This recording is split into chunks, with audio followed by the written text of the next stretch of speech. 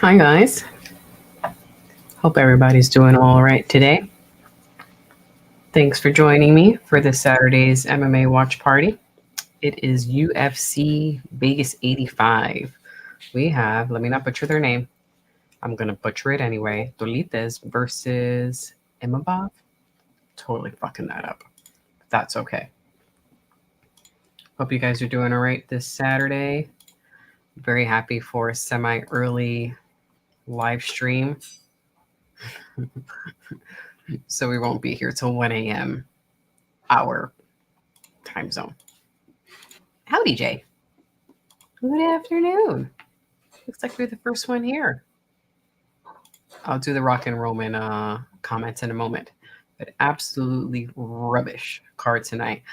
Yeah, I'm not excited by tonight's card. Not really familiar with most of these fighters.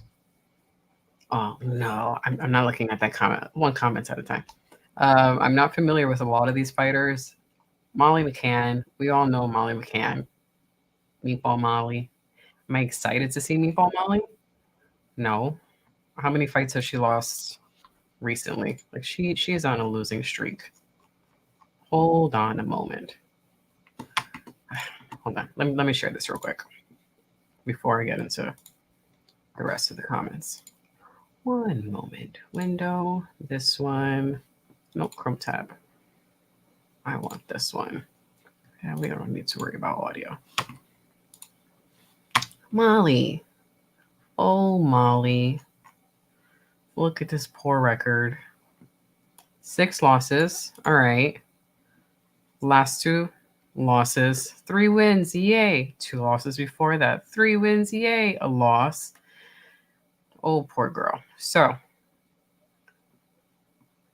if we go by the pattern so far, does that mean she wins the next 3? Because then she's supposed to lose 2 after that.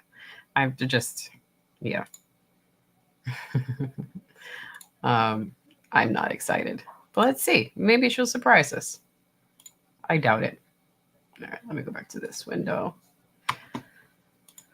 All right. First prediction. Awesome.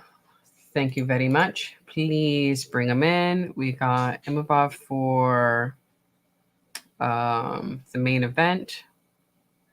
Renato for the co-main. Brown for the one before that. And the rest you give 2 shits about. Got it? Starring. You mean Bruce Buffer? Is that how you mean? Bruce Buffer? Yeah. Because Bruce is awesome. This card blows. There's a possibility that you're going to be correct. Although we know that sometimes when we have these cards where no one really gives a shit about, we get some good fights. It happens sometimes. Let's hope for that.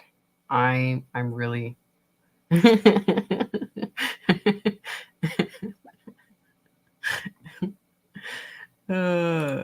You mean Bruce Buffer? I think that's who you meant. I'm going with Bruce Buffer and his really awesome coats.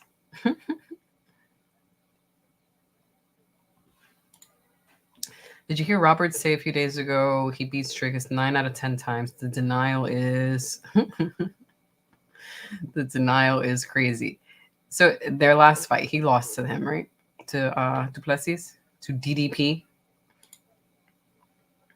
Yeah, but I mean, as a fighter, and Robert, isn't that what he's supposed to say? Isn't that part of the script? He's supposed to say some shit like that. Molly is the best Brit female. Hopefully she wins this time. I know she had a lot of hype, or has a lot of hype behind her. And then she had those 2 losses. I'm not very confident in her odds. So, let's see if she brings it today. I hope it is, excuse me, David, because on paper, I'm not so excited at the moment. Oh, Izzy is on his IG. It was training Vokes team and has been posting UFC 300 hints. Didn't he say he wanted to be out for like a year or two? I don't think that amount of time has passed already. I mean, shit, if you need to be out, don't rush it. And I'm not ignoring your WWE comment, Jay. I'm gonna star that and just getting the UFC comments first, and then we'll circle back to WWE things. Dun, dun, dun, dun, dun, dun. Why are you gonna miss it? Is that you don't have ESPN Plus? Are you working? Don't miss it. Don't miss it. I wasn't even paying attention to her hair, although I was checking out her coat, which was a cute color on her. So when I show her again, I will pay more attention to her hair. Oh, Mark Stevens. Hello, Mark. Welcome back. The only reason I know there was a UFC was because I watched the Rumble with you guys last week. Yes. Yeah, UFC almost every weekend. It's just that last weekend there happened to not be a UFC, which I'm glad. It's nice to get a weekend off of UFC. But if UFC happens to land on the same weekend as a big WWE event, we do double watch parties. So Dr. Evil and I will have UFC up on one screen, and then we'll have WWE on the other screen, and we somehow find a way to talk about both events happening, as they happen at the same time. So welcome back. You're always welcome to hang out and just talk shit, as we do here. Robert lost the first round, got dropped, and was running away, then got finished. Yeah, maybe he thinks it was just a fluke. I just realized my head is like all the way down here. I'm gonna leave the chair like this because once Dr. Evo comes here, he'll be like sitting up here. So you have to deal with me being on the bottom half of the screen. Hope you guys are well and had a fantastic time. Thank you. Thank you. We are doing pretty well. Doc is taking a nap. He did work, I think, at least 2 sessions today. So I think he's a little burnt out.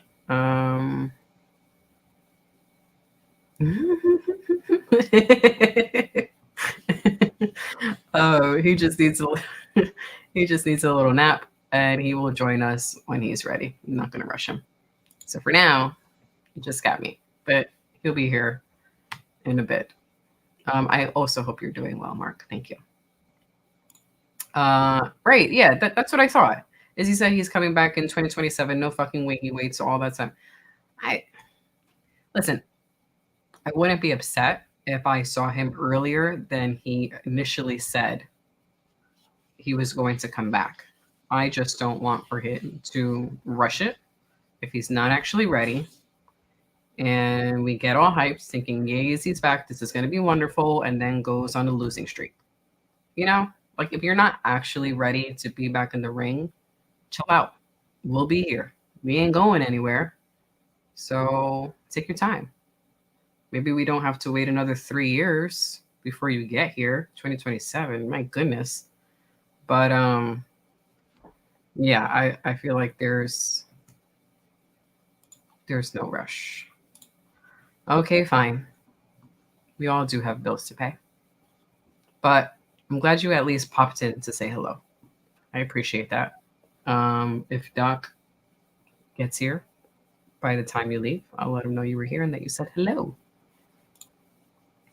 Almost done with work in an hour and 50. Okay, cool. So you won't miss much because the main card starts in 3 hours. So we're gonna be here for a little while.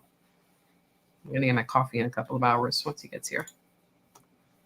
I think UFC is putting bad cards because Super Bowl is next week and Chamber is soon after. What is?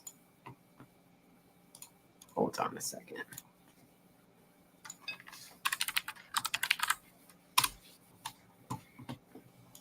Well, also they have another fight night. No, Super Bowl is the 10th. I don't know shit about football. I don't know what I'm trying to guess.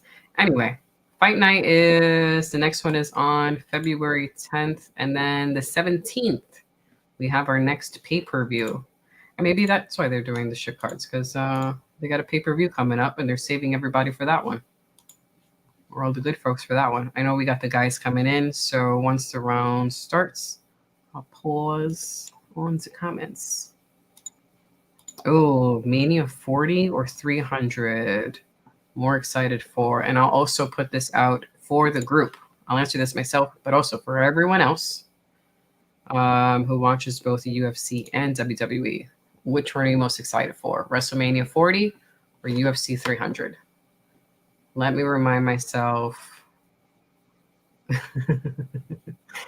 Remind myself who's going to be on 300. One moment. Dun, dun, dun. We talk about UFC 300 so much, it feels like it's next month, and it's not. It's in April.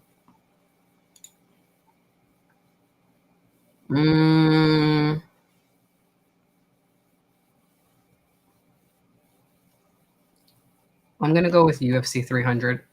I'm more excited for UFC 300 than I am for WrestleMania. Even with The Rock coming back and fucking blocking Cody, I'm still more excited for UFC 300. And like I said, we will touch on WWE in a moment. But surprisingly, not so surprisingly, I'm more excited for UFC 300. WrestleMania 40 is nice and all, and I'm just getting back into wrestling, but it hasn't yet grabbed me as much as WWE used to when we used to watch it more often. And there are some nice ass fighters on UFC 300. Wei Lee, Gaethje versus Max Holloway. I know that some are sad about Holloway fighting Justin because that just seems like, RIP for Holloway, Oliveira, Yuri. I mean, we got some nice ass fights for UFC 300. I'm more excited for that. Ziva just lied to you. There's always a okay. Let me take that back. I mean, for me, oh God, it's covering my face. A dual watch party for me is WWN side. I'm not watching the Mets game or the Rangers game. That's Dr. Evil. That's not me. But I mean like an official double watch party. Oh, look who's in the ring. Who's our announcer today? Jay? Do you see who's in the ring right now? Hold on. Let me bring up your comment. Let me go back. Yes, our boy is announcing. Bruce is in the ring.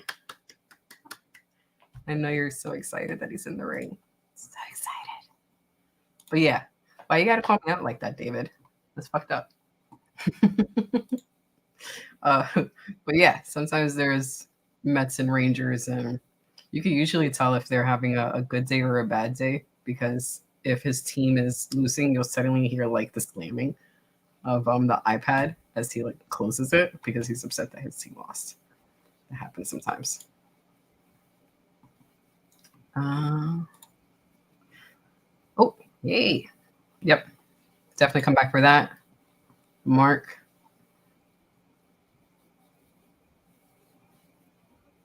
All right. We'll chat about this in a moment. Oh my God, I have to pick up the chair. You guys could only see my nose if I do this.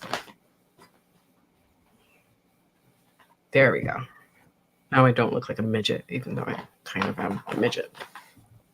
All right, starting with heavyweights. Peterson versus Pogus. I'm horrible at reading off these names. Also, predictions. If anyone else wants to give theirs, I already have Jay's predictions. So please bring them in.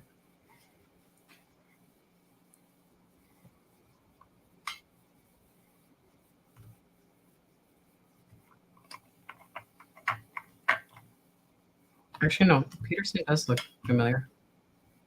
The other dude doesn't so much.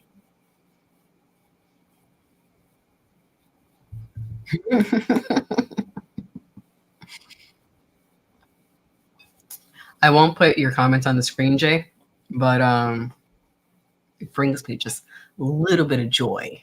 Just a little bit of joy. Dan, howdy. Welcome. How are you? Good to see you again. Jeremy, howdy. Welcome. We'll be chatting WWE in between fights.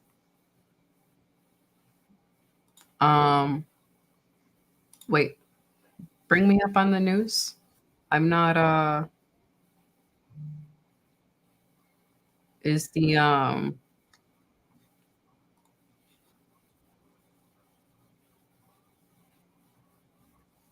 what news is this? This fight Dustin is no canceled. Yeah. If you could bring me up on what's going on, that'd be great. Because I am confused. All right. Peterson's leg already is has some bruising on the outside. I didn't catch when that kick happened.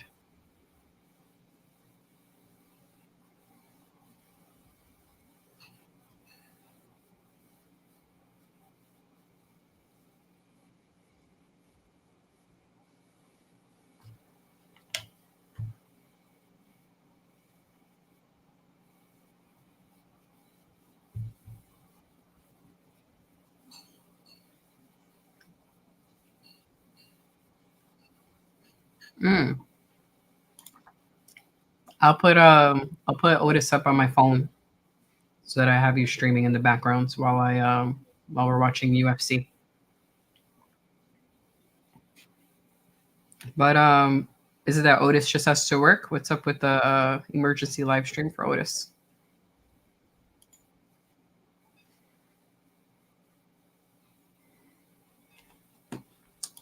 David's prediction: Card's going to be a banger. Actually, this first fight so far isn't so bad.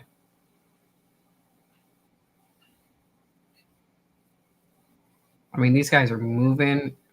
It looks like they're trying to knock each other out right away, but it doesn't look like they're gassing.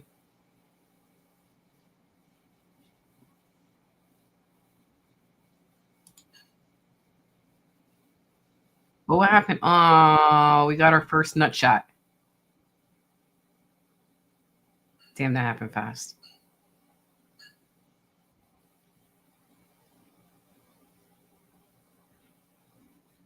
I was aiming for the inner thigh, but ended up getting the cup anyway on the way up. You ready, dude? I will like I said, I'll have you up on my cell phone. So I'll be lurking. Excuse me.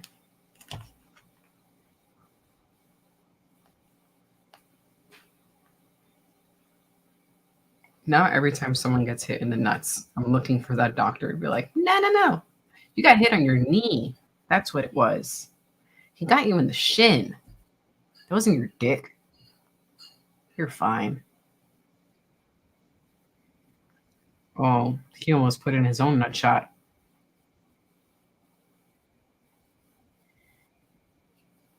Peterson going for a takedown, and he gets it. Nice hustle. Yo, Peterson moves well for a heavyweight.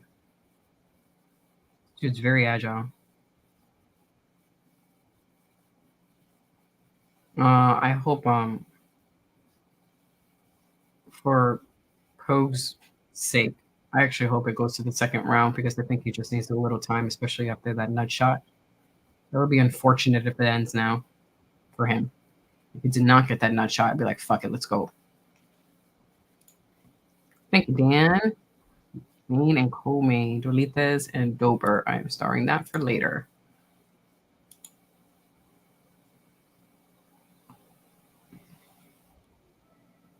Look at the ads on the canvas. Besides Budweiser, maybe Monster, they're all detailed. And I got a commercial. I can't even see the inside. All right, I'll check that out in a second. Just noticing down. You're outnumbered, Jay. You're outnumbered. This is wonderful. Wonderful.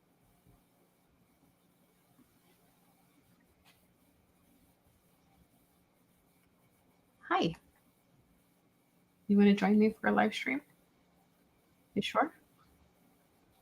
You could be my co-pilot, my co-host.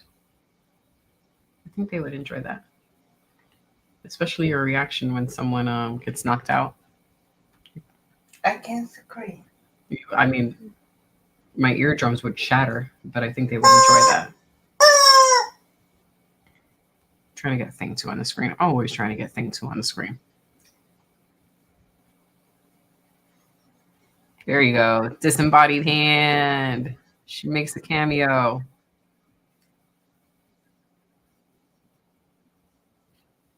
Such a weirdo.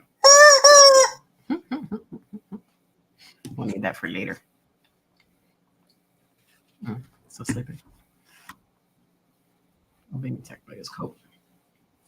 All right, round 2.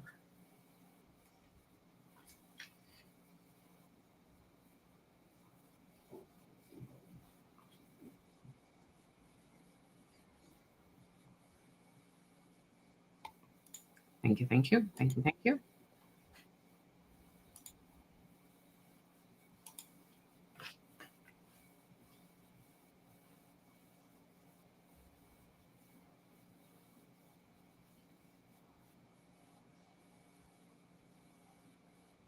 It was outside leg kicks by Pogues. I was making for some nasty welts on Peterson's leg. Holy shit, this looks awful. I don't know how that guy is still standing on that leg. He needs to continue with that.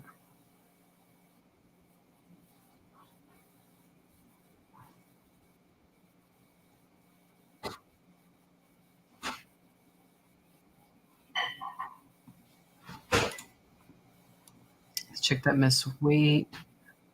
She's talking shit. Yeah. That's actually coming up.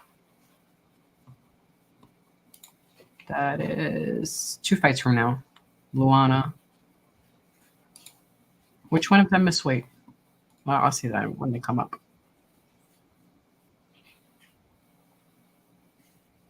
We got a little bit of blood. And we're going for another takedown.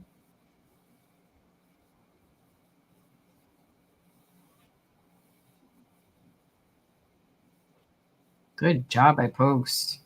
Staying up.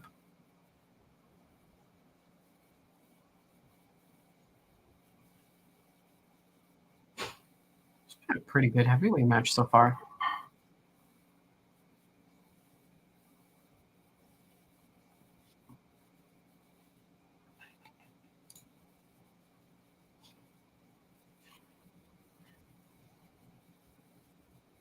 Oh, and holy shit. Good job, Pogues. I was convinced he's going to go down. And Peterson's nose is fucked. Oh, nice elbow to the forehead.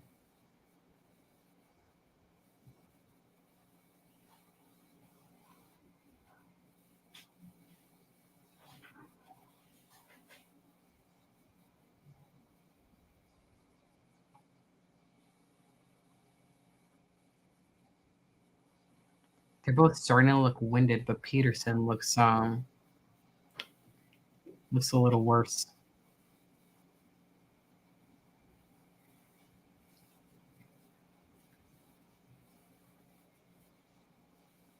Kick his leg again. There's a nice ass welt on that leg. It's like a bullseye. Just fucking kick him there.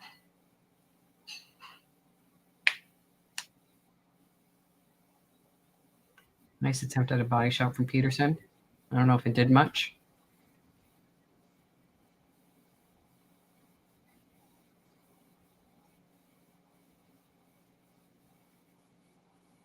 I feel like if Pogues wanted to go in, he could, because Peterson has a bit of a crazy wild eye on him now. It's not just the blood on his face.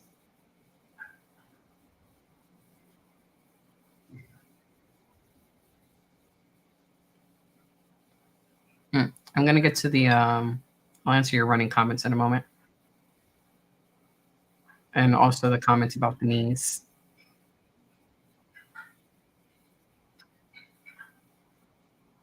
Oh, good uppercut by Peterson. Body kick by Pogues.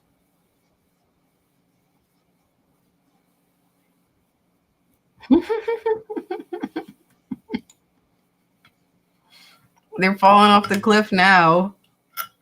They did so well the first round and a half. First round and the first half of the second round. But yeah. All right, we got 2 people voting. That's going to be a banger. I hope it is. Like I said before, right? Sometimes it's 50-50 chance. Oh, nice right by Peterson. 50-50 chance that it's going to be a banger, especially when we have people who we're not as familiar with. Before I get to running, I want to make sure I didn't miss anything. I know Jeremy is going off to do the live stream. I'll bring that up on my phone in a moment. And they are going to be chatting about The Rock, Roman, and Cody. We'll also chat about that in a moment. Trying to make sense of the booking and how people are crying. Yep. You know what? I didn't even pay attention to the canvas again. I was just watching the dudes. Yes. And about the chick missing weight, let's see how smug she is when she comes into the ring in about 30 minutes. Because there's one more fight before we get to the ladies fight, or that specific ladies fight. But 4 pounds, fuck.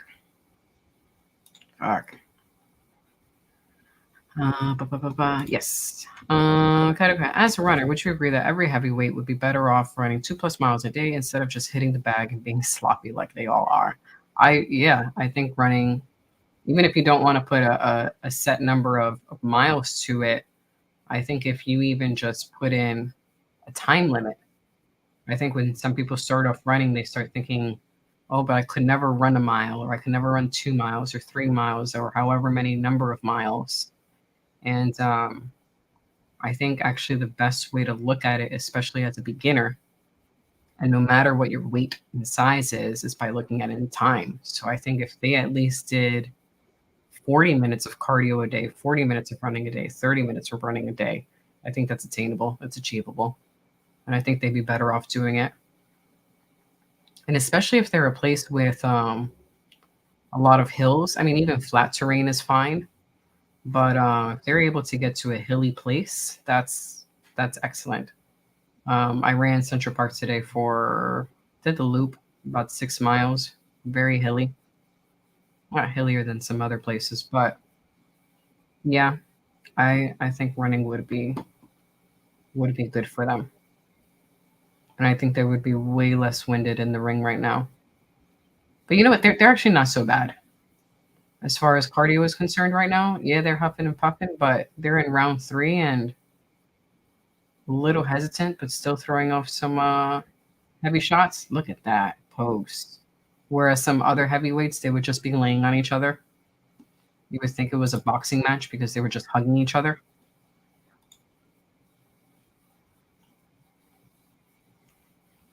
Seditionalist, howdy. He's coming. He's just going to be a little late. So I am hosting solo, at least for the beginning. But he will be here. He'll be joining the party a little later.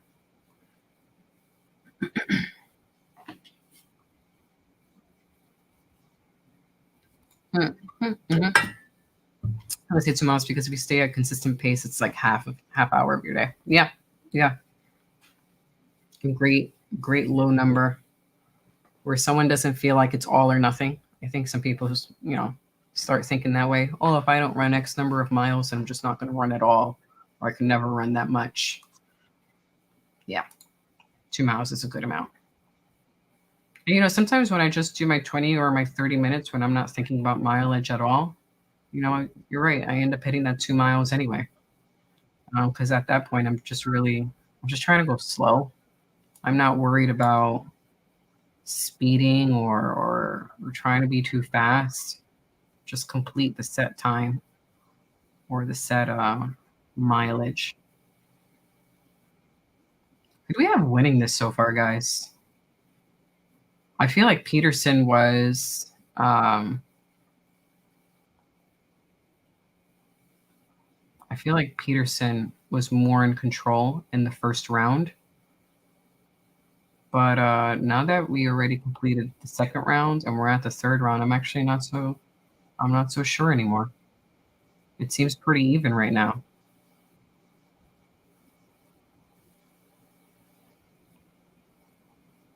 Peterson looks like he had ketchup all over his face. Pokes has to be careful with those fingers. He keeps pawing away at him.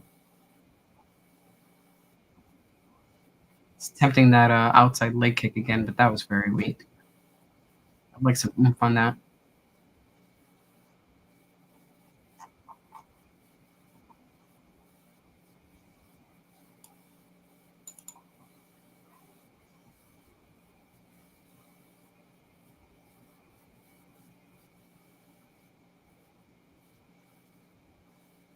Oh, what happened? And do we get an eye poke? Holy shit. Oh.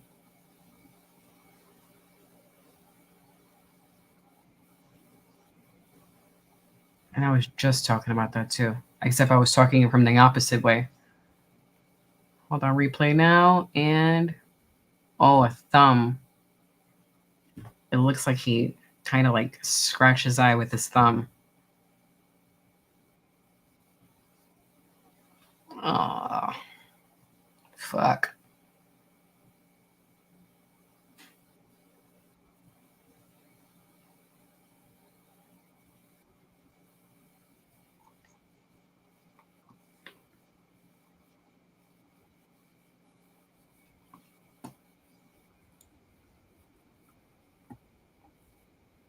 Oh, thumb right there. Shit.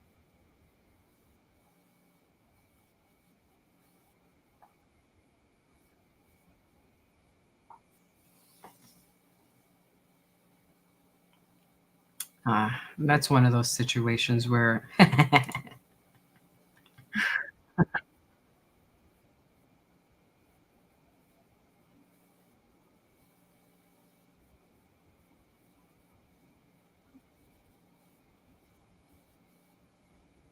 there's some swelling.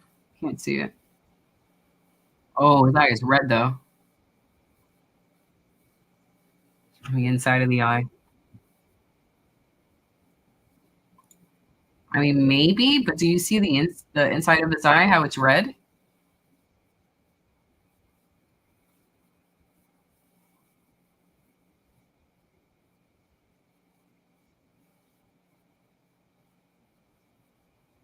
Some of it also seemed like frustration, a little pain and frustration. But as Dan said, walk it off. But you know what? Sometimes we always think that though. It's a valid point sometimes. Unless, you get kicked in the dick and the doctor says that you got kicked in the leg.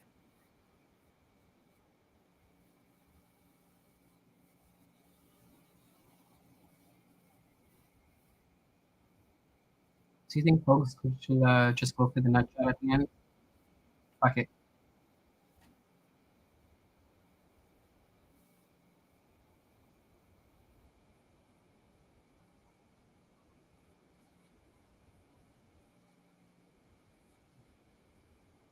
No points taken. Yeah.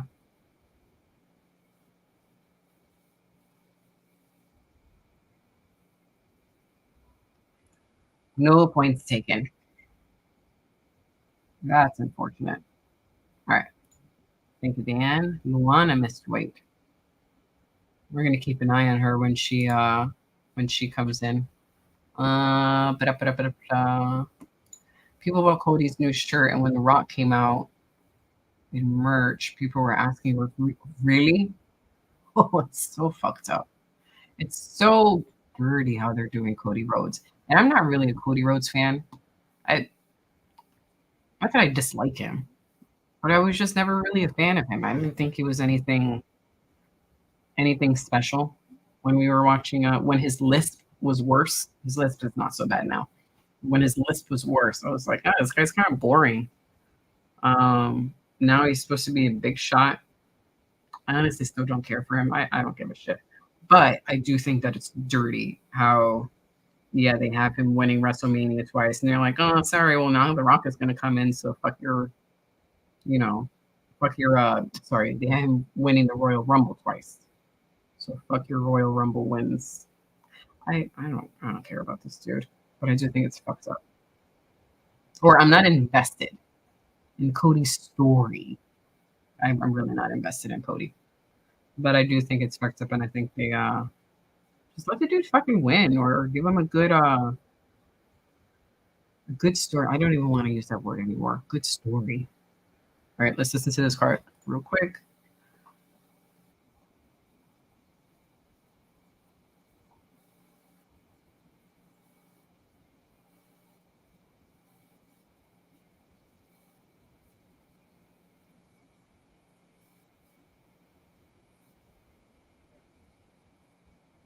Did anyone have Jamal winning 3 rounds? I mean, I'm happy he won. Nah, I don't know if I haven't won in 3 rounds. About 3. I think there's a case to be made that he lost round 1. But I don't. Yeah. Like I don't know about that.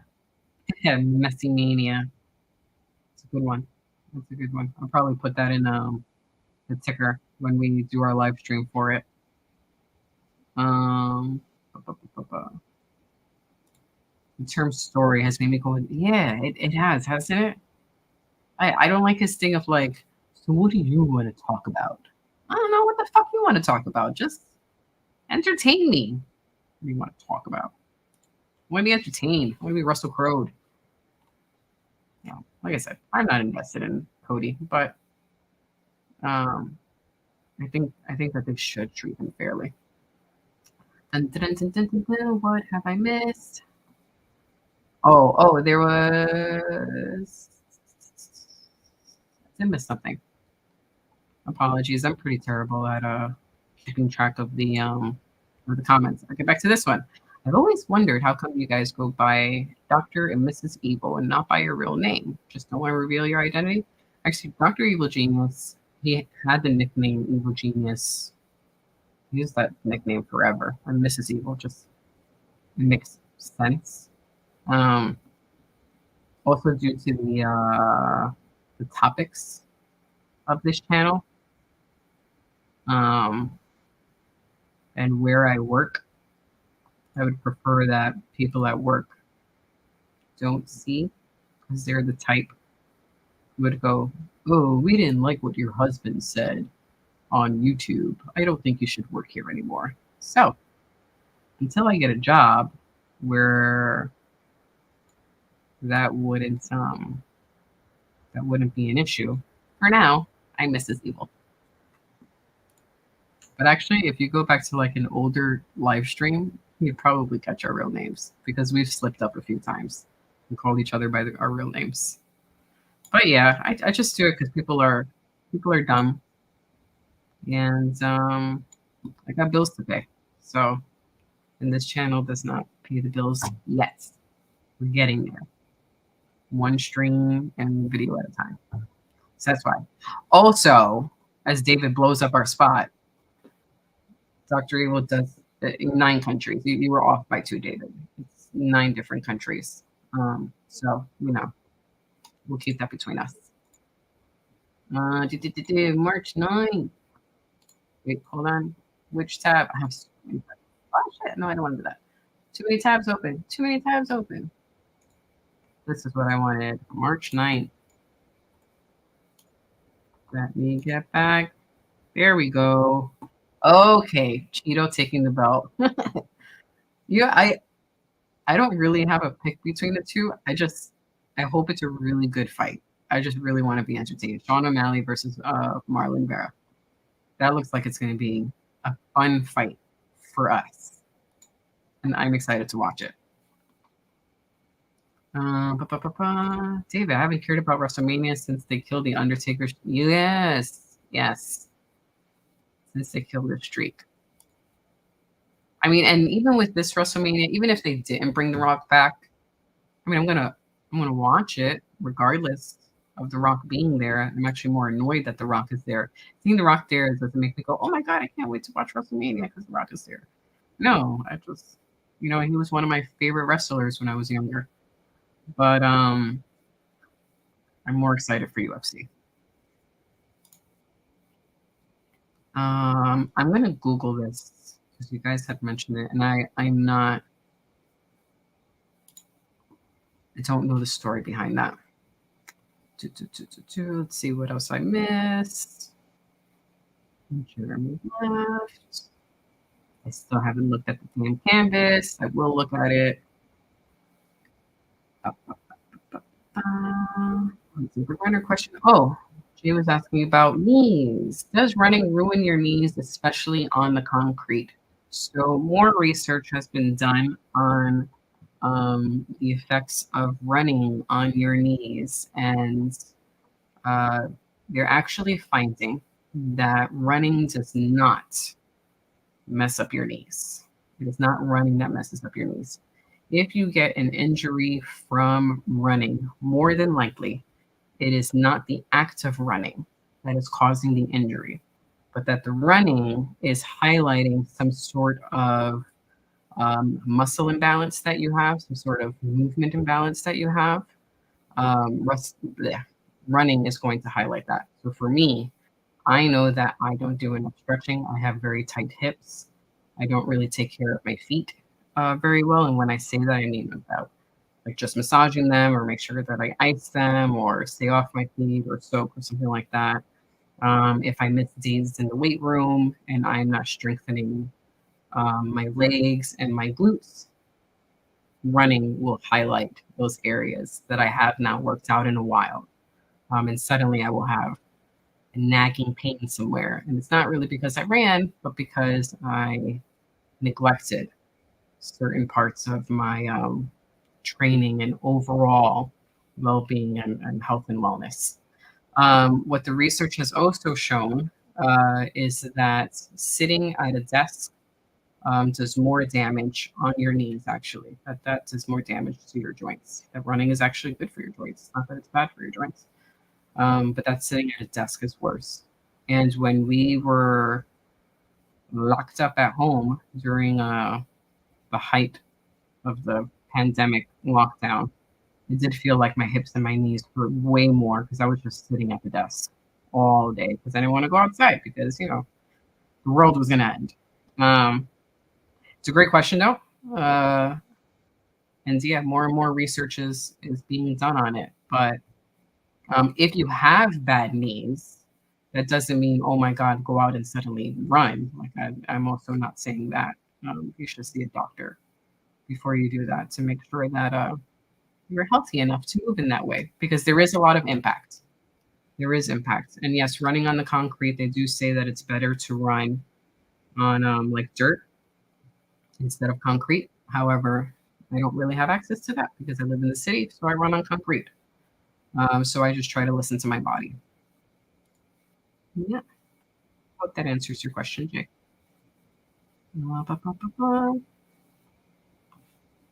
Missed this one. I think Gon and Tom are the only good heavyweight Almeida can. Almeida can only crutch Sniff Jones and Stipe's second the division. Sergey's one round haymaker, and the rest are yikes. I'd like to see Gon in the ring one more time for the belt. I think he did. There was just an awful showing from him last time, and I hope he learns from it. I'd like to see him do it one more time. Ooh, banner, banner, banner, banner. Wrong banner. I didn't have any banner at all. All right. Next fight. Oops.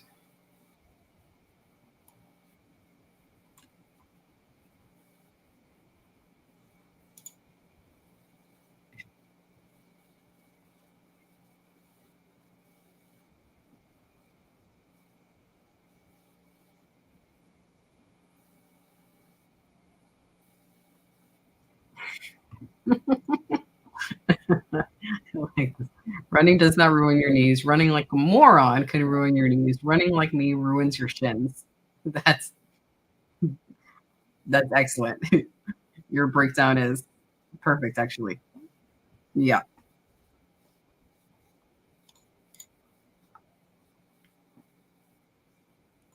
We wouldn't want to dock CG with all the clout he's getting. He might attract extreme swatters.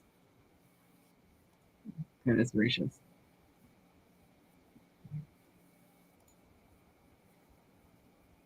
I don't recognize either of these fighters as well. Landon Quiones. Alrighty, so we have the lightweights in the ring.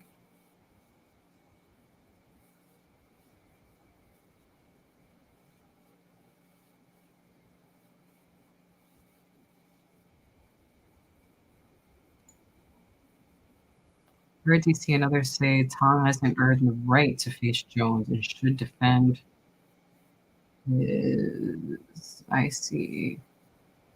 Sorry, isn't that the point of USA? USA, oh God. I need coffee. Isn't that the point of UFC to earn the right to fight the best? Yeah.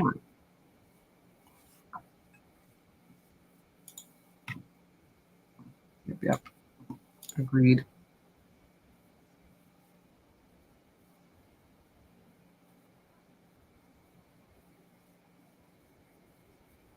Oh, nice shot with the elbow. It's clever. Usually when people do that, it's against the cage. Good. Excuse me. Sorry. It was good. I think we got a little bit of blood from Landon on his right side.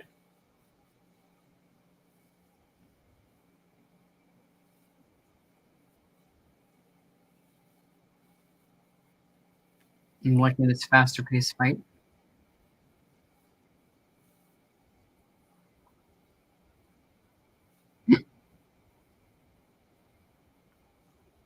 You got a takedown attempt happening.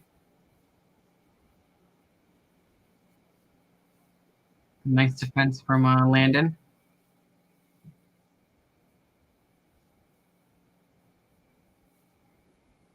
Well, yeah, I got to put him up on my phone. Hold on. Need to make sure those guys get the watch time in.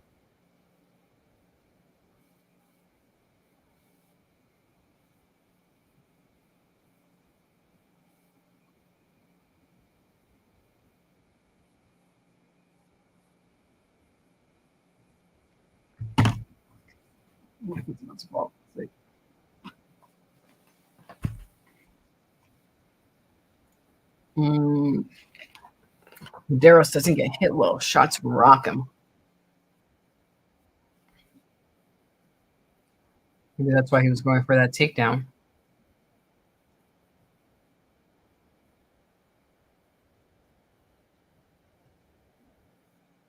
Quiones was using those shoulder shots pretty well.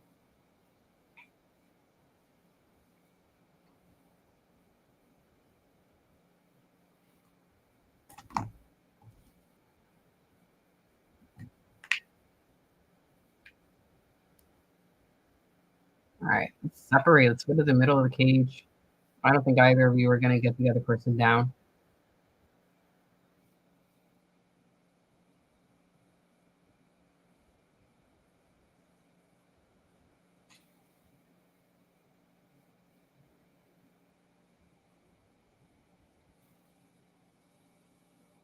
All right, more of a stalemate at the end.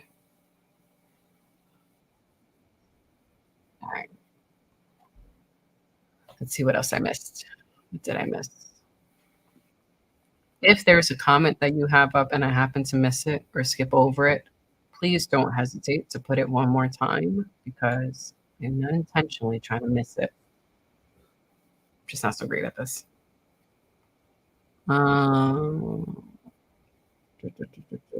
This one, if you missed weight, you should move down in the rankings. That would be interesting. I wouldn't mind talking through that. Like, how harsh would you be as far as you missed weight, so you should move down in ranking? Would there be a little a grace, a, a grace weight? If you missed weight by 3 or more pounds, you're automatically going down in ranking. Or if you miss like 4 or more pounds, you automatically go down. In addition to forfeiting part of your purse, which they already do. I would be interested in that. And then what happens if you're just not a ranked fighter? How would that work? Interesting. You can now save $10. Oh, they're doing it again? Oh, it's right on the screen right now. They did that the last pay-per-view, where they're trying to get people to order the pay-per-views earlier instead of waiting to the last minute, which is normally what we do. I don't actually pull the trigger and make the purchase for the pay-per-view until like 30 minutes before it begins. We're probably not the only ones. Good job, Medeiros. He's trying to get out of the second round without going to the judges. I'm gonna do it though. Shit, I could save $10. Why not?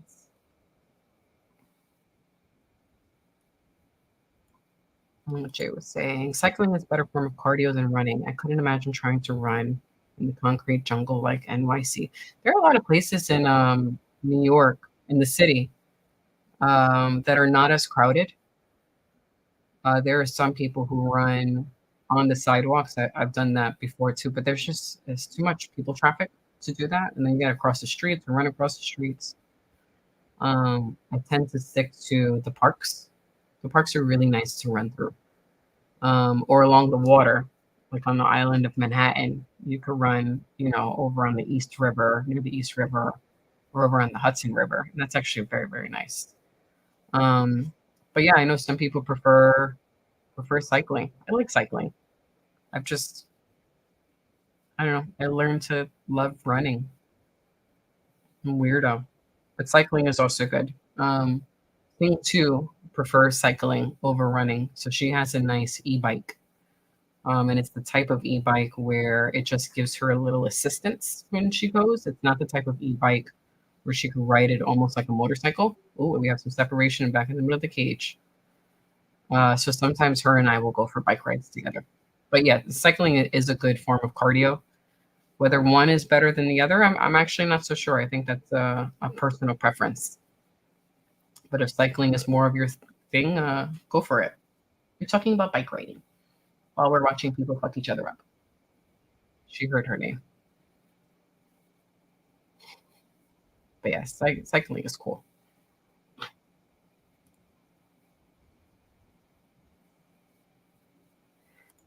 Greg Reset says running is terrible for trying to lose weight.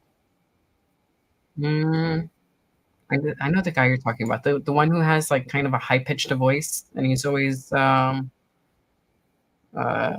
pitching his protein and his supplements and stuff like that. I wouldn't mind watching that episode where he says running is terrible to try to lose weight. Just looking at that statements alone, I wouldn't agree, but I'm sure there's more to what he said besides running is terrible for losing weight. I'd love to know what else he says after that or with that.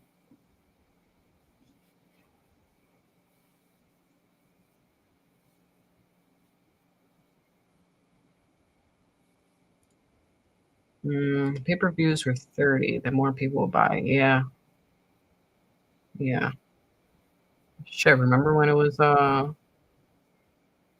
70 something dollars, 60 something dollars? Fucking $80. Killing me. Going for that $10 discount.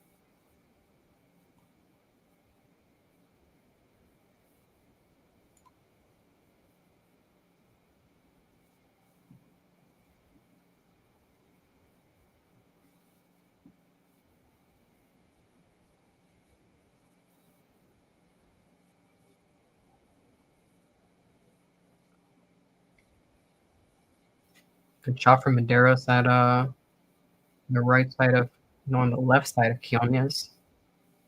Wobbled him just slightly. Good body kick. Right when I thought Medeiros was finding his timing and getting the upper hand, Keonis just fires right back as a counter. This is a good back and forth between the two dudes.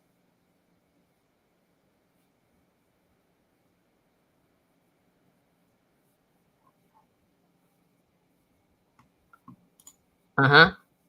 Uh-huh. Yeah. And sometimes they'll do 2 pay-per-views in 1 month.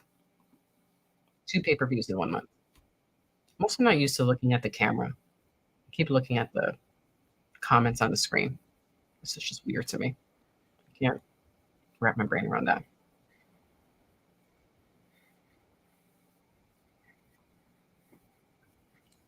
What else did I miss?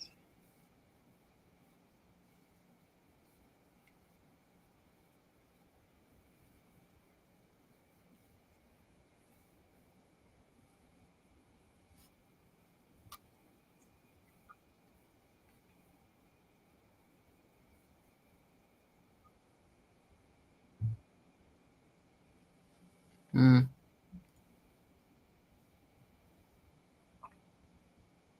Yeah, my thing with The Rock coming back is I want to see him on more of a full-time status, not a I'm gonna pop up for one event and then you're not gonna see me for the next 5 years. I'm like, stick around or fucking go away. It's annoying because then I get excited to see him in the ring and it's like, no, sorry, I'm just gonna do 2 matches and you're not gonna see me again for a while. And they'll fucking come back. So if he's here, I hope he's here to stay at least for a nice chunk of time where we get to enjoy him fighting and him on the mic again. And although I think his mic skills now are not as good as they were in the past, but that might be because there are some things he said in the past that he probably can't get away with now. But yeah, if he's gonna be here, if I can stick around and work in the ring, in the ring.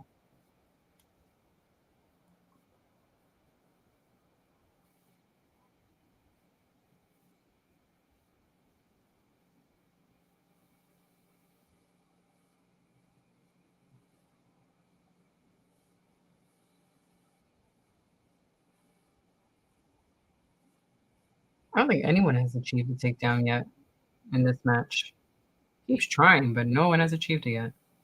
Unless I missed it.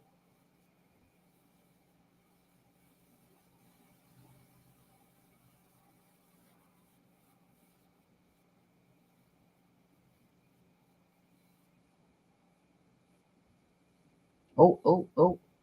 Don't grab the cage, though.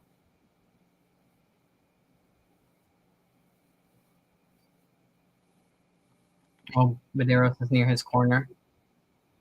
Nice.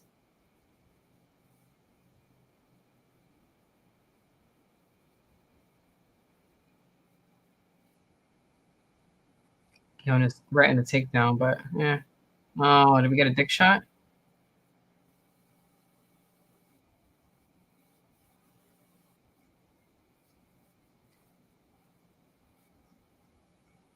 Right?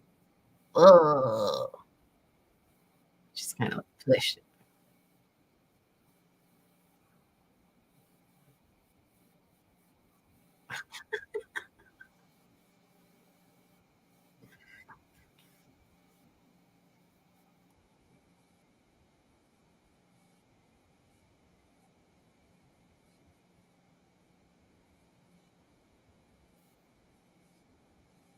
I'm trying to listen to Laura.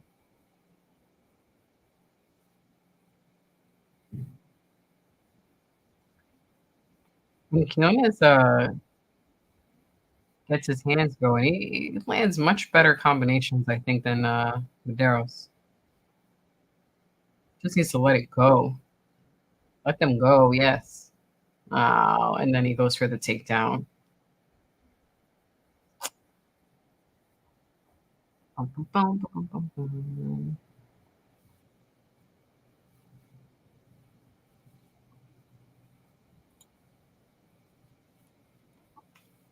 There we go. You were outraged for Formula One increased their yearly pro subscription. Yeah, and that's a yearly subscription. 80s is monthly. Yes, and only for the main card. Correct, Dan. So we get to watch early prelims and prelims on ESPN Plus, which we have that subscription, and then we pay $80 for the main card only. Yeah.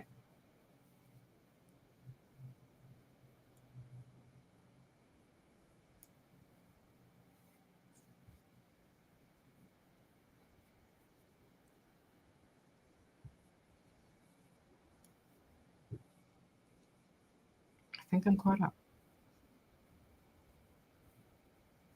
Oh, I did miss this one.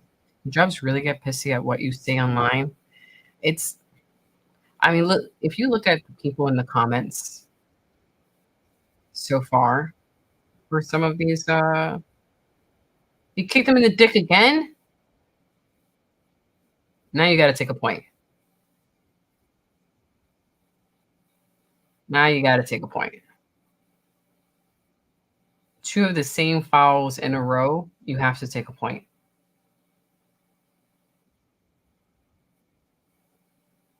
If there is 1 cup shot and 1 eye poke, they tend to not take a point. But if you have 2 in a row of the same, he's not taking a point.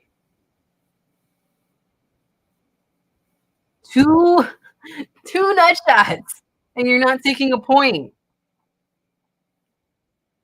Holy shit. I mean, fuck, when you have this ref now you could just, you could just fucking kick your opponent in the dick a bunch of times, and you won't get a point taken. So it's all right.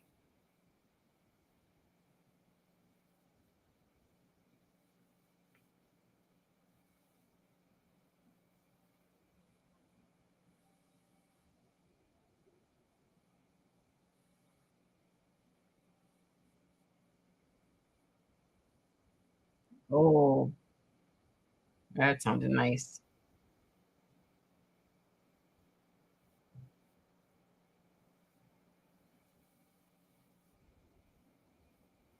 Point should have been taken.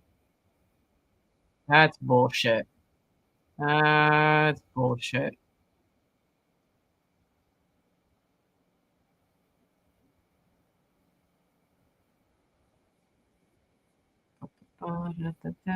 Oh yeah, so the work thing, if you just look at the way people are in the comments and just the way people are in general, I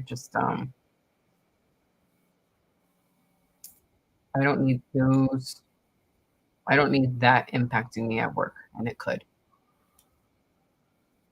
So yeah, even if I'm not the one sitting here saying it. But anyway, we're back. You would think the pay-per-view includes early prelims main event. I think they do that so that they can try to get people to purchase the full event. They're like, hey, if the first part of it is free and you love it so much, watch the rest by paying us. All right, let's see these scorecards.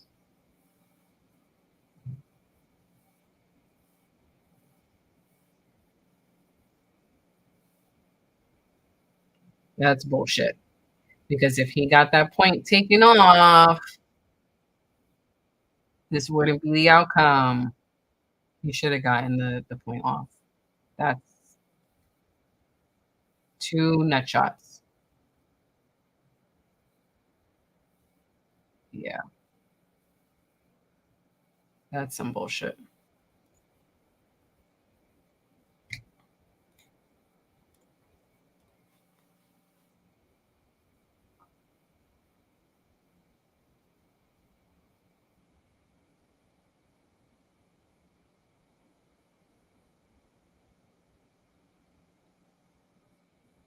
Mm. We have cable mobile internet service rolled into like 3 companies. They're attempting to do that um, here in the States. So mobile companies are usually separate, and then we have cable, internet, and landline and home phone rolled into one company. One company will provide all 3. But yeah, there are some of our cable companies are attempting to do cable, mobile, and internet services in one. Like Spectrum is one of them. I don't know if you guys have Spectrum up there, but yeah, and I don't even know how many companies. We have Verizon and I think Spectrum for cable. There aren't that many companies here in the States as well.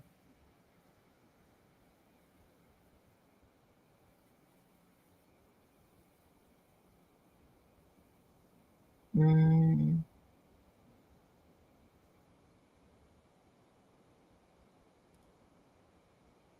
looks like.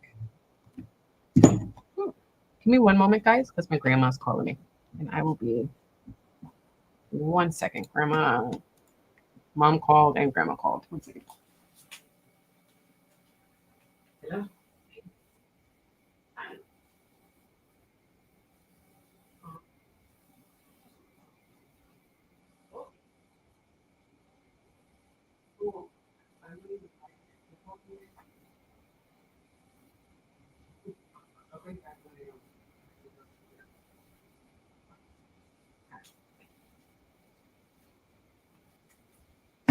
Apologies.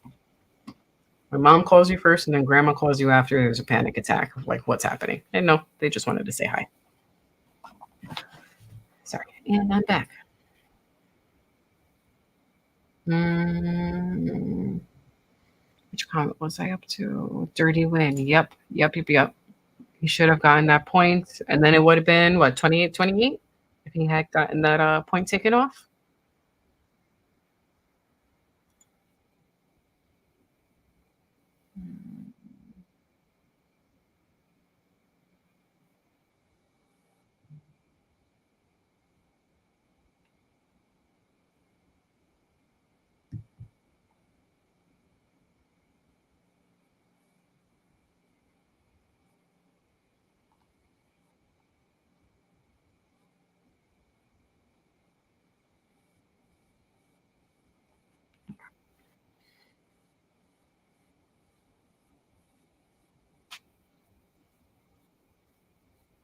Mm-hmm. Yeah. Yeah.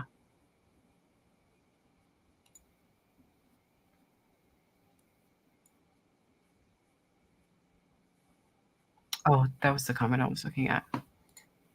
Looks like Fury's cut is postponing till May. Damn, it takes 3 months to heal from that. Okay, let me look up some stuff now.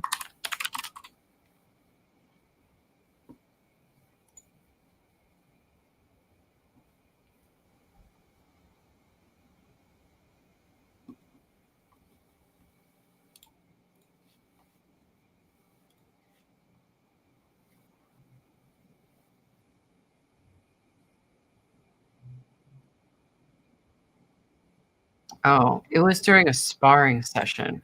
Hold on, let me pull it up. Related to Jay's comment, looks like Fury's cut is postponing till May. Damn, it takes 3 months to heal from that. That Francis fight broke him. So just, are they already in the ring? Oh, I'll bring it up after this fight. Luana. Yep, she's the one that missed weight. As Dan said, yep.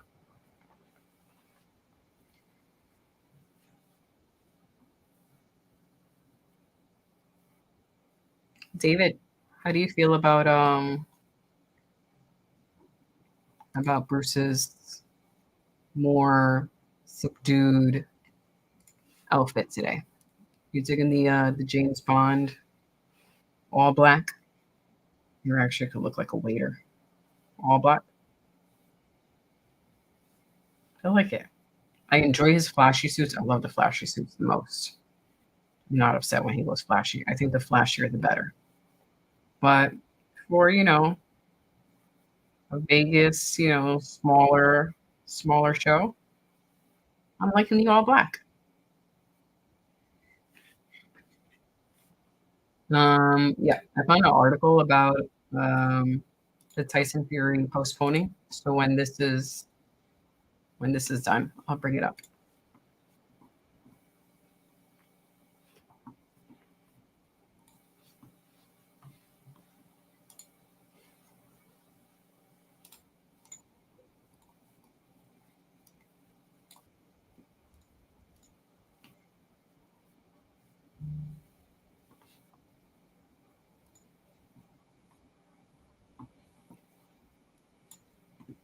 I think it's hilarious how they have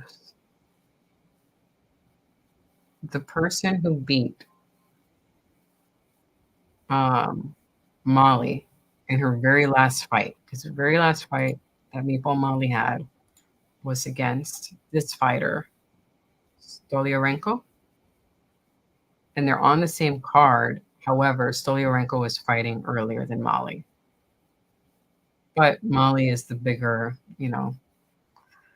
more popular, more well known. So I could see her being the featured prelim. But I just think that's kind of funny.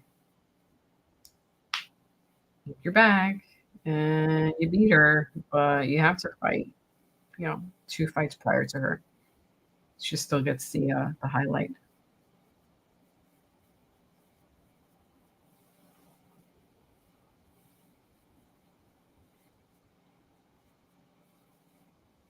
We've seen Carolina in the ring before, and I don't remember being impressed by her at all.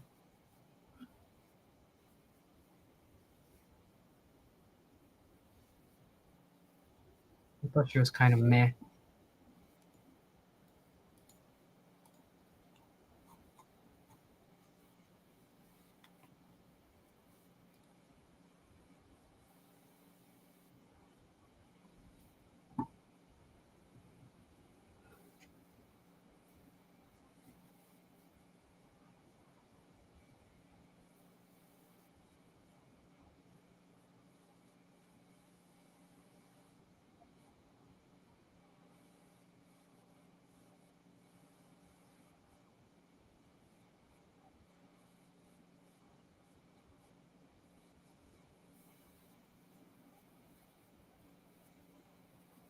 Did right by Sovyarenko. Carolina keeps looking at the clock. I don't know why you're doing that. Just fucking fight.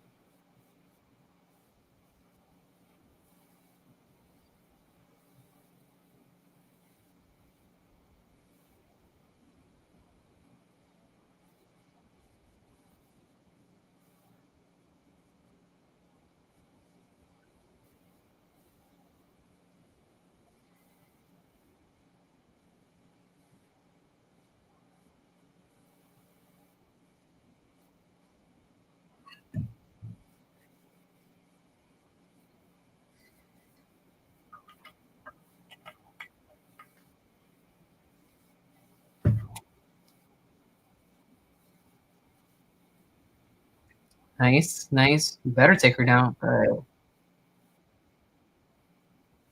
was a very slow, lazy, spinning backhand from Carolina.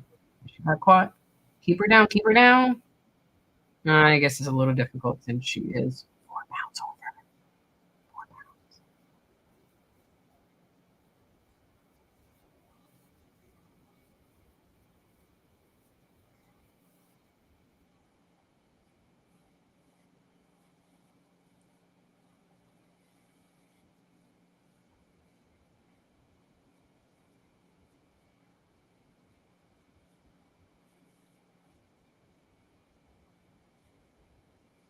Yeah, you can't beat Molly and then lose against Carolina.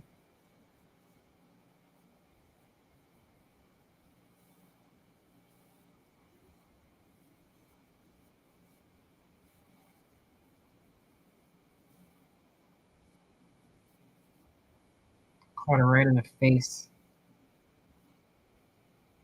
Oh, this was.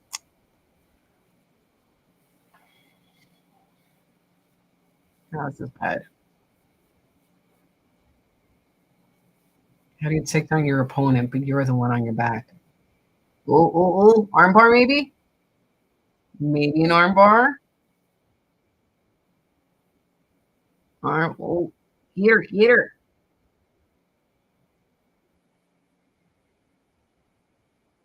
Great hustle.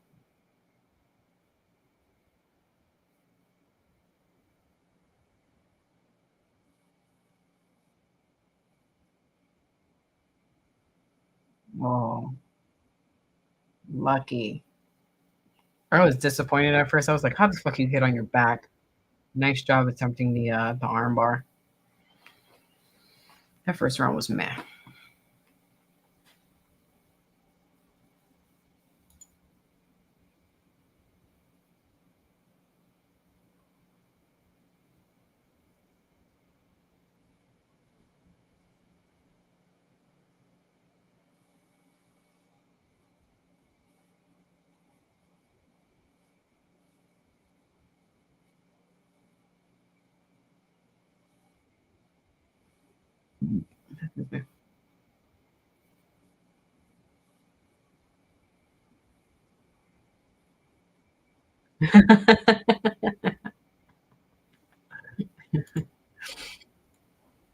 Be very honest here and admit to everyone.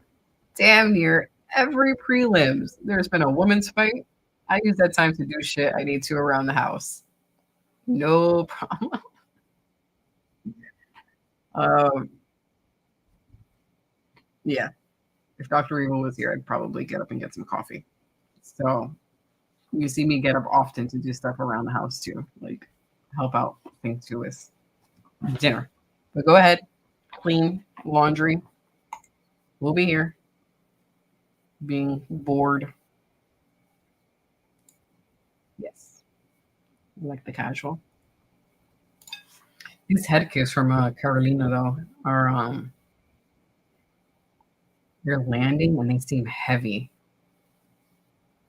Like it's very much a possibility that she could get a knockout from a head kick.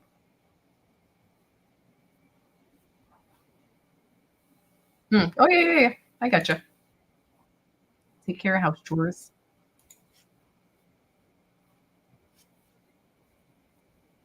Just got to be a little quicker than that, Solerenko. She keeps getting caught. Carolina's timing her better than able to counter.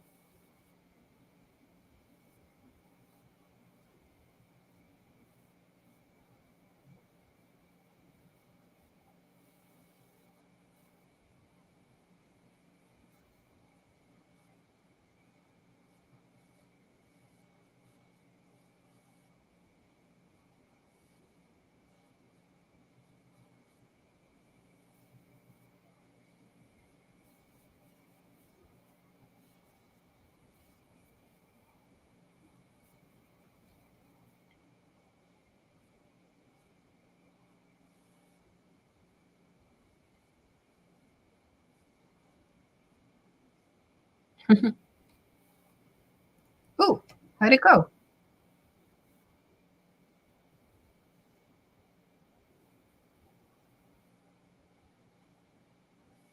We chatted about it a little bit while you were gone.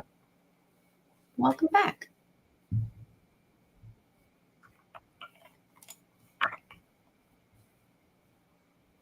And you got back at the perfect fight with the ladies, where one missed weight by a lot, Carolina. Mm, what'd you say? I mean, I'll watch it back later. But if you would like to share with the class, what was your unpopular opinion? Oh, good left by Solerenko. She used to do more than that though.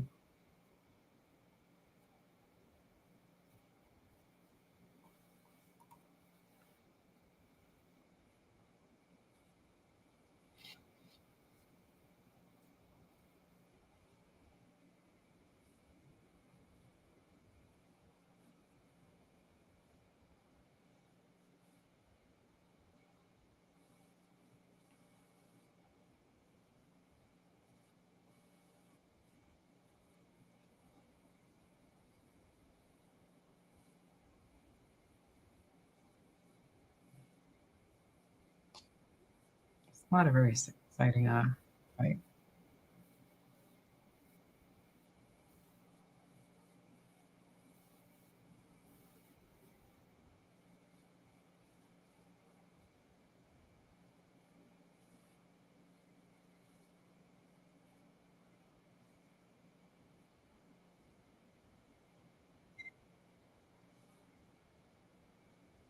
Oh, missed that elbow.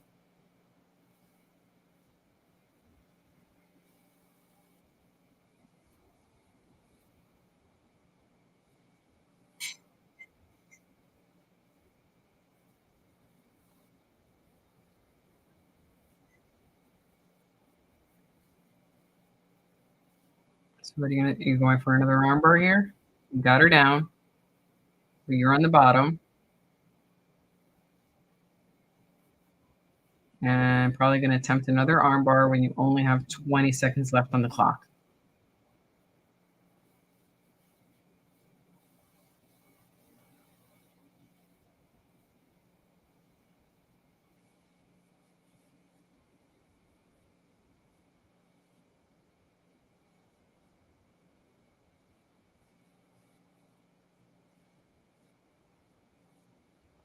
Back of the headshots.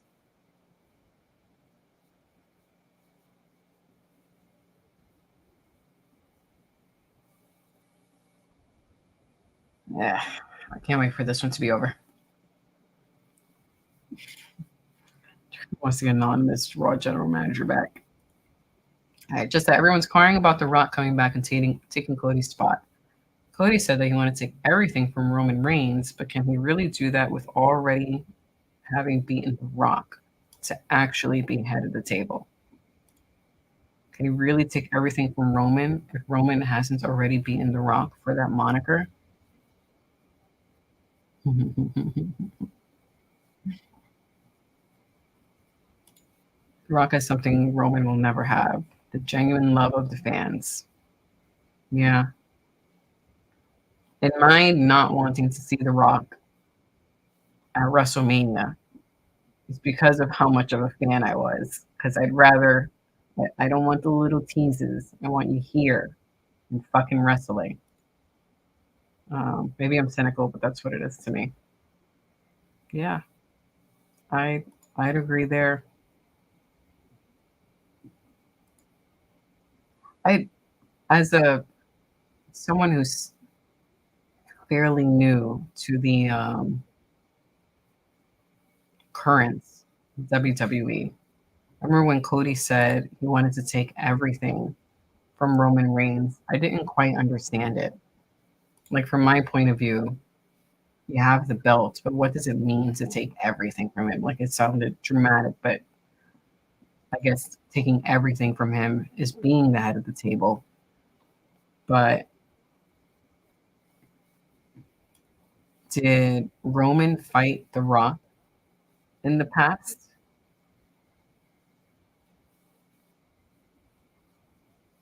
Like, are we looking at The Rock as head of the table or head of a different table?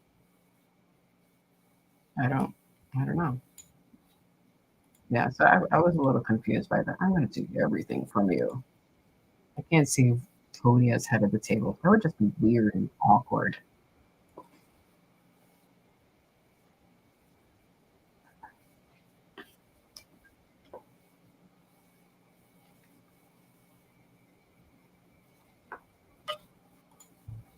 Okay, so there goes my gap in knowledge of this head of the table storyline. Probably why I'm just confused. I'm sure they have clips of it on YouTube that I need to watch. I don't know if Dr. Evil has watched them already. Usually, if there's a clip of The Rock, he waits for me so that we can watch it together because I like watching those clips. But I'm gonna go back and educate myself, catch myself up on the fights that I missed regarding this table storyline because I am not. I mean, I'm following kind of the obvious points, but not really getting all of it. I am so not interested in this fight. It's amazing.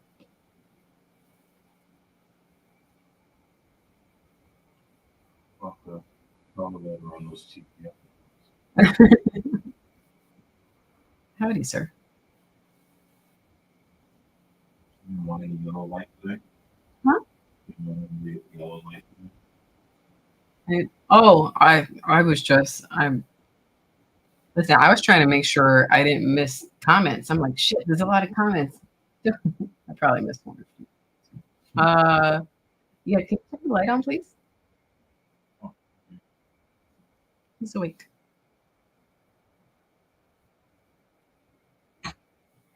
Hey, look. Honestly, I did not realize that the light was off. I mean, I got the ring light on, but I also like sitting in the dark.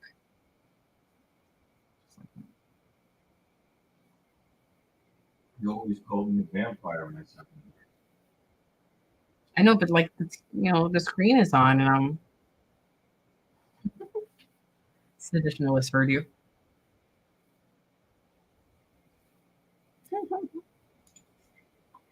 Just got up. He's making his way into the room. Well, drinking something. We'll give him another few minutes. Do not rush for this match that's happening right now. It is not worth the time. Oh, I hope she gets it. Oh. Is she gonna?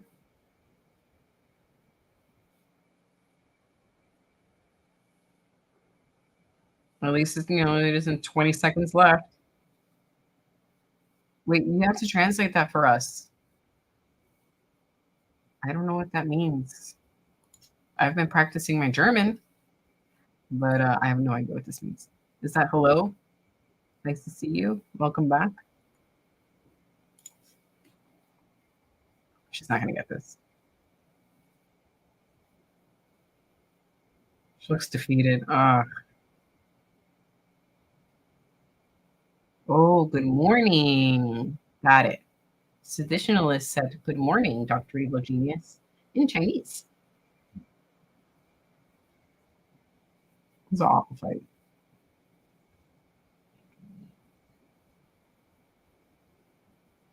She's given up.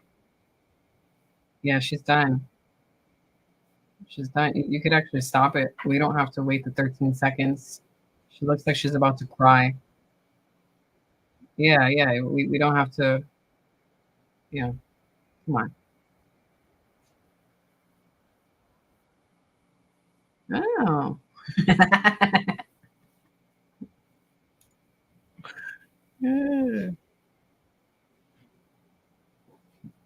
This sums up the fight. Dan's comment. He'll BRB. She does win. Patty does win.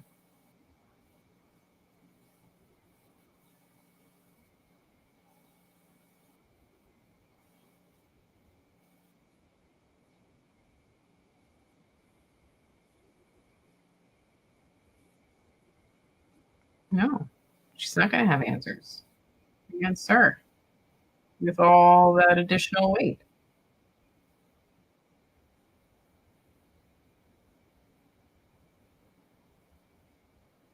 So, is DC gonna, ask her that question about her weight?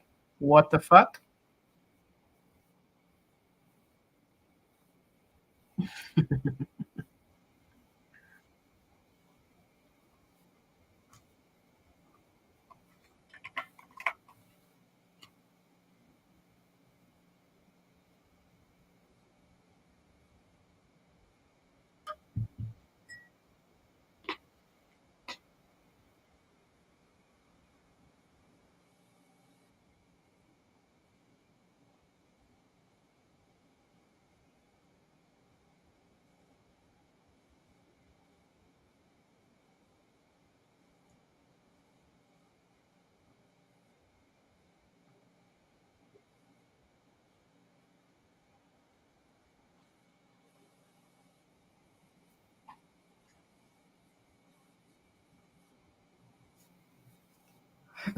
Excuse me. Oh, she didn't make weight. Fuck that bitch. Yeah. Well, that's why I said I was trying to show you Dan's comment. I'll get to it. All right. Wait, I want to see if DC is going to call her out or let her get a pass. That shouldn't be the first question.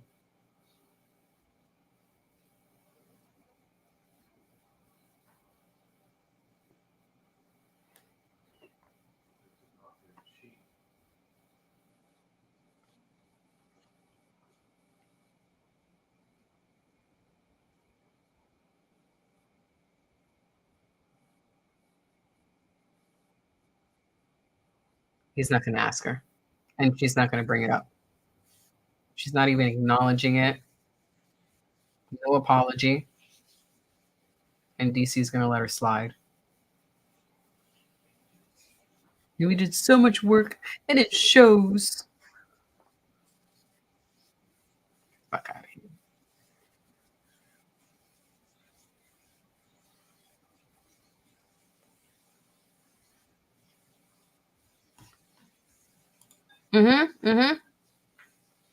Usually they're good at wording it in a way of, congratulations. What happened to your weight? Yeah, they have a way of doing that.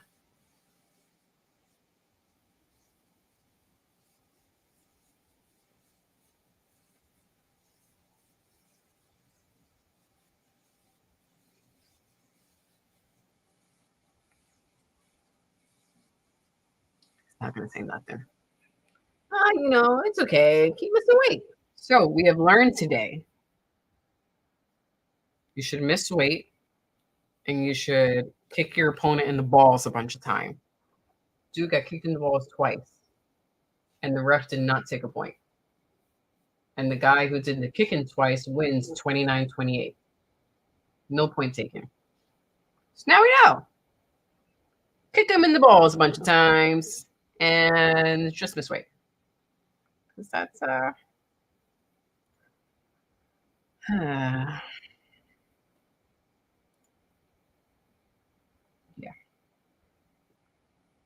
Anyway, that was awful. David, you had 3 rounds there. I hope you were able to get a lot of housework done. There was 15 minutes of housework gold for you there.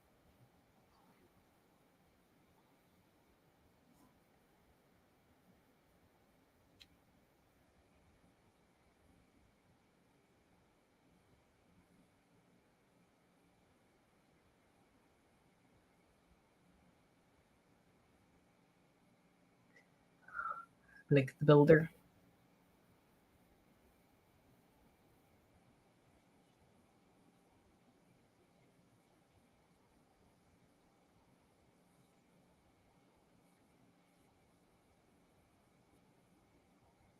Yeah, I don't understand this shit. Can't get messed up and lose a fight if you get disqualified, or shouldn't you get disqualified?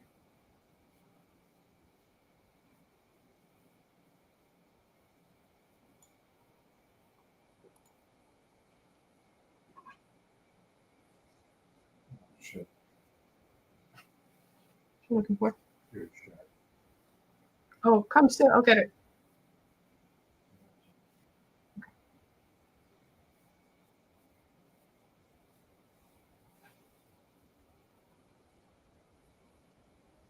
Oh, look.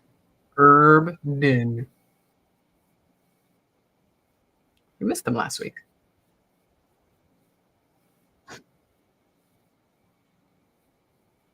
Is it weird that I want Blake Builder to have his entrance music be Bob the Builder? I think that would be hilarious. I would enjoy that so much. Because it wouldn't be scary at all. Everyone would start laughing. And they could be really, really scary in the ring. I think that would be great. He needs Bob the Builder as his opening music. This is entrance music.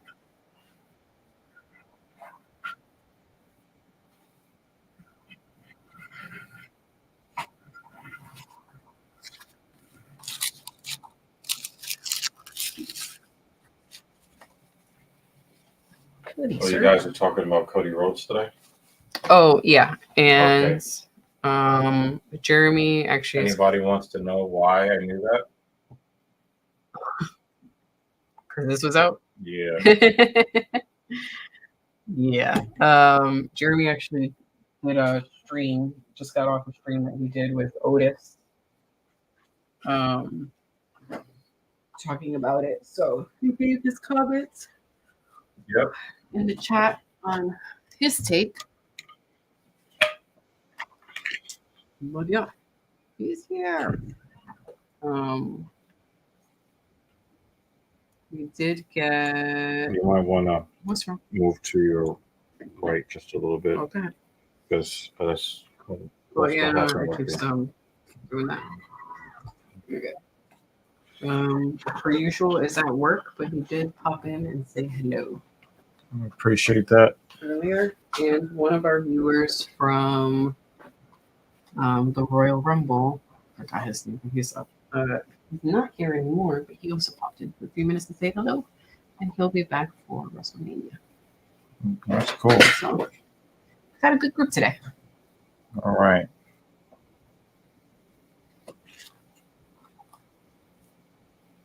Yeah, Dan. It's almost like Dan said it because I wasn't here. Every question should always be, so what are you celebrating? Mm-hmm. Why are you celebrating? And it's like, what? I just don't understand. So is she just going to miss weight every time, sacrifice 20% of her purse, and then run up her win-loss to make it look like she's some sort of title contender? During her interview, she didn't say shit about it. She was just talking about how great she and is. difficult her camp was. Fuck they her. worked so hard. Fuck you. Wow, all black, huh? Matte black. Yeah, we're liking the different the change chill. of pace. Okay. I was saying, I love his flashy outfits. I think he's one of the few people, the flashier the better. Yeah, but then he switches it up, right? It's nice.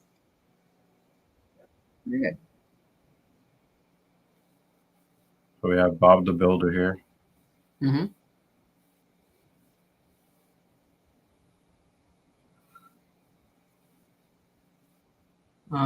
There were heavyweights earlier. It was a pretty good match. I didn't hate it. And this one was actually good until the two nut shots, which resulted in no point taken. That's stupid. If it weren't for that, I would actually go. But Julia Stolyarenko and every other chick that takes a L to this bitch that keeps missing weight, it fucks up their careers. Mm-hmm. Mm-hmm. And by the end of the fight, she's on the floor crying. That's awful. Featherweights now. This one should be exciting. I think she said something about she would not agree to the fight if she didn't come in at least 128 pounds. No. She's supposed to come in at 126 pounds.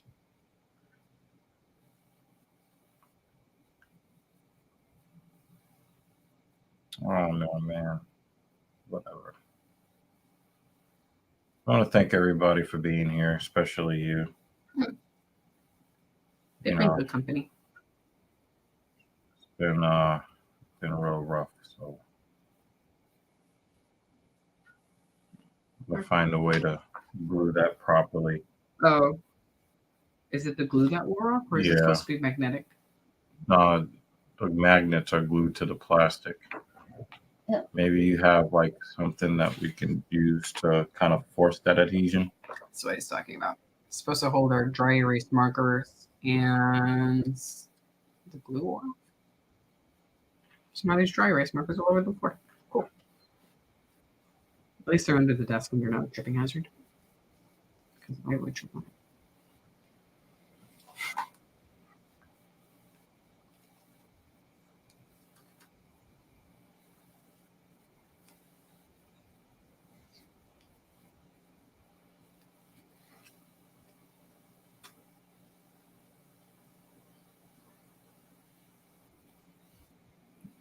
I'm not sure I agree with you, David, but I'm pretty sure there is something to what you're saying, and it's pretty interesting. It's like a good reason to buy a way too expensive 3D printer. Yeah. We need it to be sticky. 3D printer's not going to help us with that. Uh,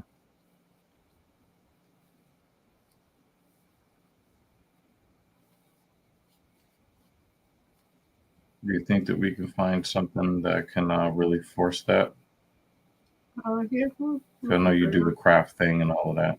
I mean, I do have I have Gorilla Glue. Yeah. Yeah, let's try that. I could Gorilla Glue it on. Yeah, I Make just sure. don't want to deal with the weak glue that they had on there. Yeah, that just doesn't make sense. I just have to make sure I don't get Gorilla Glue all over my fingers. Like a 5-year-old. Yep.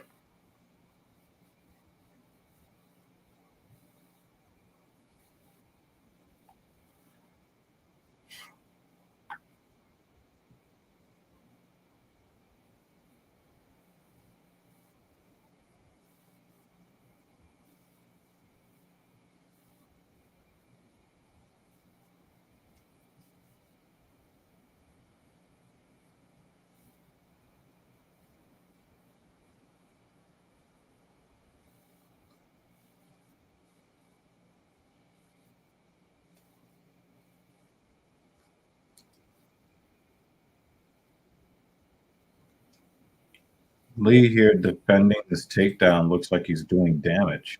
Mm. But it's hard to tell because Builder went down to one knee and it looked like he was hurt by something. But he's still applying pressure here along the side of the cage. Shit, I left the device on the counter. Which one? Your phone? Yeah. I'm grabbing this here.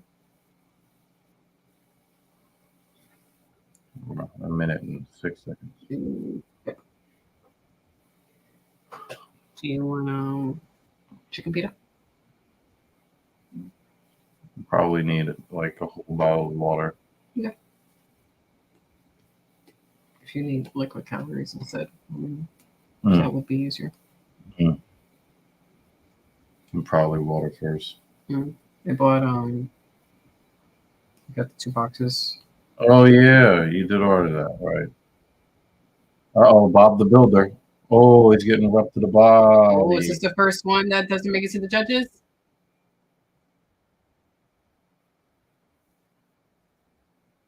I do like how Lee did not force that. Mm-hmm. But the thing is, he's letting Builder circle away from him. Mm-hmm. And I don't like that so much.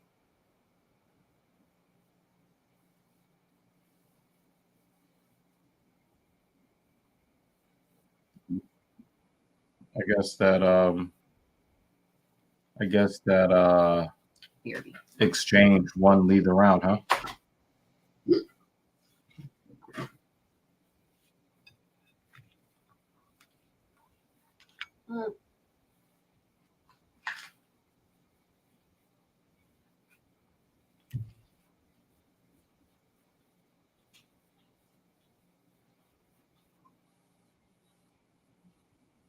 Um, 33. Thank you.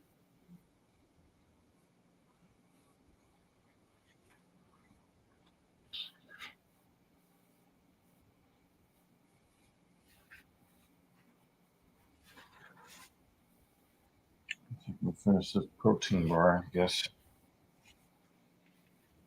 at some point. Mm-hmm. Thank you. Mm-hmm. Oh, yeah, my phone is sitting out there, isn't it? Oh, yeah. Wait. Oh, I think it's in my pocket the whole time. Wow. Oh, fuck. Or if you want an apple or an orange, those are also options for easy calories.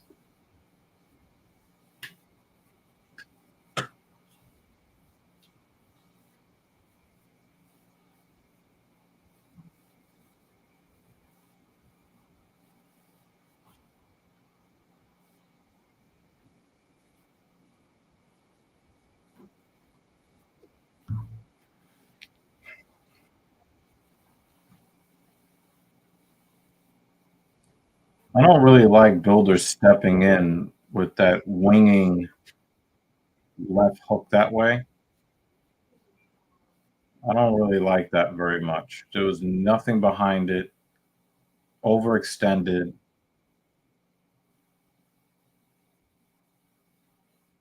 I don't like how Lee drops his hands either. I think that even if he beats Builder, he starts to fight higher level competition. He's going to end up getting caught, even in fights where he's winning. Builder looks really desperate for a takedown.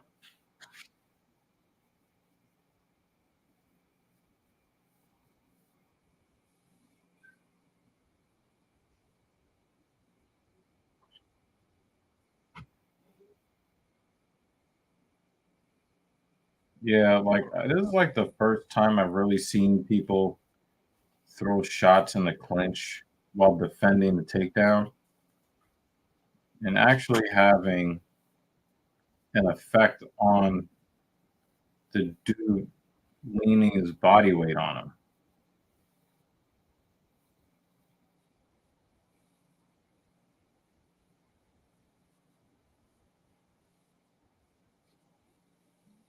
I really wish that referees would break up stuff like this. 2017, they would have broke this shit up.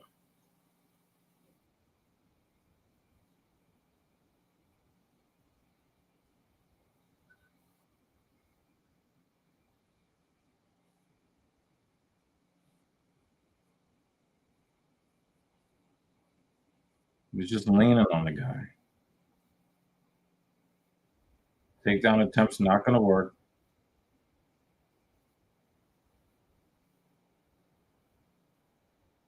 And then he gives up the takedown.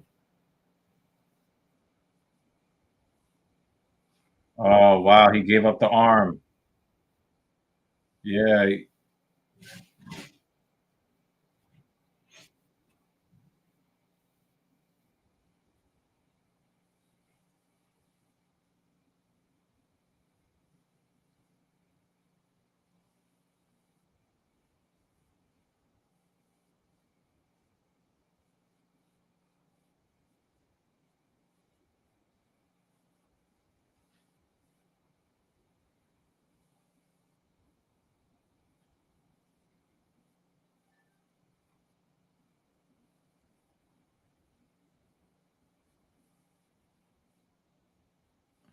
He's trying to get control of his wrist from the backside. Pause.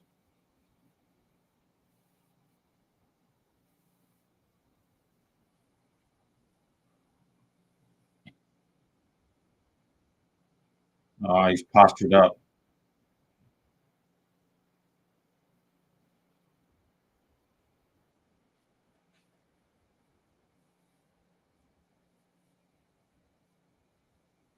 It doesn't look like Builder really absorbs striking damage very, very well.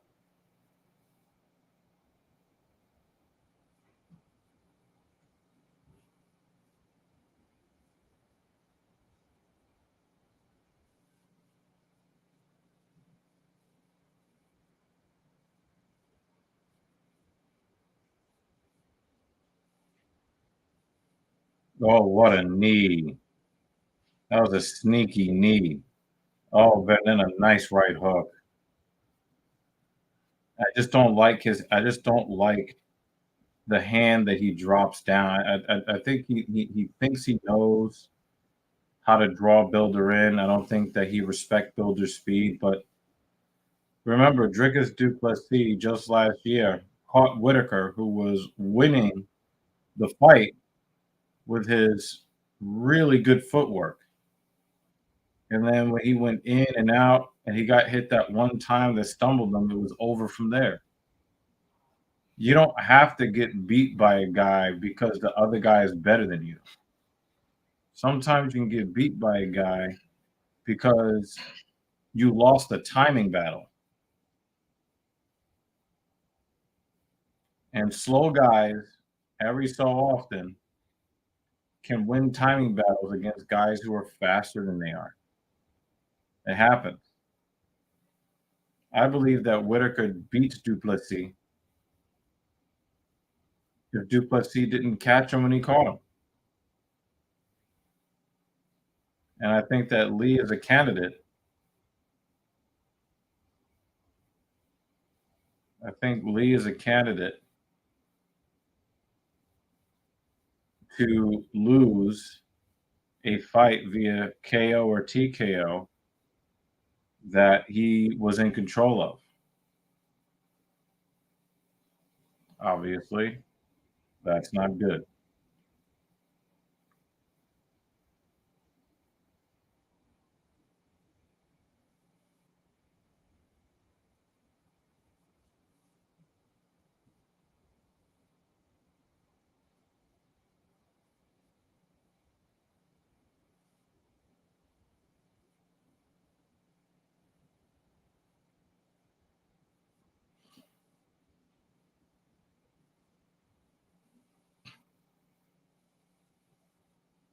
That's a big high kick there. To Builder's credit, he doesn't ever look panicked, except when he, is trying to force wrestling exchanges. But he doesn't look mentally panicked.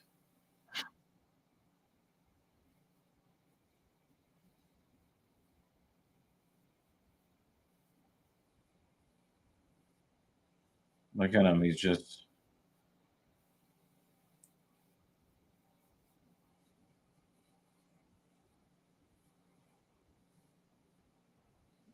Yeah, I have to agree with DC here. There is a difference between initiate wrestling, chain wrestling, to advance position, to get to a dominant place where you can start looking for ground and pound or a submission. Builder is basically just leaning on the guy so he can stop getting hit.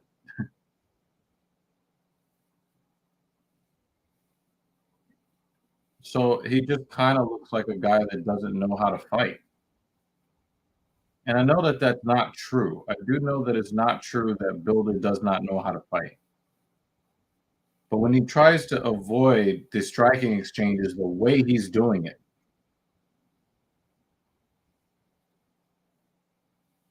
and then he's like so desperate. And then he's so desperate for like these grappling exchanges, right? And then he gets taken down or he gets reversed.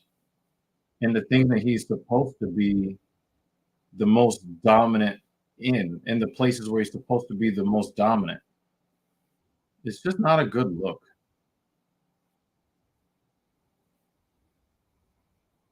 Now he's got like this over the top head and arm position here. That looks pretty, interesting.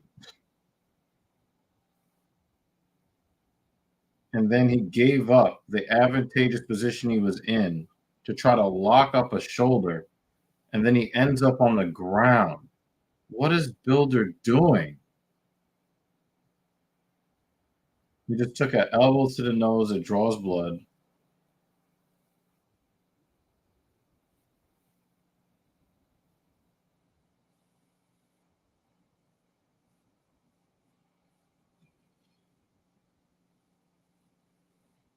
It's weird.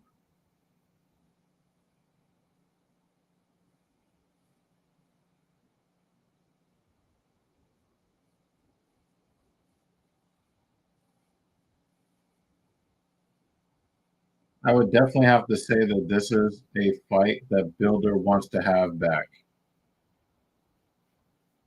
The guy is physically and mentally tough.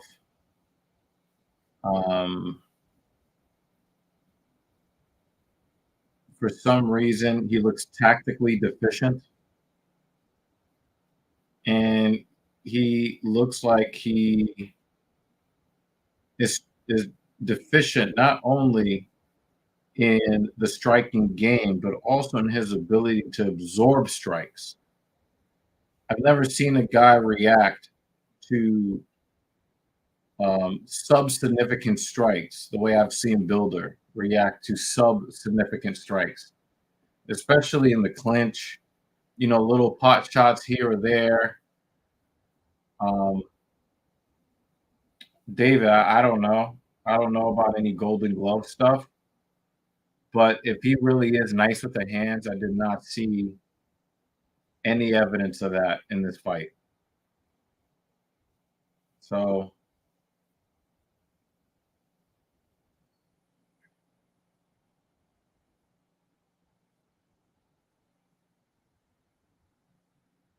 Lee really wants to finish this fight, but it's not going to happen. That's a 30-27 if I've ever seen one. I better not see a single 29-28 card.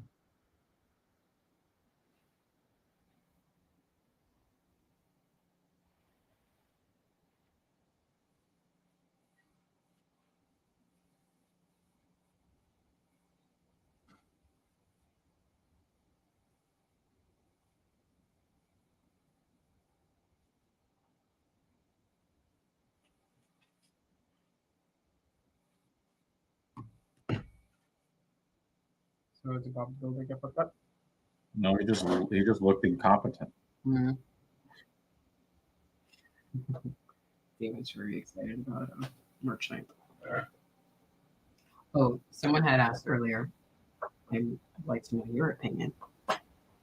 Which are you most excited for? WrestleMania or UFC 300, sorry.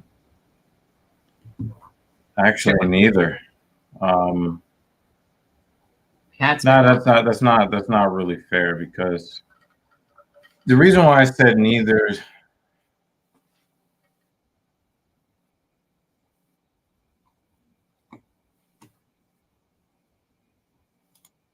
yep, that is the right scorecard. Yeah, that was a firm. Yeah, Builder's going to be really mad at himself when he watches the tape. So, I mean, I think I kind of am a victim of recency in that, we sat there. Well, not you. You sat there for most of the show. But JD was there almost 3 hours going ballistic last night. And he's talking about how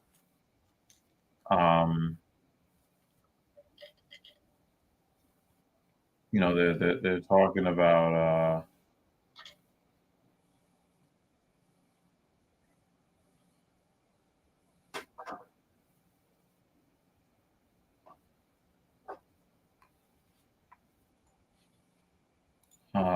what was I gonna say?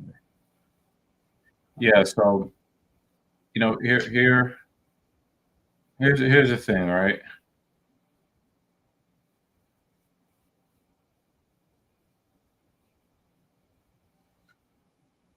Here's the thing.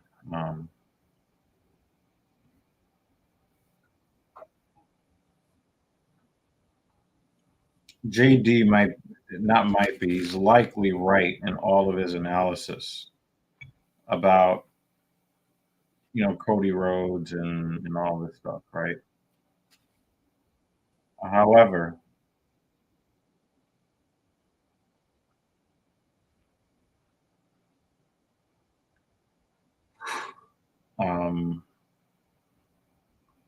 I'd rather see The Rock, and I don't care about Cody's story. I just don't care. The thing is, when you look at him, he looks like some middle manager out in corporate America somewhere. He doesn't look like the WWE champion of the world. He just doesn't look like that to me. Mm-hmm. I don't have any.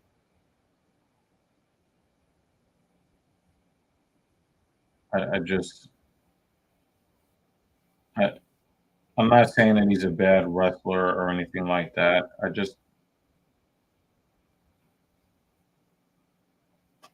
He doesn't even. If you just look at him and you look at Roman Reigns, that's not the guy to take the belt. Mm-hmm. He's just not.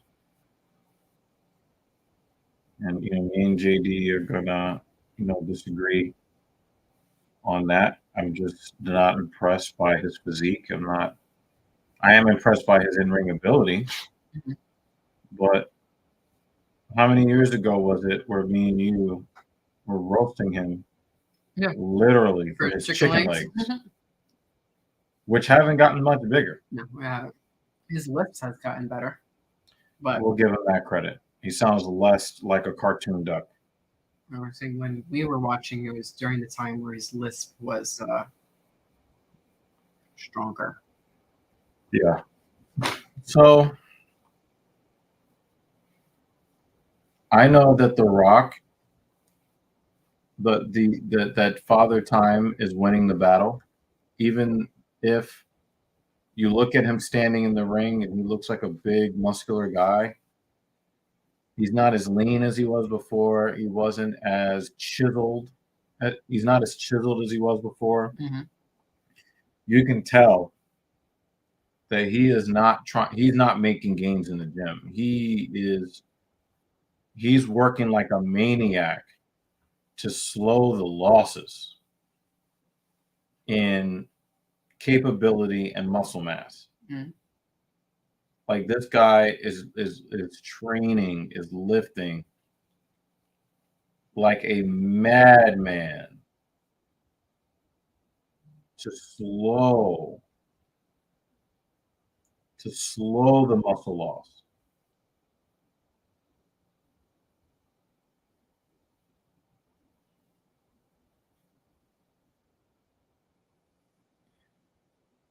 So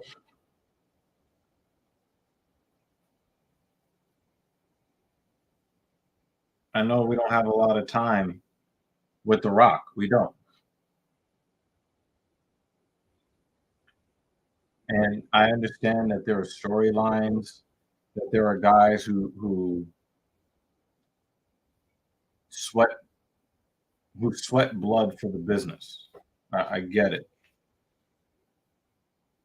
But at the end of the day,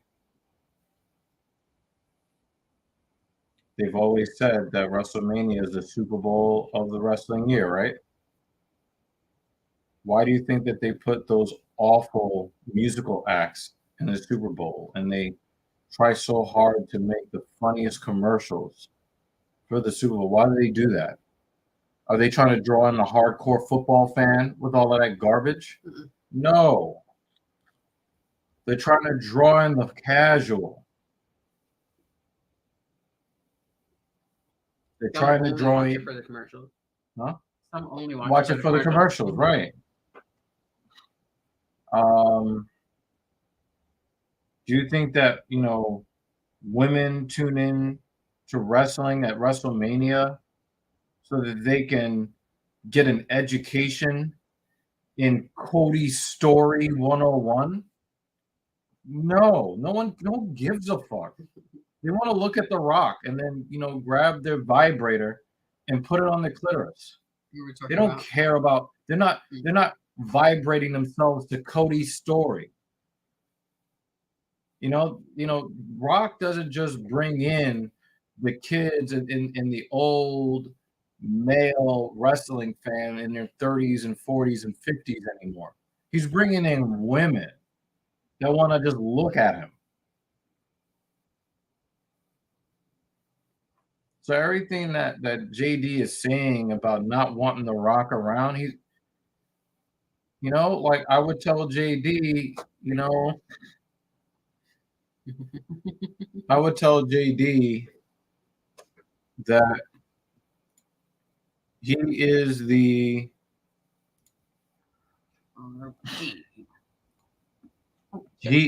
the educated minority.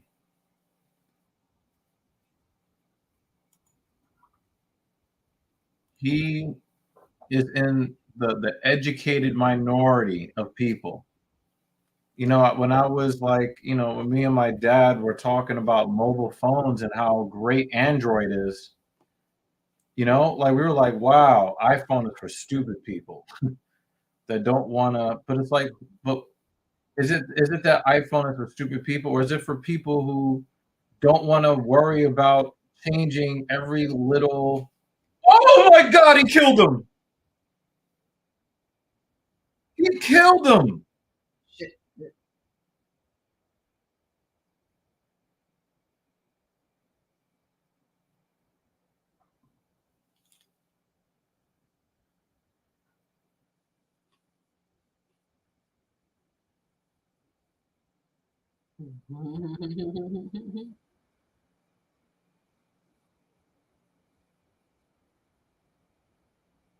He got the knockout before the fight started.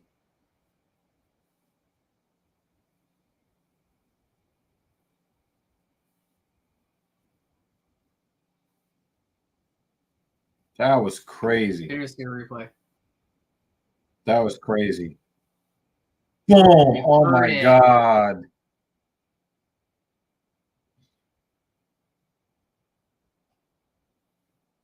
Wow. Oh, on the ear too. On the jaw, ear.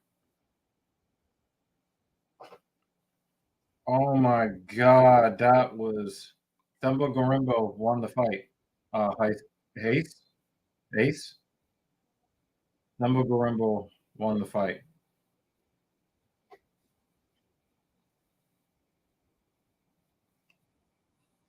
Yo, shout out to Pete Rodriguez. I gotta give Pete Rodriguez some credit for something. Pete Rodriguez looked like he thought it was an early stoppage, and he did not act like a fool. He didn't act like an idiot. Mm-hmm. Yeah, Hayes. Yeah, the answer. Yeah, very, very fast KO. Probably what, the first 40 seconds.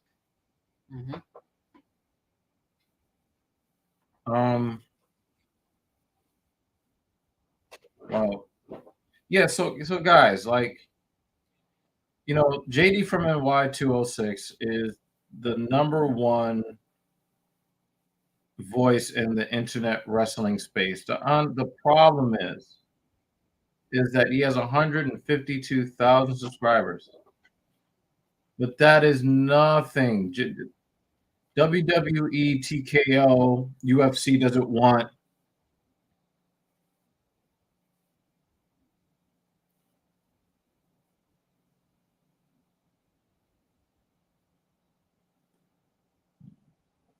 The TKO, 32 seconds. TKO does not care about. TKO does not care.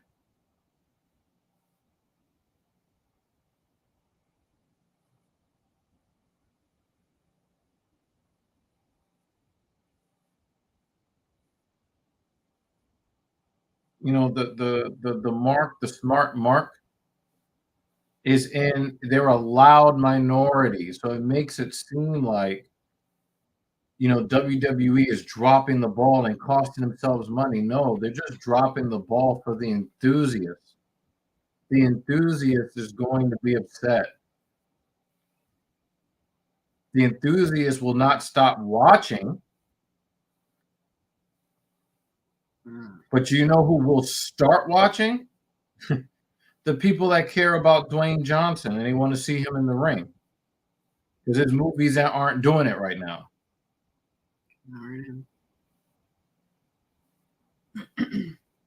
And another thing, guys, I gotta be, and JD alluded to this, but I was saying this before JD said it.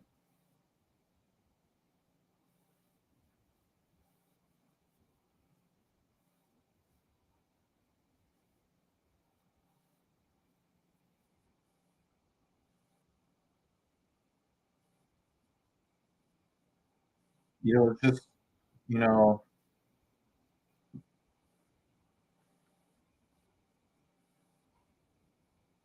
those days are over, David, because he's had to like move up in sports jacket size. I don't even know if DC can make heavyweight.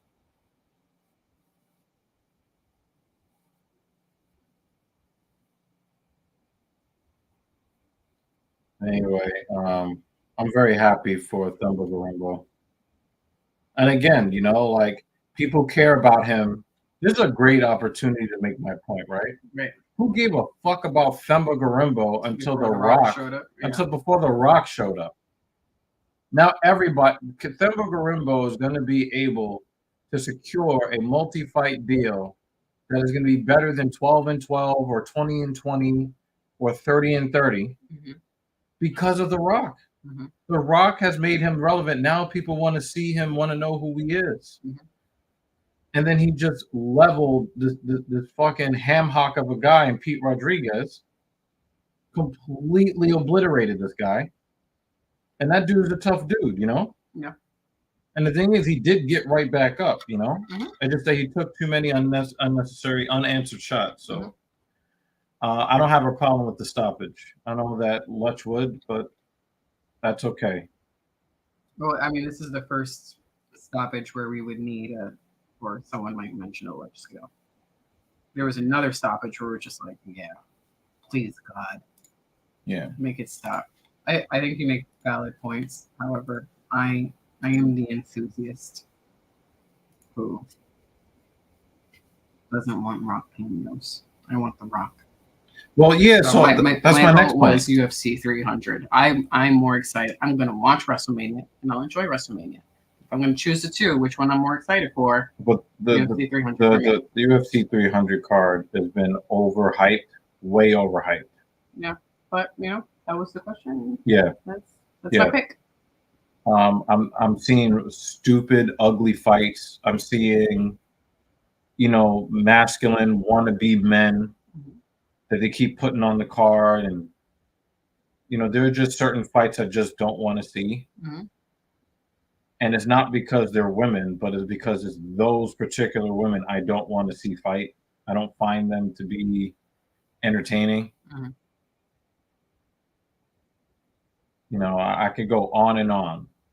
There's a lot that I just don't care to see, and I just think that they're overhyping it. And the thing is that like you're not just gonna magically come up with, you know, 7 title fights where everybody's a massive superstar. No, people are on schedules, people are on training schedules, people are on life schedules. Mhm.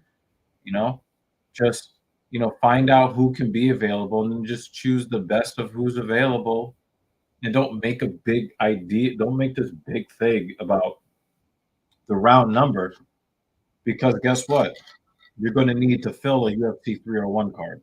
Yeah. Now WrestleMania is a once a year spectacle. UFC 300 is just another pay-per-view, but they're trying to overhype it and maybe add a couple of extra big names to it, you know. But back to my point um, about the whole thing with WrestleMania, right? Mhm.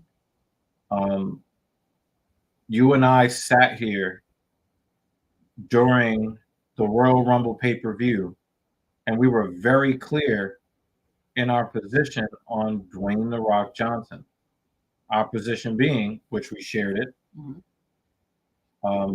if we would accept Dwayne Johnson being featured front and center, if we got at least two,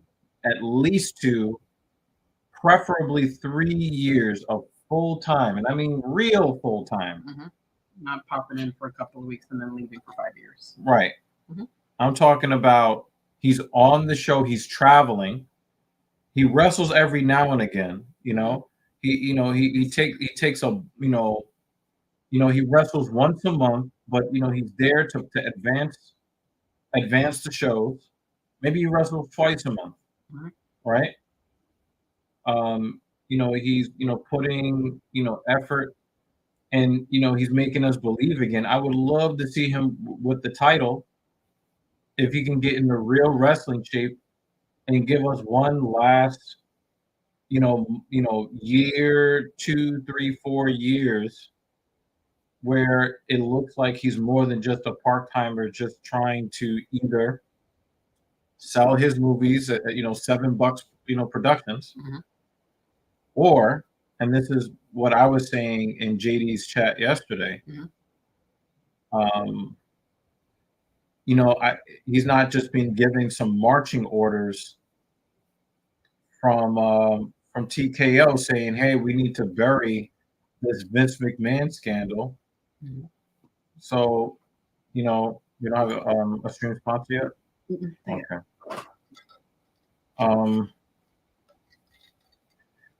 Uh, we want to try to whitewash the ugliness of Vince McMahon. And the board is like, "Hey, Rock, can you go out there? As a matter of fact, we'll give you this board position if you save us from this." I think that it is absolutely possible that Ari Emanuel said, "Hey, we need you.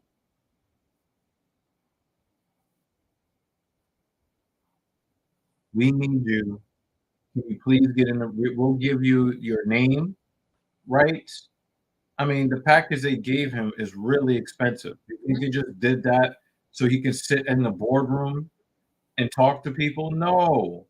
They say, "Hey, we need you to save us from this Vince shit." Mhm. Where I agree with JD and the rest of the IWC is we all know what the rules are. But the thing is that the WWE has been breaking the rules with Roman Reigns defending the title 3 or 4 times a year.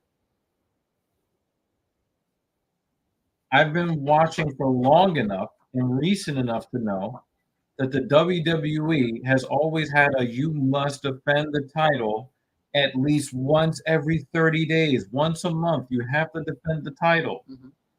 Didn't someone say in a recent chat that he had defended? Like 30 times or something like that. Right, but that in 2023 he defended like 11 times.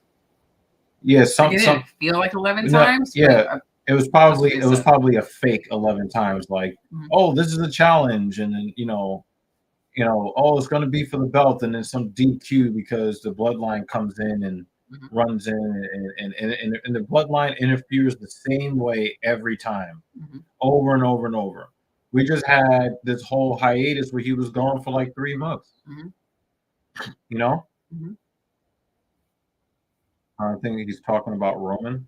It seems like it. It seems like a Roman fan. Yeah, but I can't tell what language that is. But welcome But yeah, welcome. I on can't the tell if it's Facebook like side. Georgia or Greece or I don't know. That would be GR. I don't know. Welcome to the stream. Yeah. So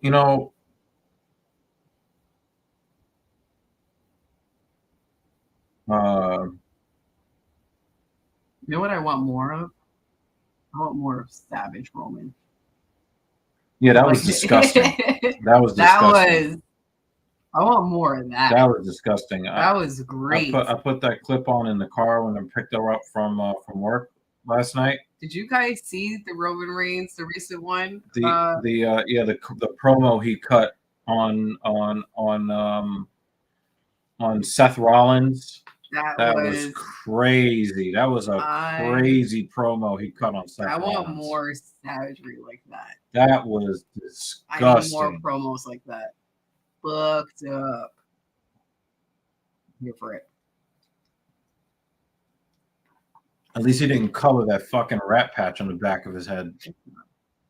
But anyway, I thought it was a good move from him, especially since everyone is like souring on his yeah.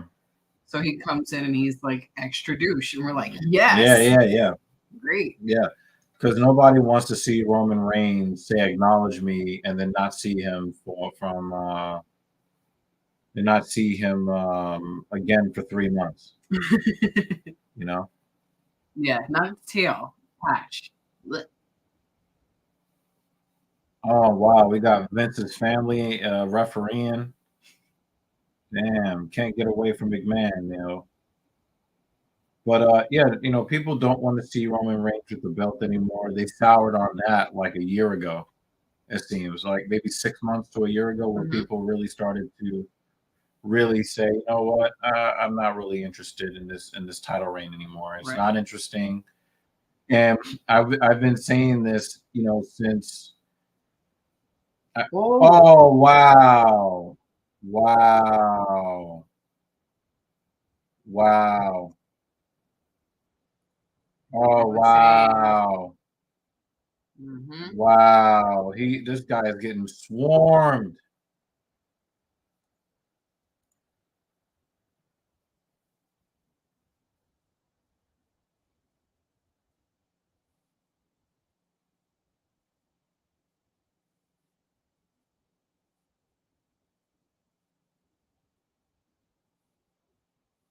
He looks like he's moonwalking. Mm.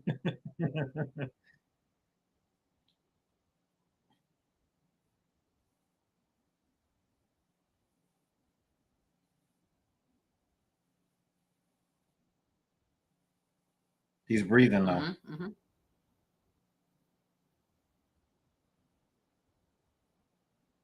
All right, he survived it. No. But the thing is, he almost got knocked out. So he's trying to He needs to chill out. he really, it looks like he's trying to coax himself back into the fight mentally, because he got sat down pretty much immediately. We thought we were gonna be watching Thembo Garimbo, fucking washing Dwayne the Rock Johnson's car or some shit.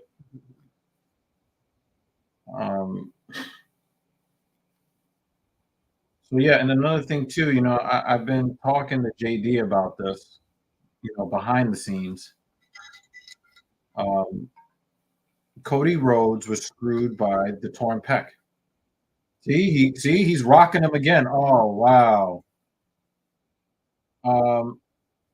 So look, what are you showboating about, dude? You're getting cracked. What is Johnson doing?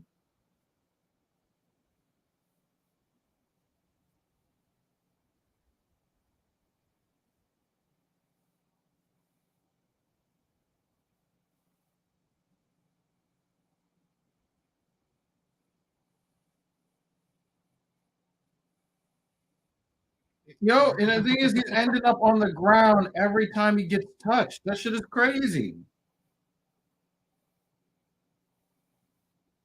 I'm sorry, that camera angle where they put it on Maxim's face, he looked like a serial killer.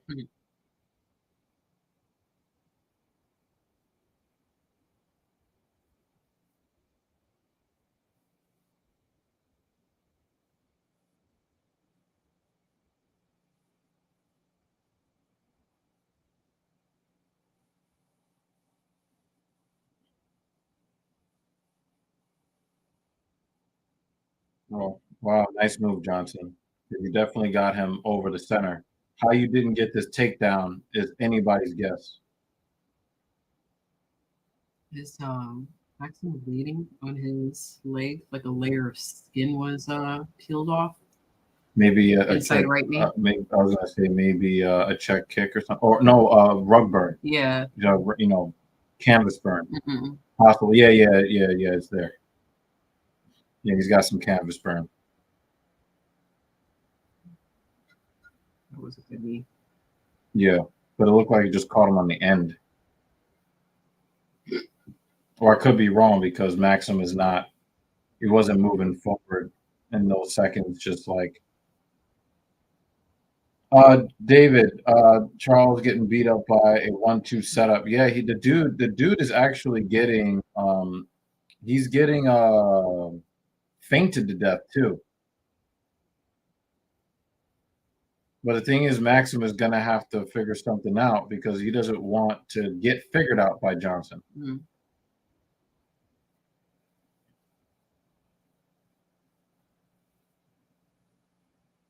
All right, looks like Johnson's in the fight now. Uh-oh, he's in on a high crotch single leg. Good balance from Johnson. So that means that he got taken down right at the end. You got to give that to Maxim, because there's a knockdown in there. So that's a strong 10-9. It's not a 10-8, but Johnson looks like the fight is about to start for him. Well, Maxim came in ready to fight. Well, Johnson came out with the energy as if he's ready to fight and put me in there right now, and I think that was his detriment. Yeah, he just wasn't really there. I think he was trying to like hype himself up more than anything. Mm-hmm. But yeah, I've talked to JD about the whole Cody Rhodes thing. Cody Rhodes pec, the pec tear screwed him. He was supposed to win.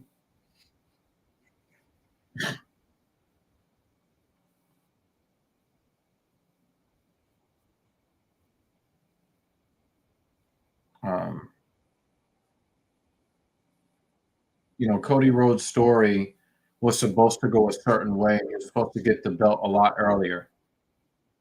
And, him being out for, what was it, 5 months from what I hear? It was like 5 months. The story had like, a shelf life. And,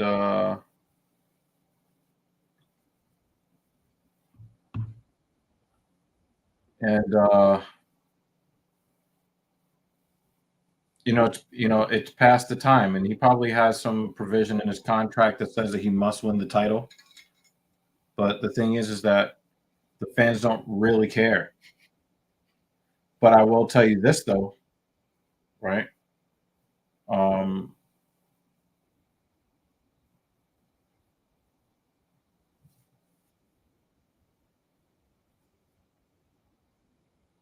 Everybody knows what the rules are when it comes to the Royal Rumble's relationship with WrestleMania. Mm-hmm. Everybody knows what the rule is. Now, I was very upset about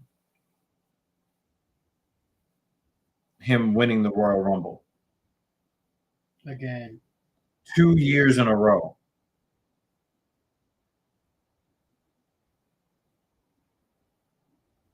Two years in a row.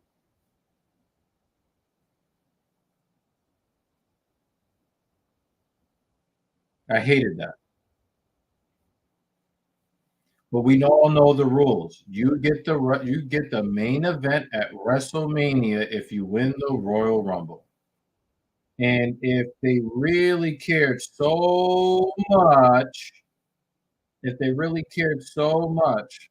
about whitewashing this whole Vince McMahon shit. Wow, yeah, he's got that locked in. He's got that. Oh wow, I thought it was over. Because he was underneath the chin. But shout out to Maxim. He did not. We got a nope. But that was a nice little triangle attempt there from Johnson. I got to give him major props. I also got to give Johnson props because he left the food coloring at home in the first fight. Anyway, everybody knows what the rules are. You win the Royal Rumble, you wrestle, you main event WrestleMania. If they would have had The Rock come in at number 31 and win the Royal Rumble, it would have been better than what they just did. You don't have Cody Rhodes win the Royal Rumble, get into the ring and say, I want to be champion, but hey, you be champion. Mm-hmm. It would have gone over way better if Johnson would have thrown him over the top rope.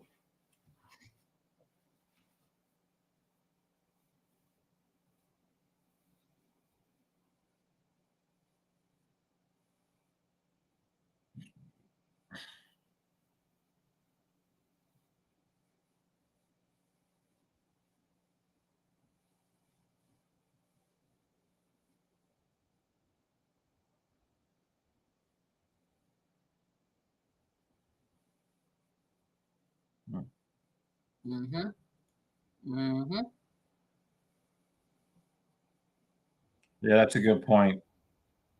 I don't think it's the main card yet, right? No, not yet. That happens at 7 o'clock. There's actually one more fight after this one.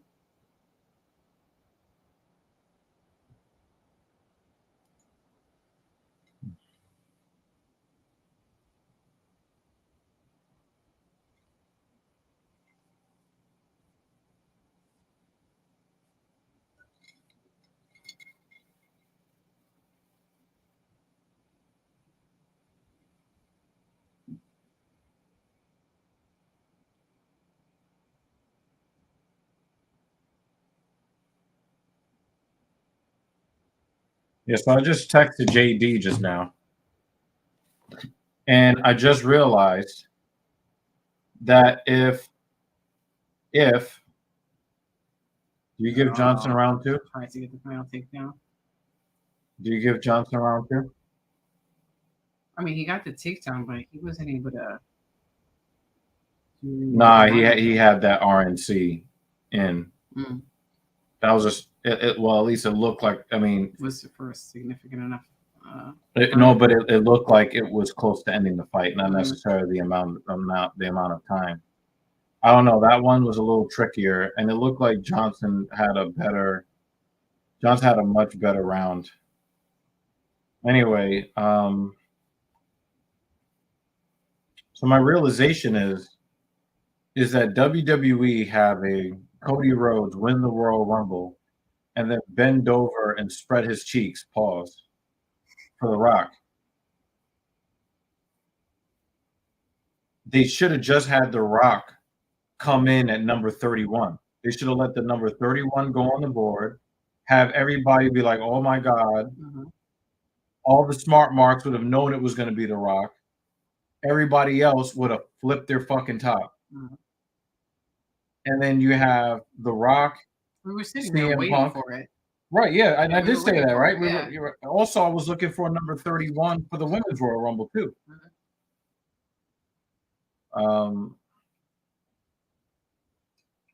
They would have been much better off if they just had The Rock come in at number 31. Oh, shit, our first member. I think he's our first member. He is your first member. Oh, First. wow. Welcome. And bam. Damn, I kind of feel like JD. I got a channel member. Dun, dun.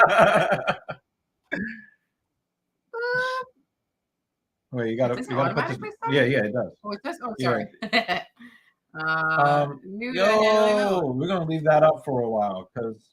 Oh, and it's green. I like this green. Yeah, YouTube memberships are green like this. It's a learning experience. Yeah, this is fucking cool, man. Thanks, man. I've been having a rough time, guys, as you probably already know. I've been having a rough time, so seeing stuff like that is real cool, man.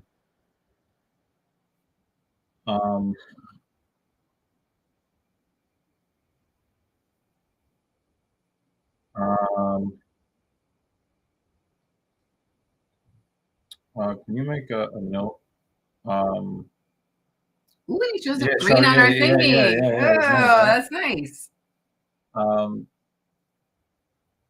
Make a note that we want to create a new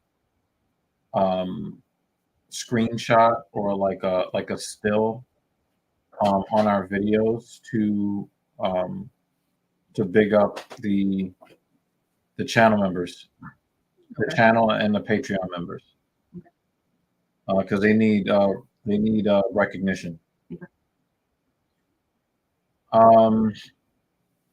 Yeah, so Dwayne Johnson should have come in at number 31 and should have been part of the final 4, the final 3, or whatever it ended up being. And, have, The Rock throw Cody over the top rope.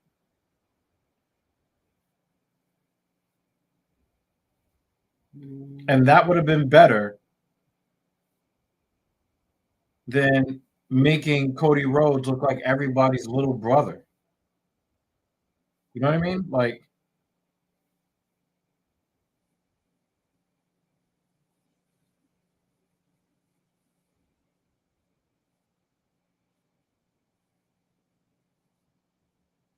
So I added Patreon recognition and member. Recognition for videos and stuff like that. Yeah, so I just obviously nobody wanted to see. Well, not nobody, because I would have liked to see it because I'm a fucking rock fan, right? But also another thing that I want to see is I would love to see LA Knight versus The Rock for the WWE championship. I want to see that. Wait, say that one more time. You want to LA Knight versus The Rock. I want to see that. That'd be cool. You know? Wow, you crazy, Kratos. We need someone in JD's chat to count how many times he said and how hard he said. No, but like going forward, I'm not able to sit through the entire live stream. Charles Johnson is going to win this fight, man. I can't volunteer to do it. Charles Johnson is about to win this fight, and if someone like every time he says "cuck," that someone just starts a counter. Have you ever heard somebody say that word with the force that JD? Oh, that and when he said bitch. When he comes on Monday, he gets a roasting for it. You say that word one more time for us, bitch. It's not a real test. Maxim lost this fight. Imagine losing your lost virginity to Rat Tail. Rat Patch. Rat Patch. Yeah. And the thing is, the dude looked really, really good for like 5 minutes.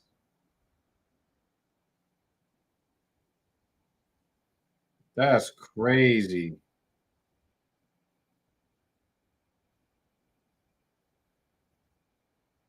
He definitely won round 3.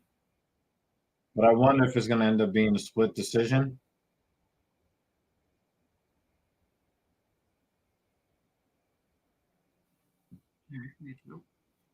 Yeah, Maxim does not look like an undefeated fighter. I'm sorry, y'all.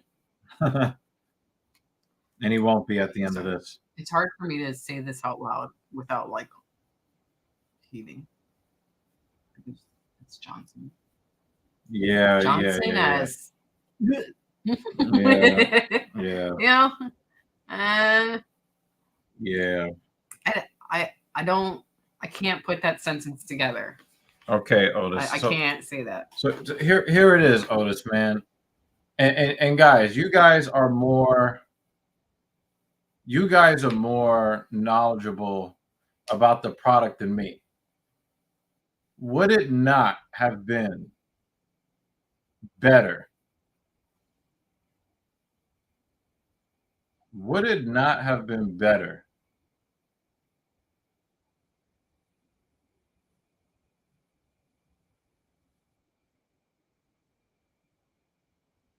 if they just had The Rock enter at number 31 during the Royal Rumble?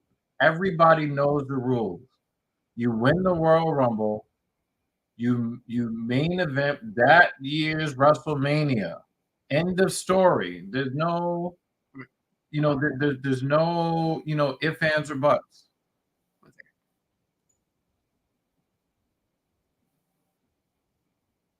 Oh yes, Johnson.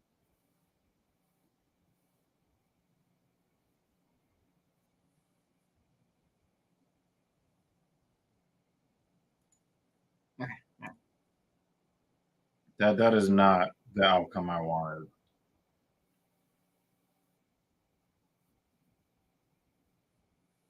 $300K dislikes on that full segment video for WWE on YouTube. Yeah, but again, they don't care about 300,000 people's opinions of the segment. They care that her mother wants to see Dwayne "The Rock" Johnson's chest at WrestleMania. So does my grandmother. She doesn't watch wrestling, but she would watch that. And I'm going to reiterate the for you guys, for you wrestling fans that just joined, I'm going to reiterate this for you. You smart marks are the loud minority. You are not the majority. TKO cares about the big fucking picture. They don't care about, how many seats are filled. JD is right. They know that the seats are going to be filled. The seats are already filled and all of that. I get all of that. However, do you think that the predominant football league in the United States, do you think that they care about selling out the championship game? No. Why do you think that they put all of these terrible pop singers and thoughts on stage? Why do you think the halftime show is what it always has been? Why do you think all of these corporations go out of their way to hire the best comedy writers and the most imaginative people? Why do they put all of their marketing money into commercials for that event? Is that for the football fan? No, it's not. It's for the bloody fucking casual. The filthy casual. Still. That's what it's for.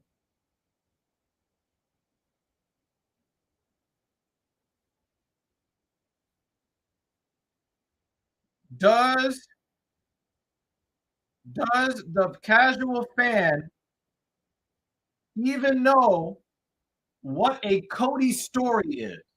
What is that? There was a comment earlier in the stream that was like, I'm tired of the word story. I think Jay said it. It's like way up much earlier in the stream. That's what I'm saying. I don't want to say that word anymore. Story. That's what I'm saying, man. Like, stop it, guys. Stop. What is a Cody story? What is that? Do you think that the casual, or do they hear, oh, Dwayne The Rock Johnson is going to be at WrestleMania wrestling for the title? I was saying when one of my comments earlier was when he comes out and does the, what do you want to talk about? I hate that. I don't know, motherfucker.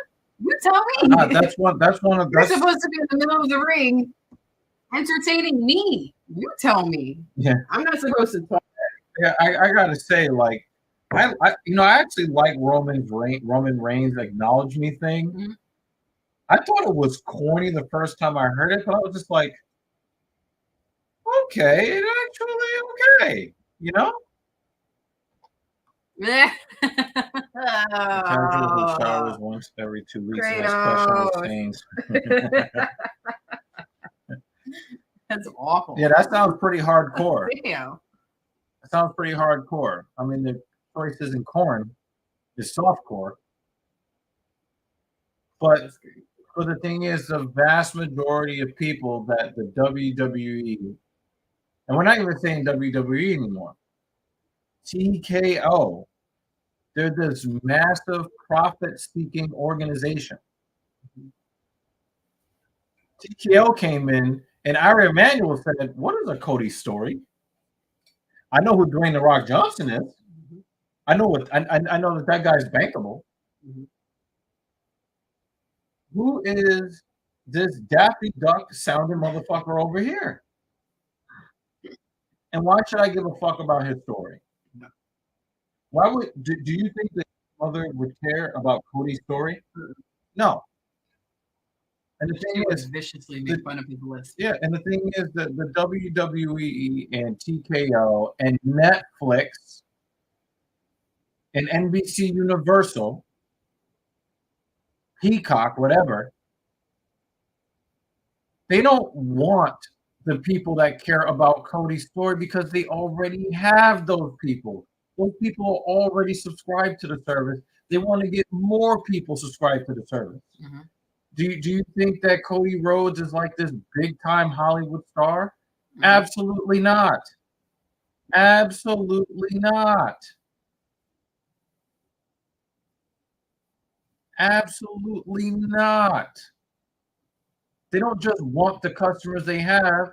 They want to go out there and get more. We saw the whole thing with Bud Light. Mhm.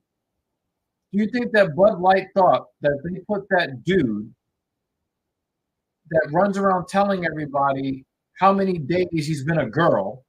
Mhm. Do you really think that Anheuser-Busch thought that they were going to lose this massive amount of their business? No, they thought that they were going to go add another business. Mhm.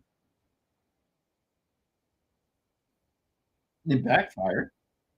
This thing with The Rock could backfire. Oh, this is a But strawberry cookie for, you guys are acting like 300,000 dislikes is a big deal.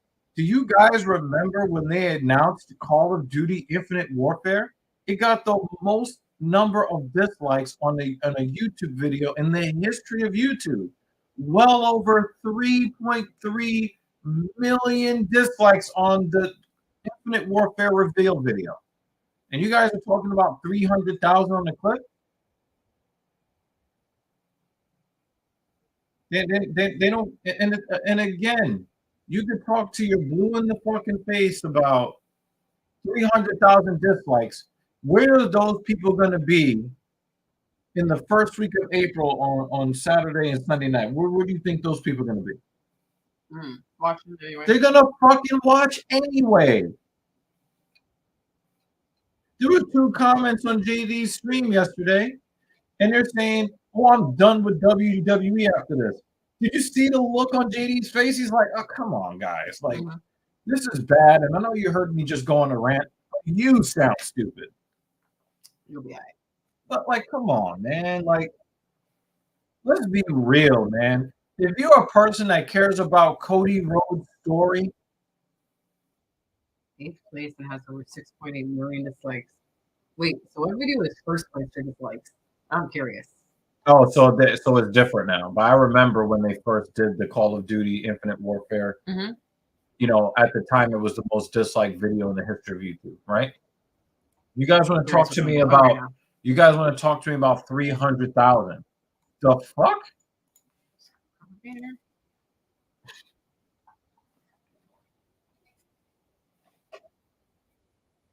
Oh, gross. Oh, I'm not even putting that on the never screen. mind. Don't make me vomit my coffee. No, I'm not even gonna put that on the screen. I mean, I did ask for it. I would bro. rather. I I'd did rather. ask for it. I would rather say the other announcer's name No, on don't the do screen that. Hey, than put that on the hey. screen. We don't need that bad energy here, okay? I'm just saying. No. If JL ain't here anyway. Anyway.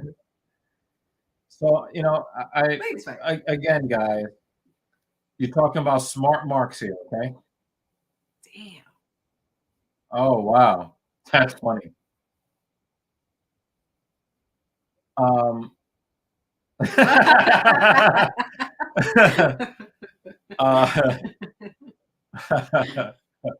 What's up, babe? But you know, I just, you guys understand the wrestling business, but you guys don't understand business. And when I say you guys, I'm talking about the IWC. I'm talking about the smart mark. Remember that WWE used to be a corporation that was just about WWE. Ari Emanuel has led Endeavor.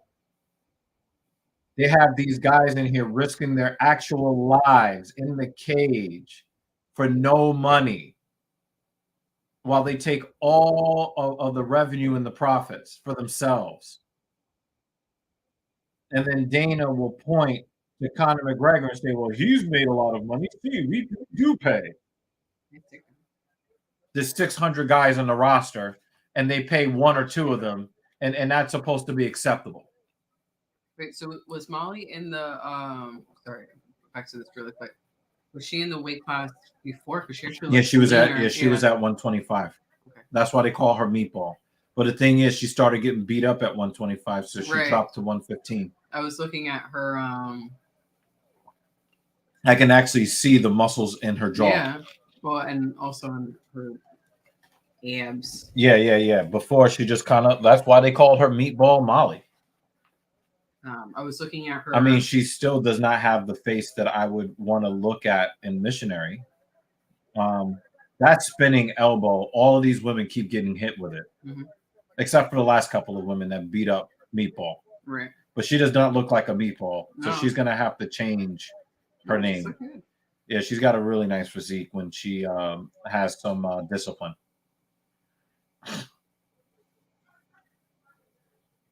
Yeah, I was looking at her record, and she was like, she had a decent record, and then 2 losses, and then 3 wins, and then 2 losses, and then 3 wins, and then 2 losses.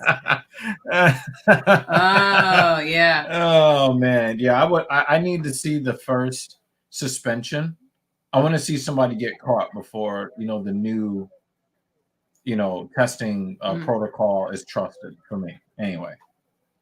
So yeah, you guys know the wrestling business. You guys don't necessarily know the way that Endeavor wants to do business. Endeavor wants as much money as possible. They want to make sure that the deal with Netflix is the most lucrative possible. She needs to stop going to that fucking spinning back elbow. Yeah, it becomes predictable. Yeah. We also both have to be or pull that shit out once a fight. Oh, look at this. Look at this wrestling. Look at that wrestling already in mount. Better. And of course, the pretty girl gets dominated. Well, the data says that the pattern is supposed to be 3 wins next, and then followed by 2 losses. Yeah, for McCann, right? Yeah, but you can't be having these super hot chicks fighting this chick. They're gonna lose. Well, what was Paul's word? I didn't say anything. I missed it. Yeah, I didn't say anything gay. Hey, and I'm a chick. So, yeah, we're talking about chicks here, so I'm exempt. Oh!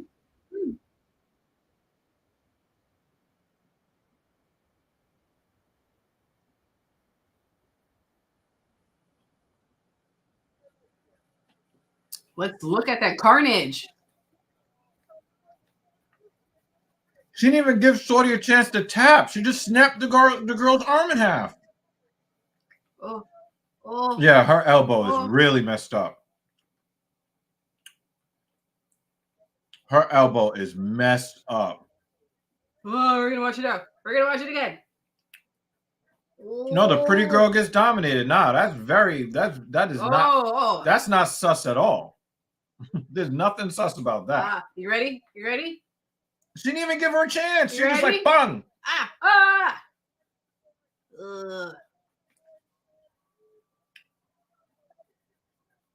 And she did an illegal kick before she got her arm torn off.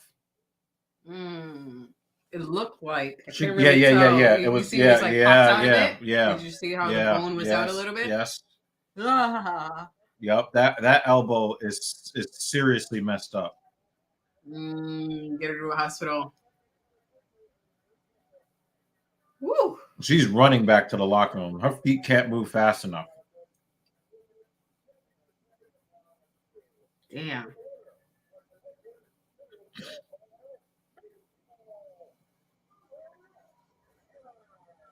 Did you see space? Did you see the looking camera? Oh. Shit, Molly.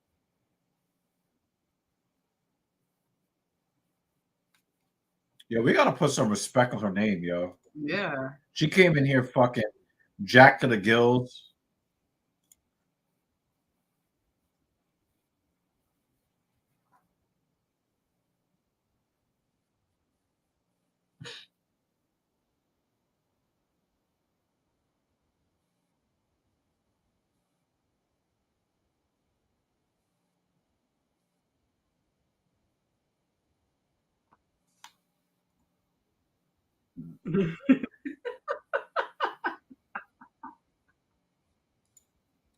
She's not going to be grabbing it from both sides.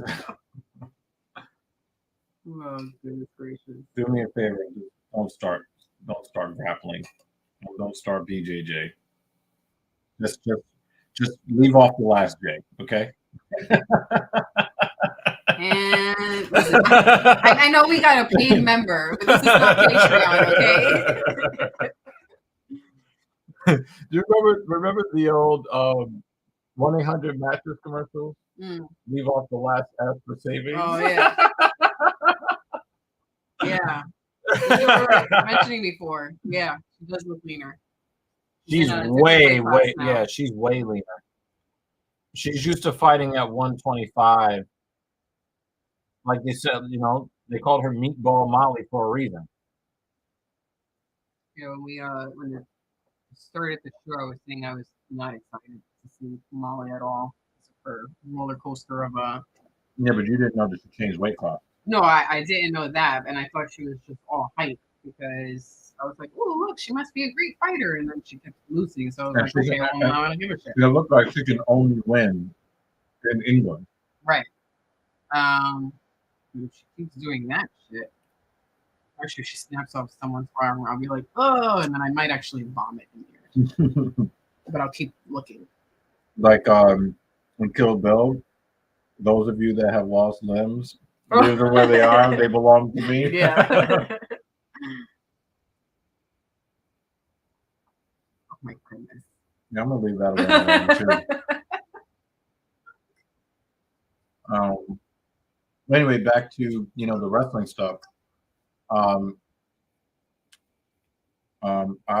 am.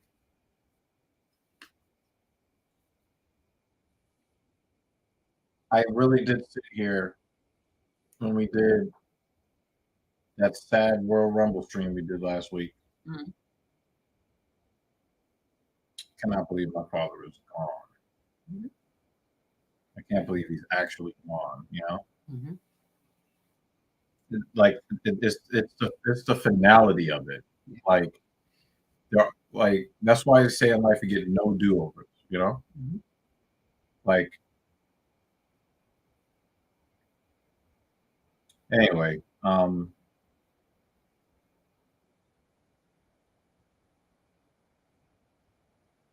I sat here thinking it would be really cool if Dwayne came in at number 31. Mm-hmm.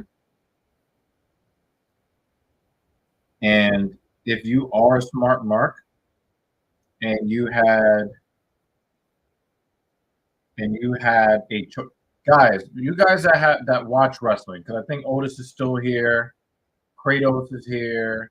Jeremy might be lingering, or you may have signed out. I want you guys to tell me, you pro wrestling fans, would you rather Cody get cucked, or would you have rather The Rock Cody get excellent? Oh, good timing, babe. Or would you have preferred The Rock to enter the Royal Rumble at number 31? Knowing what you know now. And I'm not saying that either of these things are optimal for the real wrestling fan. But knowing what you know now, would you rather it have gone down the way it went down last night on SmackDown? Or would you rather have them start a countdown for a 31st entrance in the Royal Rumble? Sound off in the stream, please. I would have liked a surprise 31. I would have made it more exciting, especially with the end of the Royal Rumble being kind of. Yeah, because you kind of just got the feeling that. Or actually, the Royal Rumble after the Ladies Rumble went. Yeah. Ladies Rumble was actually really good. Yeah, that's not. Again, Kratos, follow instructions. Okay? That's his hands. Knowing what you know now, would you rather have it played out the way it played out last night, or would you have rather The Rock show up at the Royal Rumble as a 31st entrance? We got one vote.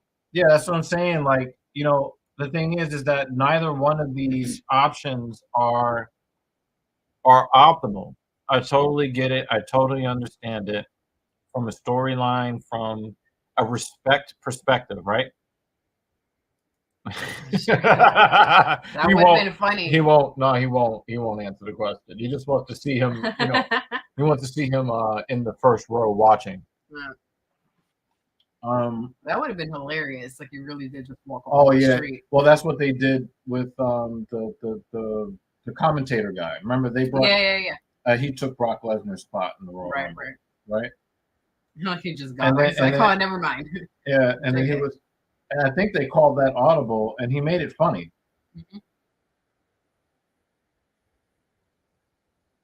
Kratos, dinner for this evening. There are a couple of options. There's the rest of this There's protein bar. A piece of a protein bar. From like 4 days ago. Yeah, could be good. Chicken pita. It has chicken, lettuce, tomato, feta, tzatziki sauce, or salmon, which is not yet cooked. Thing 2 is going to cook it soon. Option 3. Is there an option 3? Actually, that's it. Chicken pita, salmon with salad, or salad with anything. Yep. It's dinner today.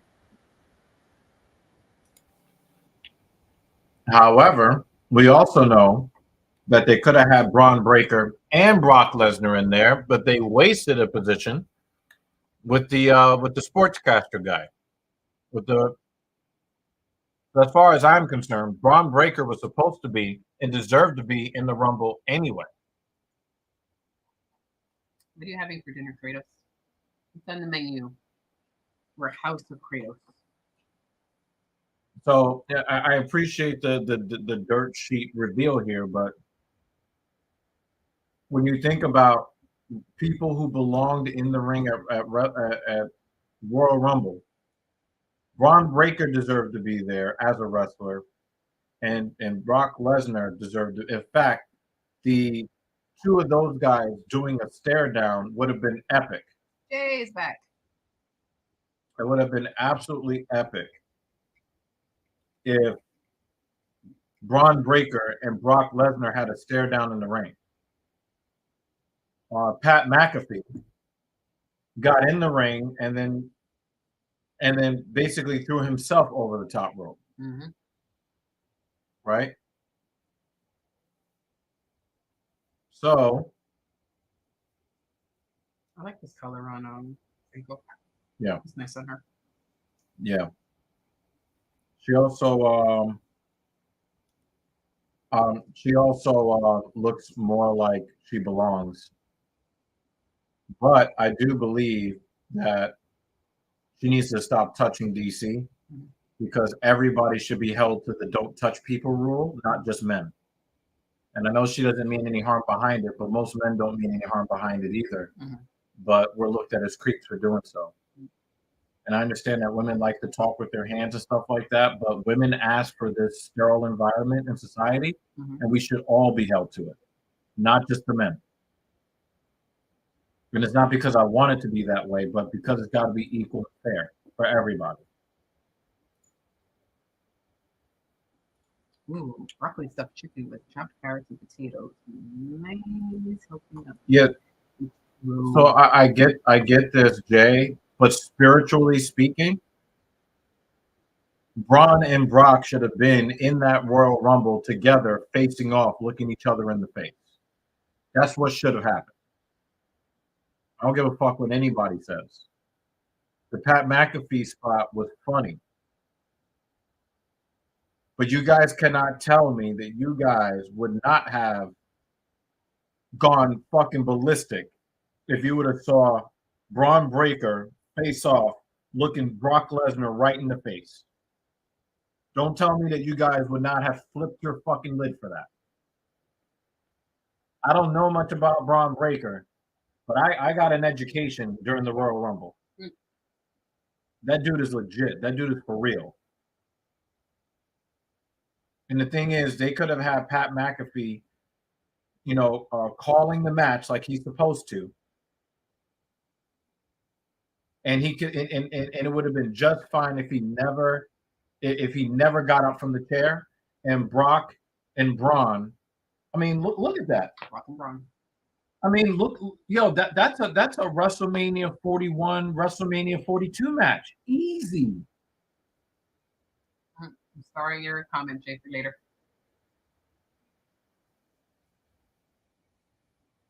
Yeah, and the fact that he's a legacy wrestler, actually look again, and guys, what is a Cody story? Like, let's be real about this, right? Yeah. He is a multi-generational wrestler. He's got good in-ring ability. He knows the cameras are on him. He knows how to speak in an arena of 10, 15, 20, 30, 40, 50, 80, 82, 5. Mm-hmm. Right? He knows how, right? He knows how to do those things. Are you more easily able to suspend your disbelief for Daffy Duck or Braun Breaker? Let's be real. Yeah. They're both legacy wrestlers. Braun Breaker looks like he's not in there because of nepotism. Mm-hmm. When we first saw Cody Rhodes in there,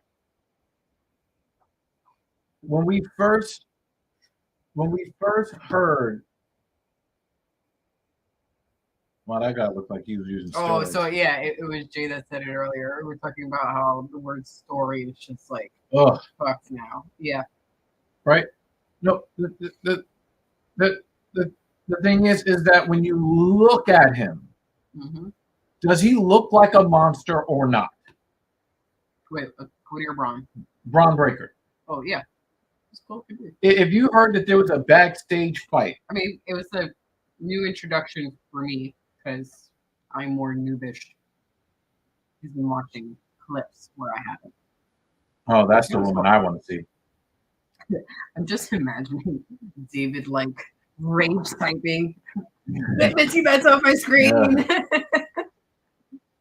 Oh boy. Hey guys. hey, Dave. I just completed the worst week of my life. Can you just let me look at Minky Betts? Can you just let me look at her? I mean, dude, just mute your screen and just let me look at her. Okay? What a choice. But she's only on screen for like 15 seconds, so if you heard and this is what I'm getting at, if you heard that Cody Rhodes and Braun Breaker got into a backstage fight, what would you think would be the outcome of that? I have to look at Braun one more time because Oh man. Well, I lost my wife. It's a Braun Breaker. What? I don't remember what he looks like. There was 30 dudes in that ring. I need to look at him again. Okay. But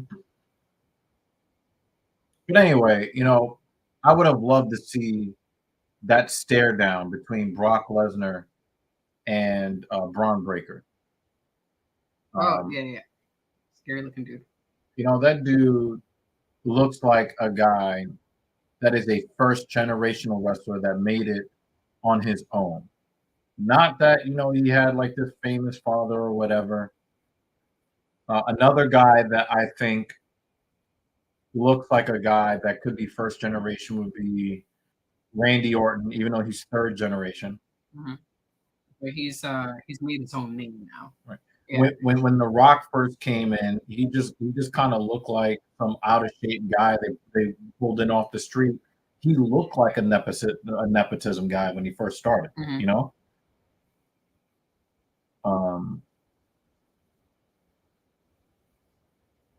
So that's what I mean, guys. Like, Pat McAfee should have stayed at the desk. And that's why I look at Pat McAfee as the Brock Lesnar replacement, because if we're being real, Braun Breaker and Brock Lesnar should have been Royal Rumble.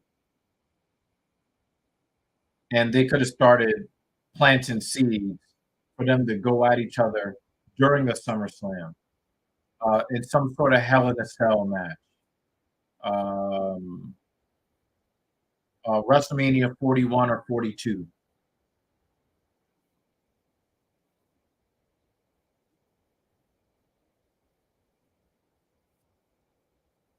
So anyway, You got a mullet coming in. This means we're gonna have a wild yeah, but the fight. thing is, he looks puffy around the nipples, pause. So I wonder if he has taken some performance enhancing drugs. Hey, Jeremy's back. Wow, you missed a lot of great wrestling debates, Jeremy.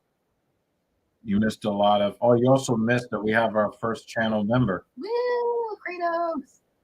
We just need to get like better icons. We get better icons for you guys, so you guys can be proud of becoming channel members. I'm sorry that we haven't put out a lot of content this week. Captain Paul's mother has been having some severe health problems, and you guys know what I have been what I've been struggling with lately. So, but we are going to be bringing some more content to you guys, and I was gonna say if you want to put. look at that scar on his abs. Did you see? No, I missed it. Well, I'll see it in a moment. It looks like he might have been stabbed before. Yeah, like slash across. Yeah. If you want to put vidIQ on my thing, because there's a couple of them that's what I'm waiting for. Just with vidIQ. Okay. Put it on my phone. Yeah.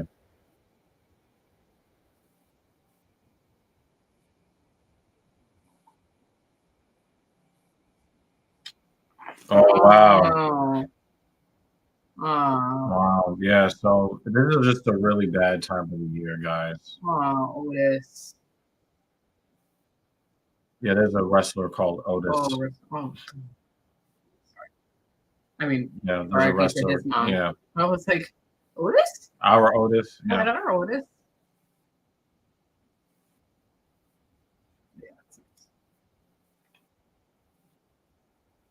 I don't look at it as a weird insult. Anyway,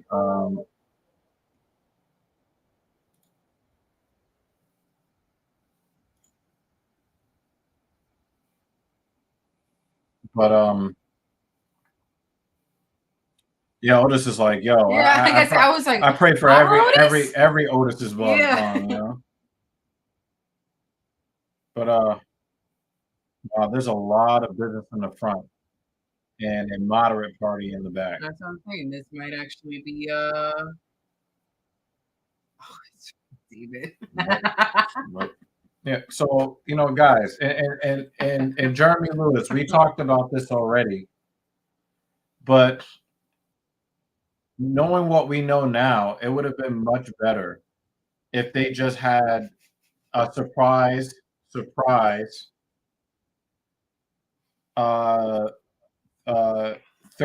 entrant in the Royal Rumble, and then have The Rock maybe eliminate CM Punk for the or have The Rock eliminate Cody Rhodes and CM Punk in the final 3. Because if you're going to do it the way you did it,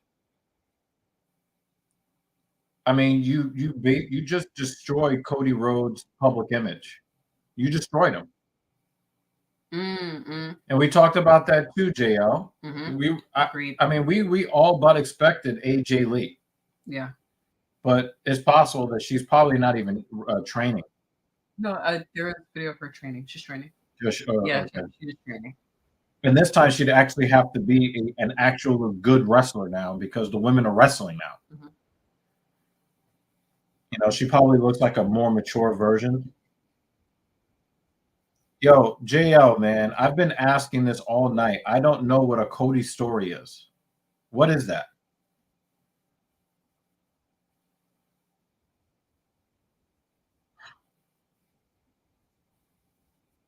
Well, I prefer that she finishes my story.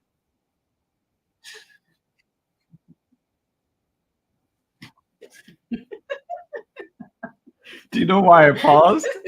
Because I debated saying it.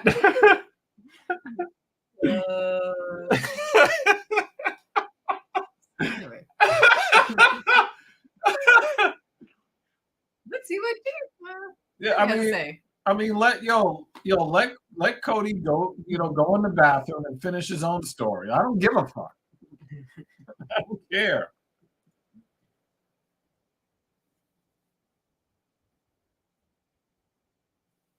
So anyway, I just also, guys, when it comes to Brock Lesnar will be back.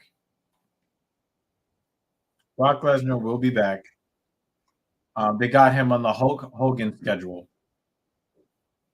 People are going to forget, or they're going to find out that the Janelle Grant woman was involved in a BDSM relationship with Vince McMahon prior to being hired at the company, and that his only misgiving was actually that he gave her a no-show job where she did not have to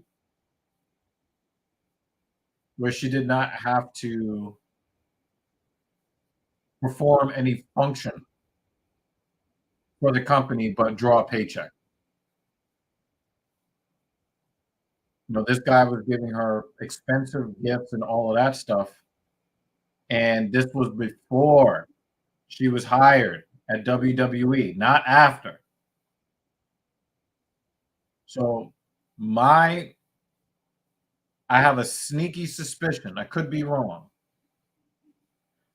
but I have this sneaky suspicion that they are going to break down all of what happened and then find out that she was a willing participant in this dominant, submissive, degradee type of relationship. A dick shot? Mm-hmm. And you're going to see Brock Lesnar back. Oh, right underneath. His leg looks really messed up. Ratky. Mm.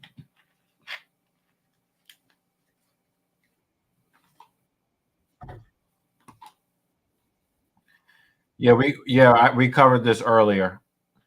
Yeah, he did get him right underneath the cup. Mm-hmm. And the thing is, it was JD. When JD came to my house, he said to me that laryngitis said that he was a victim, and he looked at me like, this guy. And my response to JD was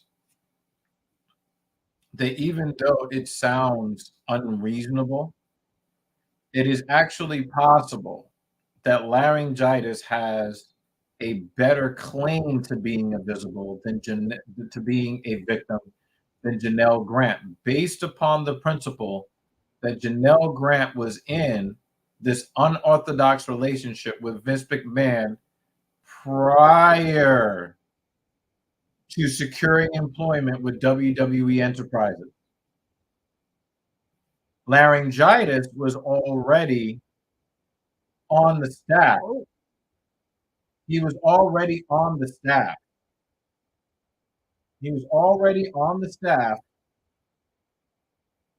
Yeah, Urbina's legs are still stiff. He's going to get knocked out here.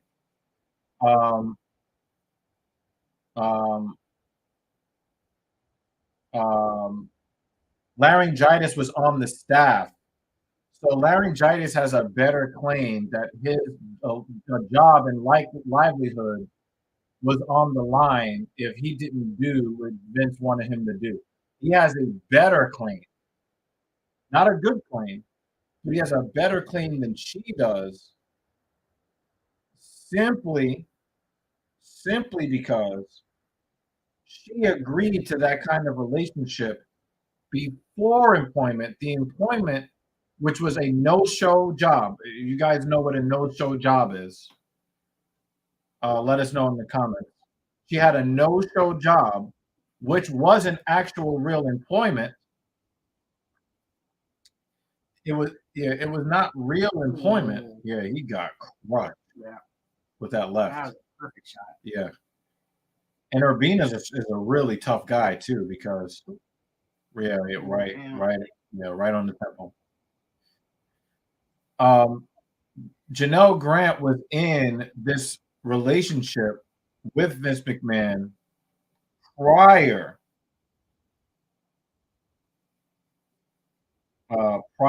to employment. So laryngitis actually has a better claim to kind of fear what the boss wanted him to do, because Janelle Grant was already in that kind of degrading relationship with Vince McMahon prior to being hired with WWE. Linda McMahon apparently facilitated a lot of the NDAs with Vince, so whatever what was going on was bad enough that they didn't want it to get out. They stopped paying. Then she had a right to disclose. Yeah, so another thing about this as well is that NDAs are not admissions of guilt. Okay? NDAs are just, this could make us look bad in the press. So for those of you guys who do not understand what goes on with deviant sexual communities and things like that, I have a little bit of knowledge because of somebody that me and the lady used to deal with a long time ago that was into some stuff.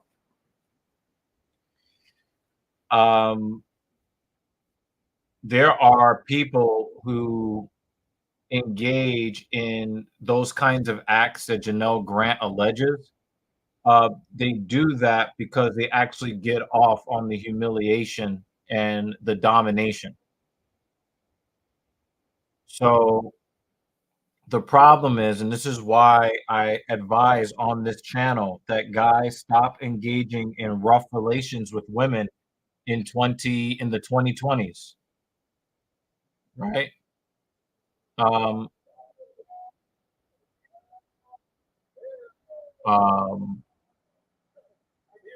the reason why I tell you guys to avoid getting into these types of situations is because if you engage in unorthodox sexual relationship with a woman and things don't go right for whatever reason, she can take the behaviors that the two of you engaged in together, tell a person who doesn't know anything about that kind of lifestyle, and they're going to instantly gain victimhood points. Instantly. It's going to happen. And everything that I read from what she alleged looked to me that they were engaged in a BDSM relationship, and she knew that she can get them to pay out a lot of money because the average person would never agree to get involved in a relationship of that type because they don't believe that relationships of that type exist. It's only possible that the man is abusing the woman, and that is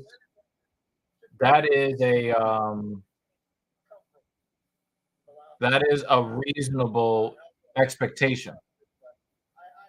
So, knowing that I have like some extreme reservations about the nature of the relationship between Janelle Grant and Vince McMahon, I'm going to say that the NDA was more in the fact that if any of this stuff got out, Vince McMahon would look bad, even if she consented to all of those actions. Because nobody would ever, it's kind of like what happened with Trevor Bauer, the baseball player. This woman asked to be choked. She asked to be. $10. Oh, that's a better card. Yeah, so that's a better card. Anyway, so the thing is, when Trevor Bauer was accused, the woman that accused him asked for rough sex that approximated violation. She requested to be choked. She requested to have rough penetrations in different places. She asked him for what is known as impact play. Now, I'm going to let you guys do the Google search on what impact play is. Okay? Because I need you guys to know that what I'm telling you is not bullshit. Go out and find it yourself. Okay? This woman asked him for impact play, And then after the impact play, she went to the hospital and claimed that she was violated, and they performed an examination and showed bruising, but the bruising that was on the woman's body was the bruising that she asked for. The bruising around certain orifices was what she requested. And one of the reasons why I knew that Trevor Bauer was innocent is because she claimed that Trevor Bauer violated her after she drove 2.5 hours from like San Diego to LA. She claims that he violated her.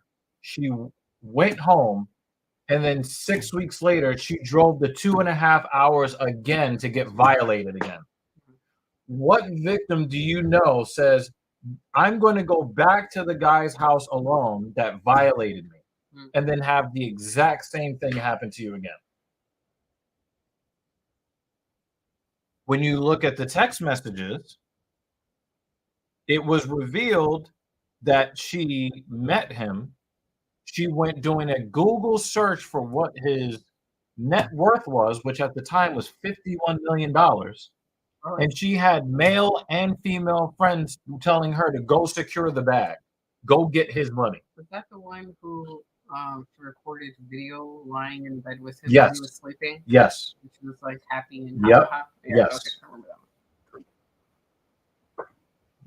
That's the exact situation. Yeah. Oh, did you? And I did not know this until it was like revealed when he won the lawsuit against the woman that lied on him. Mhm. That the male friend that I spoke of Mhm. was another Major League Baseball player. He set Trevor Bauer up with that woman, and then she was going to then take a whole bunch of settlement money or lawsuit money and then give him a kickback. Wow. A $50,000 kickback for securing a victim for her. Mhm. Like, this stuff is in public record. Yeah. And this stuff is happening more and more and more, where women are asking for non-standard experiences and then using it as evidence that they've been abused to then get money out of these men. I've seen this before, very recently. Mhm. And when I looked at the complaint that Janelle Grant brought up, I'm like, that, all of that there, I've seen in BDSM circles. Mhm. I've seen that before. And I'm not saying that Vince McMahon is a good man or somebody that, should be engaging in that stuff. I don't think that any man, especially going forward, should be engaged in any of that behavior, even if the woman is asking for it. Don't do it. We are in a bad economy right now, and there are people looking to do wealth transfer from men who have earned it to people who haven't. And people don't understand that the reason why rich people go broke, the number one reason that rich people go broke is lawsuits. Losing and settling lawsuits. Because once people find out you have money, they are going to line up to find any way to part you from your ducat. And they do it on a consistent basis. And the worse the economy gets, the more the fraudulent claims come. It's like clockwork. It's like clockwork.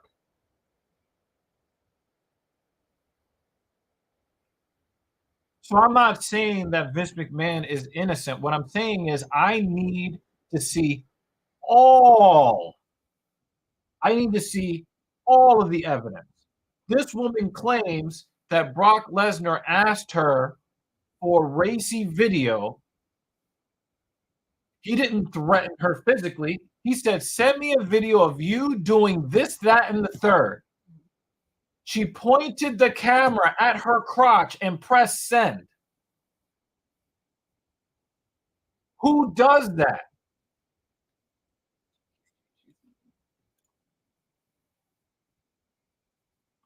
Who does that? It wasn't like Brock Lesnar was in the room threatening to F5 her on the concrete floor. He was somewhere far away from her. And it said, yo, send me this stuff. She sent it, and then he used the proper derogatory term that women looking to be dominated, they want to be called those things. And she was in this relationship with Vince before she was hired at WWE. I cannot overstate that fact. I cannot. I'm just watching this exchange in the comments between David and Jay.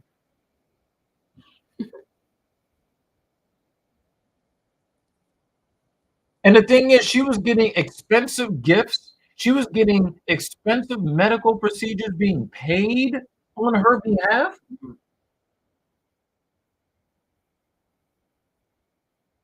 While they were in the throes of the relationship, here's a BMW. Here's this amount of money. Here's a no-show job. They confirmed, like her so-called co-workers confirmed that she did no work, but drew a massive paycheck. Does that sound like somebody who was really afraid? No, it doesn't. And I do agree with this. I will go back to your comment, Jeremy Lewis. I will go back to your comments, but as a matter of fact, I'm going to start this. I'm going to come back to this comment later. All right. And the thing is, federal charges are coming soon. Yes, because anybody who has a normal sexual appetite would think that these are horrible, disgusting things. You never even heard of this type of shit going on, like where somebody would actually agree to some shit like that. I don't think any of you. Now, some of those guys that in JD's stream when all of this came out, and JD was going crazy, calling Vince all kinds of names and stuff. 75% of those people in the chat type in all of that stuff in the hub to watch that content. Where you were going with that. So they want to pretend, oh my God, he's super disgusting. Oh, this is horrible. But they're saying that publicly, but these are the search terms when they go to the hub.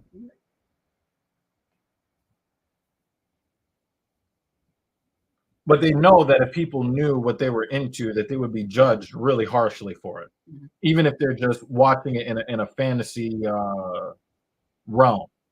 Like nobody wants to be outed as. I think one of the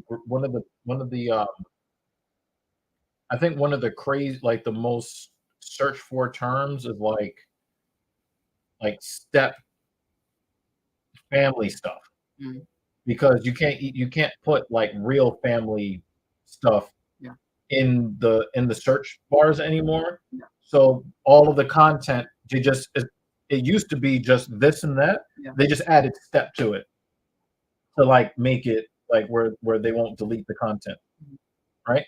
It's one of the most heavily corn search terms in on all of corn. Right? So people pretend like they don't know this stuff is going on.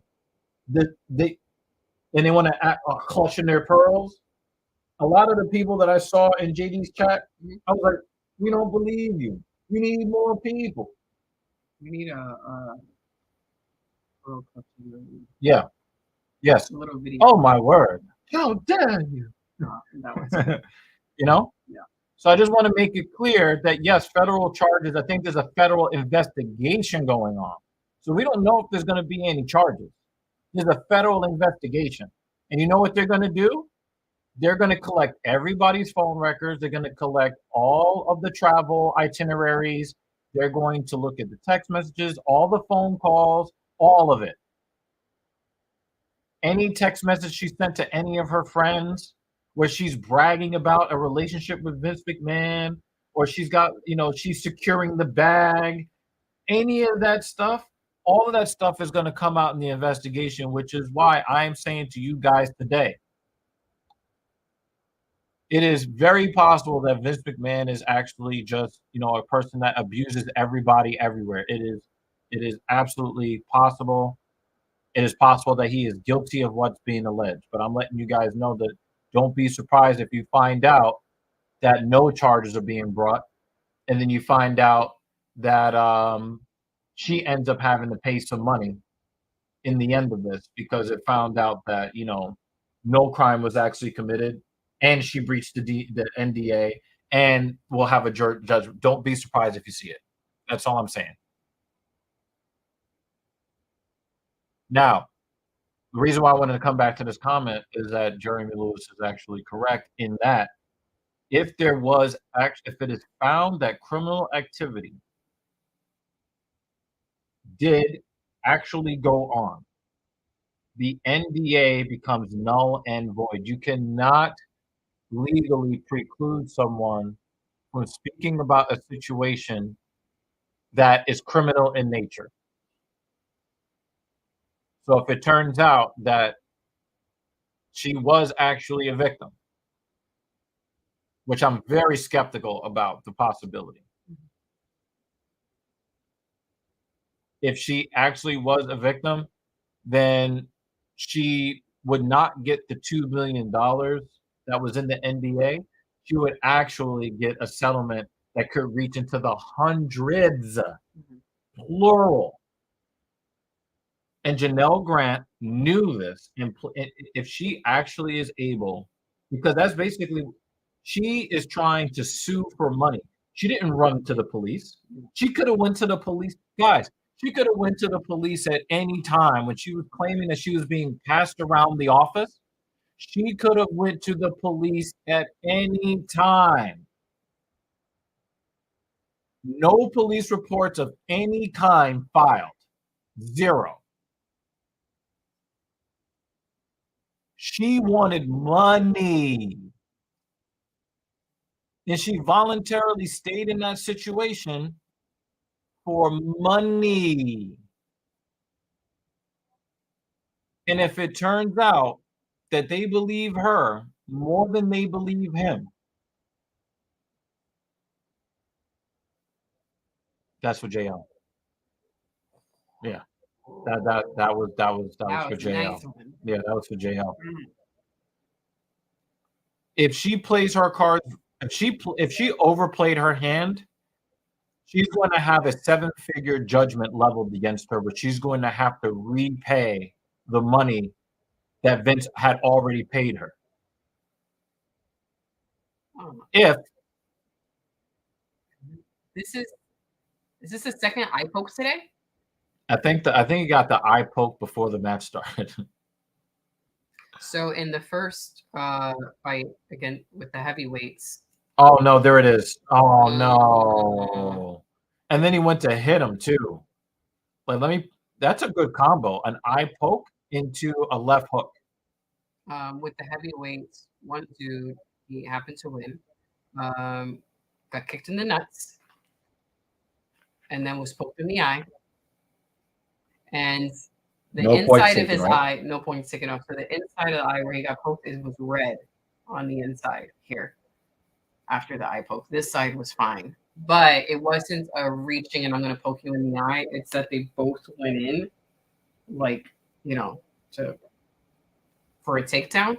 And then the guy, as his hand is coming this way, ends up almost doing like a rape. Like a thumb rape. But he had a closed fist though. But he caught the thumb. It was more closed-ish, like he was going for a closed fist like this. Oh yeah. So his thumb was like this and caught it across. Yeah. Versus this one, he's actually looking at him and putting his fingers out. Right. But yeah, no, the other one he ended up like it was red in the inside of the eye. So basically, what Jeremy Lewis is saying here is absolutely correct. She's either a willing participant, and that will come out in the wash because now the feds are involved. To be honest with you guys, if I'm Janelle Grant, the worst possible outcome are the feds being involved. That's the worst possible outcome. Is he not able to open his eye now? That was a bad eye poke. That was really, really bad. Is there blood? Yeah, they're gonna stop this fight. Wow. He can't open his eye. 2 seconds in? He might have scratched his cornea. His finger went in between the eyelids. Yeah. The eyelids. That was a bad eye poke, y'all. Like 3 seconds into the fight? What the fuck, man?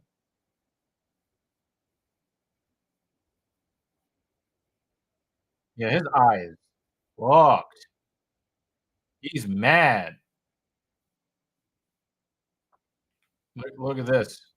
Look how his finger actually goes. Oh, it's underneath the eyelid. His finger. Oh,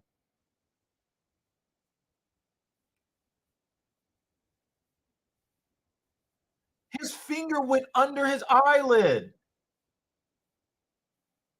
His finger went under his eyelid. Oh man, that's so.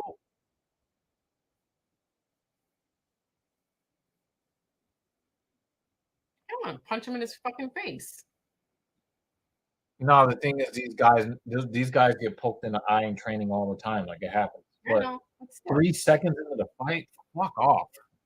So basically, so here's the thing: if I'm Janelle Grant, I'm worried that if I'm Janelle Grant and I fabricated all of this, and everybody's on my side, and everybody's calling me a victim, and it looks like no jury in the country is going to award me less than $300 million in damages. But then the federal government launches a massive investigation. If I'm Janelle Grant and I fabricated this story, I'm like, fuck, I fucked it up. It got too big. Because the feds are going. See, the thing is, there are a lot of people doing a lot of shady things financially, criminally, with selling drugs and all kinds of stuff that go outside of, the coloring outside the lines of society. Then a lot of people do get away with it for a time. Some people are never caught. But the thing is, once you catch the attention of the feds, your whole life is going to be turned inside out. Damn.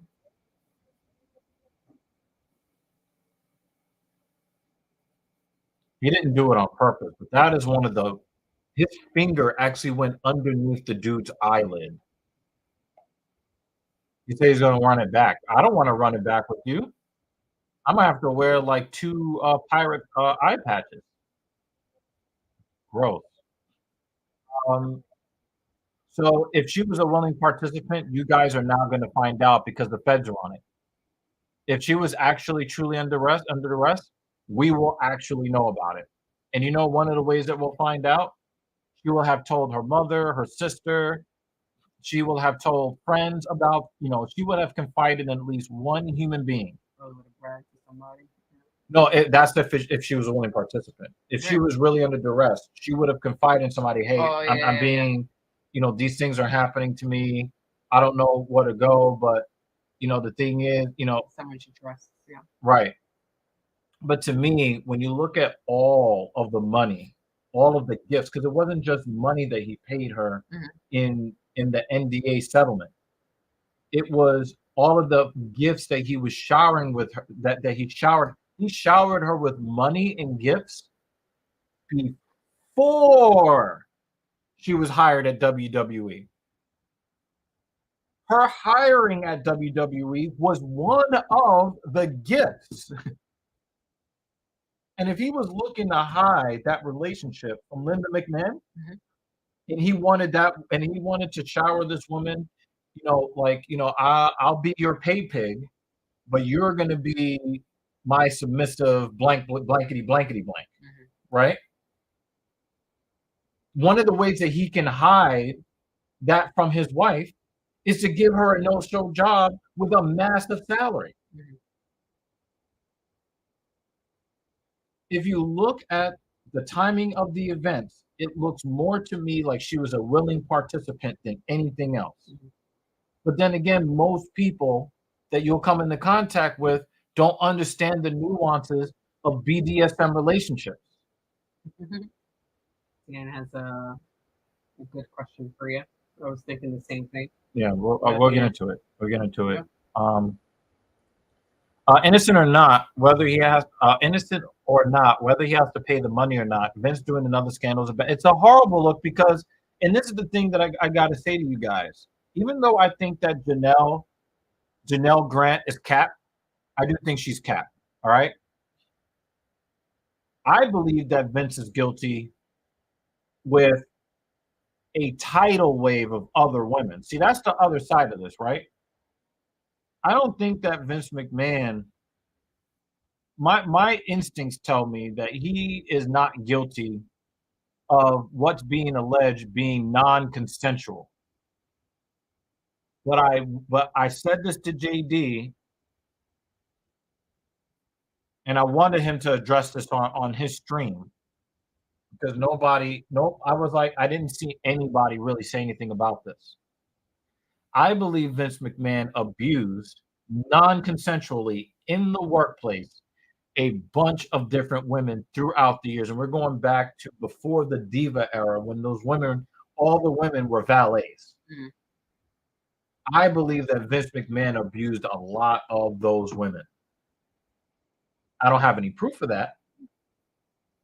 But I think Vince McMahon took women who were on the payroll, and he was making their careers dependent on what they were willing to do with him. On some, not Epstein, the other guy, the Hollywood guy that went to prison for doing things to Weinstein. The other Stein. Wow, that was racist. You need to chill. You're going to take the chance. You can't talk about that group of people. Like that. Yeah.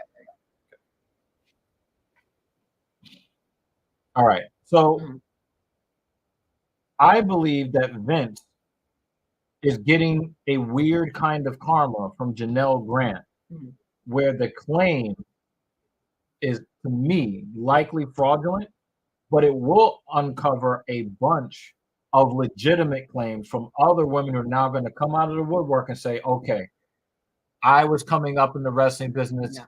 I was told that if I was going to do blah, blah, blah, blah, blah, I was going to have to do blah, blah, blah, blah, blah. So don't think that I think that Vince is some heroic figure. Absolutely not. And my hope is that he only pays for what he actually did.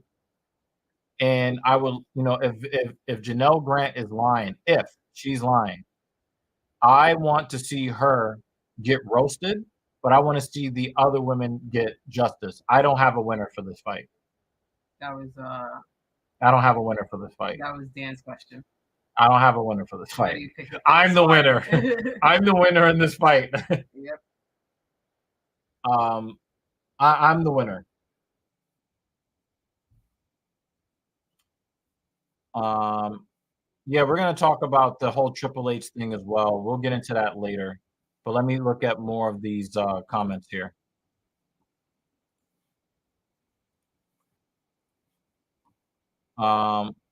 It's what can be interpreted by law enforcement by what is described, then they investigate. Exactly. 100%.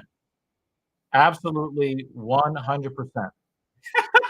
This is funny. People are flooding Rock's ID saying I'm sorry. That's so funny. People are like so emotional over a wrestling storyline. Chill. Cody Rhodes is going to hold the belt for 2 years straight by 2027. Come on, guys. 2020 by 2030. We put in The Rock and it came up as popular. Oh yeah, or unpopular. Let me see. Yeah, the Triple H stuff. More storyline stuff. More storyline stuff. Yeah. Is if they can determine it was a quid pro quo, her being flown across state lines to service, talent, and exist or whoever, it is illegal to employ someone in return for sexual favors. It's possible.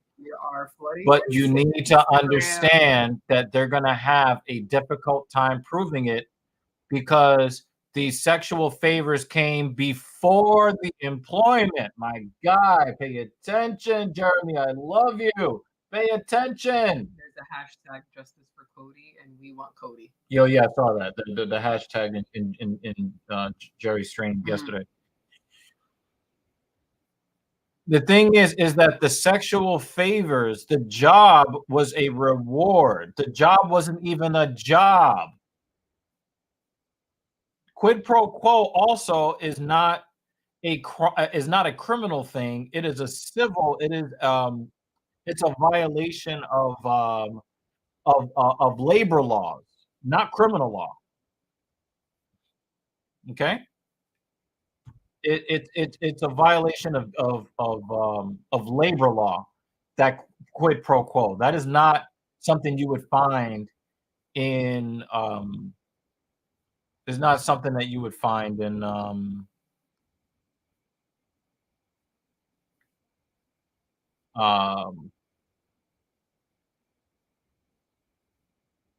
David, are you watching this match? Or are you doing yeah. course?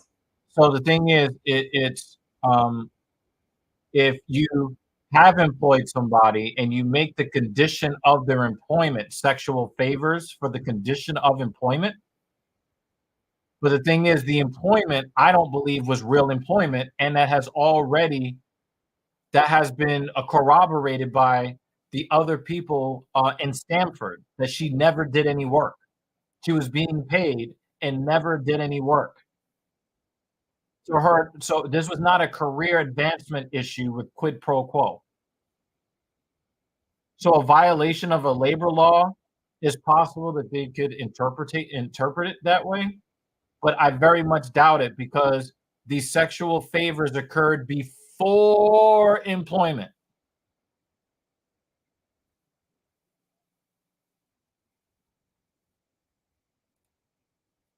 Many women who are bringing lawsuits, and that's one of the things you have to understand about this, Jeremy Lewis. Many of the women who are bringing lawsuits under the Survivors Act and similar laws in California, the Survivors Act is a New York State thing. There's an act. There is a provision that's very similar in the state of California. These women are being allowed to bring civil suits, whether or not the actions are still within that statute of limitation timing. So that's why you heard all of these guys, all of these celebrities and rich men having a deluge of legal um, torts being filed against them, these civil torts being filed against them. But the thing is, these guys cannot be prosecuted federally because of, these women are making claims from 10, 20, 30, 40 years ago. So, and a lot of times they're making claims that can't be proven. So it forces the accused to try to prove a negative, which is a problem in and of itself.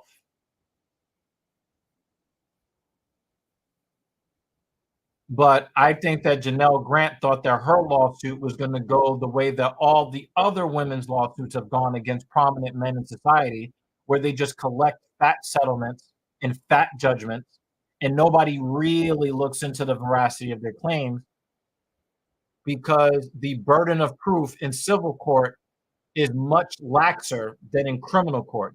There's a much higher bar that you need to pass in order to find someone liable criminally than to find somebody liable civilly. So there's a whole lot here that you have to break down. And I think that she overplayed her hand because she saw all these other women get in the bag, and she couldn't just take the million and all the tens and hundreds of thousands of dollars that he gave her already. That wasn't enough, right? Good job, Silva. Wow, Silva is going crazy right now. Wow. Oh, wow, another head kick. That was a flurry and a half. I would say that I give the edge to Silva. She's definitely cuter, especially after they both cut weight. Mm-hmm.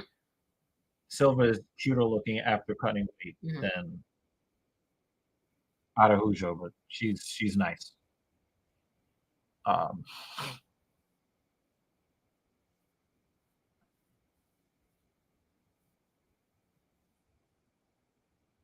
Yeah, I'm gonna get to your Rock Cody arguments in a bit, but I just want to. Yeah, the worst possible outcome is if she's lying or embellishing any details because it makes it harder for women. If it's found out that she lied, Mhm. it is possible that the women who were actually violated by Vince McMahon may never come forward. Mhm. And Yeah, so her fucked it up for greed, them. right, her greed could actually end up harming those women for the rest of their lives where they're never going to even be able to tell their story. Yeah. Because the first thing he's going to say is, well, Janelle Grant was lying. Mhm. She was down with it. That means everyone else is lying. Yep. And then it's a chilling effect on women who have been that have been wrong.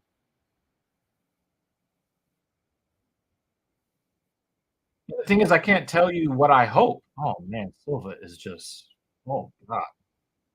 Um, yeah, just Rick Allen's here. He popped in the first few minutes before the first match even started. It was like, this card is rubbish. Oh, okay. Yeah. I'm just glad that he didn't come here last week and troll my father. Because like I can't take, the trolling. I don't know if Rick knows, but my father died a week ago. I can't really take the trolling today.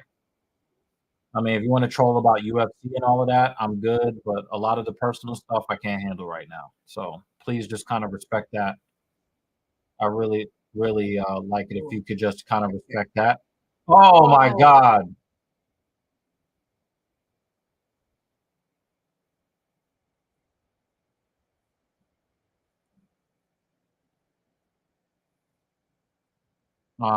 Yeah, so I'm just gonna ask you, Rick, if you're still in the chat, to just kind of chill just a little bit, for a while until like I can get my head together. But you have to know that her lawyer is obligated to advise her the ramifications and implications of her filing a lawsuit. The thing is that she is telling the lawyer the same story that she's telling everybody else. So the lawyer thinks that they have a massive case. The lawyer may not be understanding of the kind of relationship that she was involved in and is going to believe her like everybody else does. Yeah. Silva is looking really confident right now.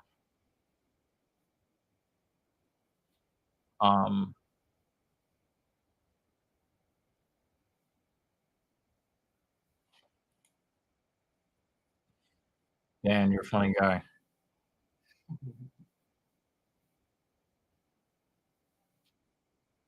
There's a 98% prosecution rate in federal cases. That's a conviction rate, not prosecution rate. So the prosecutions are like the cases they bring. The also another thing too, and almost every district attorney's office has a 98% conviction rate, David. And the reason for this is, and I think I was just talking to, I was on Captain Paul's podcast concerning the Hockey Canada scandal. And I knew that I was just talking about this. The way that prosecutors increase their conviction rates is they know that the only thing that they have to do is bring charges with enough evidence for a grand jury to indict, and then tell the guy, if you are convicted of all the charges, and they'll trump up charges, they'll even bring multiple charges for the same one act that is just written slightly differently. And then when they go to sit down with the suspect and the public defender, they'll say, if you are convicted of all of these charges, when they only committed one criminal, or they're really only accused of committing one criminal act, but then they'll lay 18 different charges and say, well, if you're convicted, you could face 40 years. It's like, well, you just said I stole like a broom and dustpan from Target. Mhm. And they'll just lay on all the charges and all of the fancy legalese to then get you to say, you know what, I don't want to take a chance on 40 years, even though I didn't steal this thing. Right. I'll take the 18 months or the suspended sentence. Mm-hmm. And when you plead out no contest or you plead guilty, and there are many people that plead guilty to stuff they didn't do. Guess what that means? The prosecutor's office, that's a conviction. Mm-hmm. Right? They play mind games, they lie, they do a lot of messed up things to get people to take plea deals, and they count those as convictions. So I would not get all wrapped up in any conviction rate. Okay? All right? All right? But I also will tell you that all of the evidence will absolutely come out. All of it. And if it turns out that Vince McMahon was actively abusing not just, because I'm telling you, in this investigation, if it turns out that he is guilty of what Janelle Grant is claiming, they're also going to find the other victims. Guaranteed. And if if she is found to be lying, they might still find the other victims, because they're going to be going through tens of thousands of documents. They're going to be going through so many text messages. Mm-hmm. They're going to be going through so many call records. They're going to be looking at where Vince McMahon's claims are going. They're going to be getting a lot of information from a lot of different places. Vince McMahon could be screwed, and he could end up being found guilty of the trafficking while also being found innocent or not guilty of Janelle Grant's claims, specific claims. Mm-hmm. Because they're going to have all the information. Yeah. And in that case, can you imagine the live stream? There's going to be 10,000 people in JD's live stream live the day that Vince McMahon gets arrested and goes to jail. Wow. The day he's arrested, the trial, and if he's convicted, the day and sentenced. Oh my God! That would be its own series. He's gonna, and of course, that's the I know. I was expecting it. Got it. Yeah, I was expecting it. I will say, Dan, I give the edge to Silva. Silva is. I had to really look. Araujo does not. When she cuts weight, it kind of makes her face look a little bit more masculine. So I definitely give the edge to Silva. But the real winner is me. Thank you.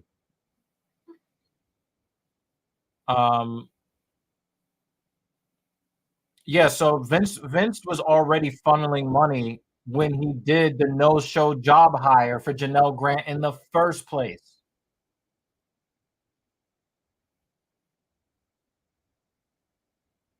And the thing is that, again, these unorthodox relationships, and the thing is, I would not be surprised if Linda McMahon signed off on his relationship with Janelle Grant. I would not be surprised. She's an old woman that cannot keep up with this guy who eats Tremboloni sandwiches 4 times a day. And this stuff has been part of the on-screen storyline a bunch of times. Him cheating on her. Yeah, but I don't even. Yeah. But the thing is, they never divorced because she knows where her bread is buttered. Mm-hmm. She's not going to go out there and find some other billionaire guy. Mm-hmm. She's like 1 million years old. She knows it's over for her. And the thing is, do you really think that she's being cheated on if he wants to do these sexual things and she's got dust, poofs of dust coming? What I mean when I say the word cheating. No, I know. Yeah. But the thing is, I don't even think that it was a cheating situation because she knows what time it is. Linda McMahon is no fool. Linda McMahon did all of those storylines during the Attitude Era, not knowing that one day she might want to be a politician. Mm-hmm. And it was the storyline that WWE put out there that killed her political career. Mm-hmm.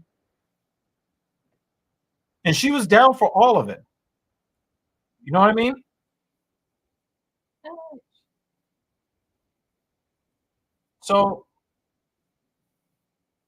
I think that Linda facilitated the NDAs because it was actually part of Vince McMahon's appetites.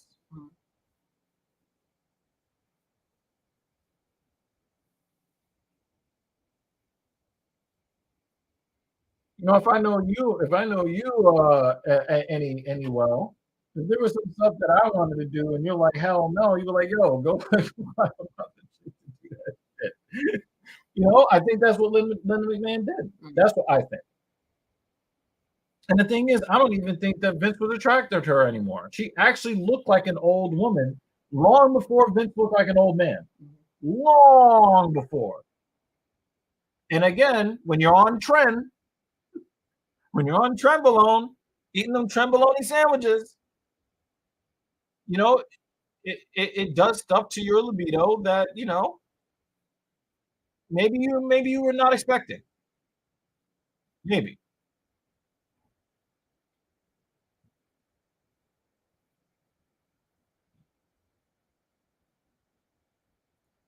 Oh yeah. We're not even talking about this because this is his relationship to WWE is completely gone over, done with. Like it doesn't even matter, right? So that's not even part of the conversation. What I want to know is what is going to be the outcome of this civil trial, and then what is going to be the outcome of the criminal investigation. That's what I want to know.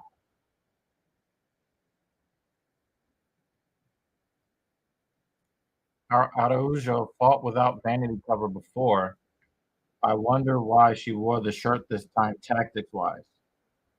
I would not be surprised if she was maybe bruised in practice, or sometimes you'll see that fighters will hide staphylococcus infections. So, you know what I mean?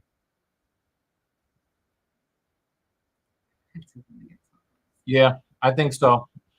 I think so. What kind of tacos, Jeremy? Those kind of tacos.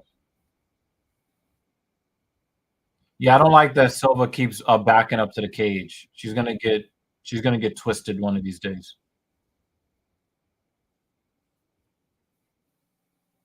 I read that as street meat. I've definitely watched too much corn in my life. Wait, okay. You're talking beef tacos, chicken tacos.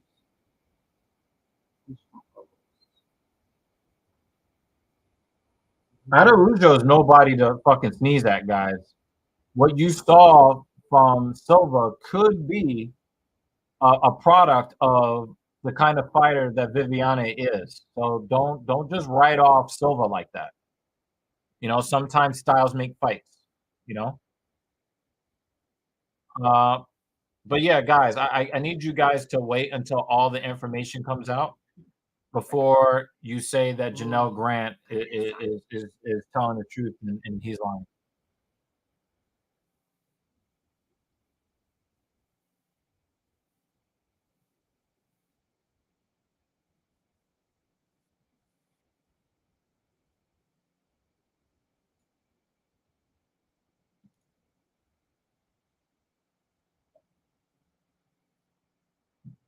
Cheeks, baby.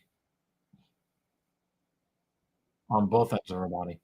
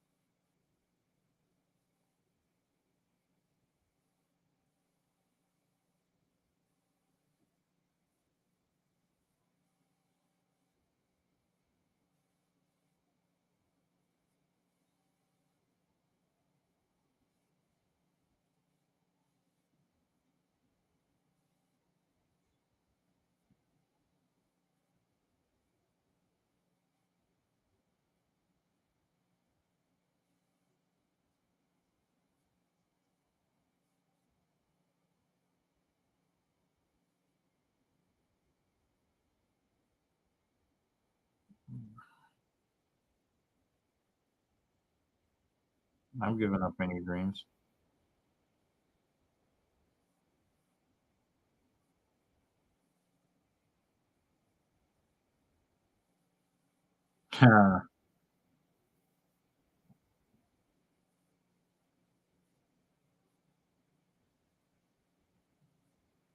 Where DC's gonna be like, we ain't got time for that.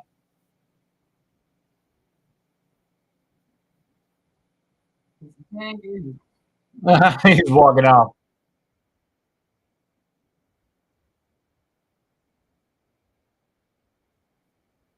Oh, yo! You said you better wrap that.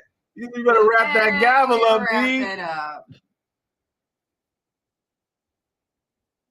He said, "Son, it's real simple. Wrap it up." Yep. If she wasn't so beautiful, people would have been like, "Get her, boo, get her off the stage."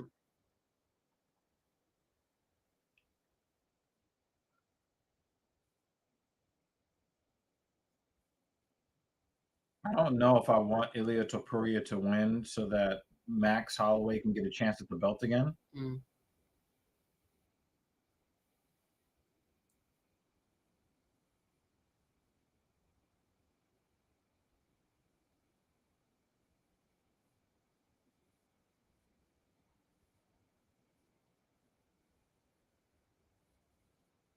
I don't understand why people were surprised that Volkanovski got knocked out. Like, when have you ever really seen Max Holloway knock somebody down? He did it twice in the same fight. Mm.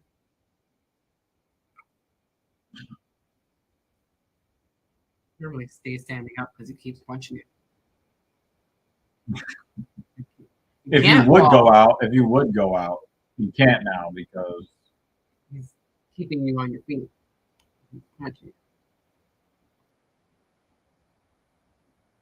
So go to some of these other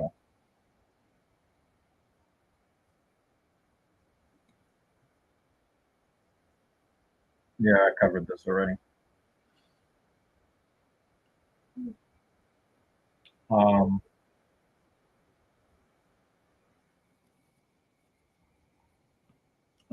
Let's talk about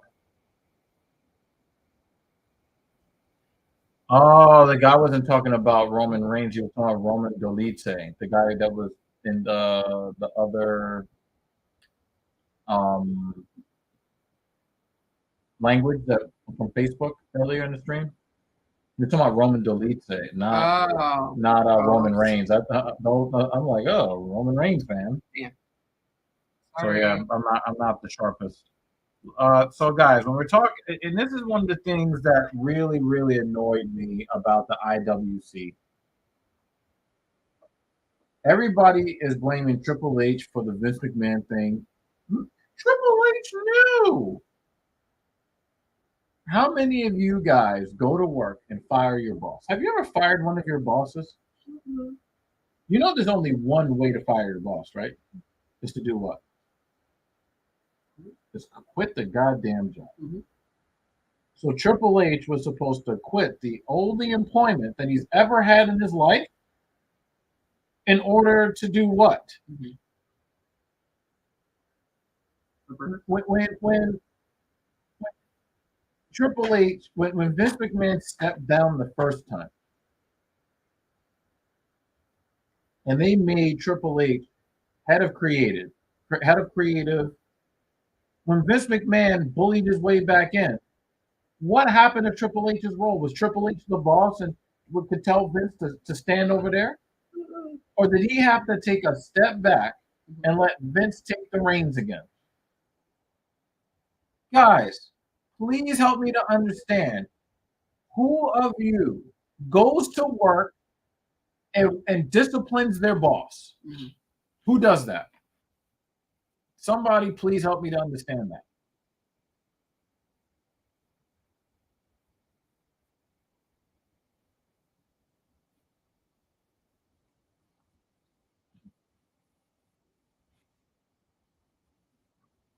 When it comes to the whole thing with The Rock, right?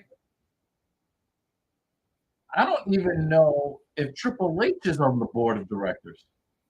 I don't know. I don't think Triple H is on the board of directors. Mhm. But you know who is? Dwayne Johnson. Mhm. Like, people need to understand that that creative may never be the same again. Mhm. Creative may never be the same ever again. When I was running in the park, somebody was playing a zombie Oh, on their violin. yeah. It was nice. I actually had to And you were stop running. I stopped you running. I were was like, looking for Chang Sung Jung? I caught it at the very end, but it was nice to just Yeah. stop and listen to it. Like, continue running. Yeah, and it messed up your time and split. Nice. Did. So yeah, I don't understand why people think that Triple H is like this all-powerful being that can stop world hunger and all world wars. You know, Triple H can only solve Triple H related things, people.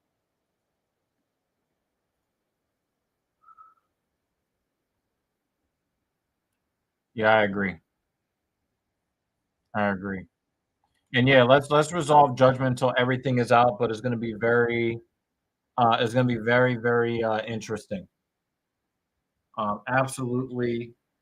And the thing, and here, and guys, you know, somebody's probably gonna, guys,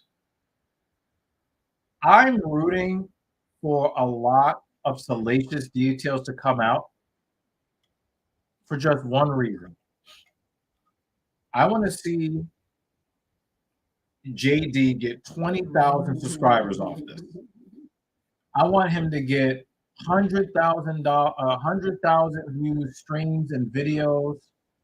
I want to see JD go upwards like Chris Van Vliet was in his chat last night.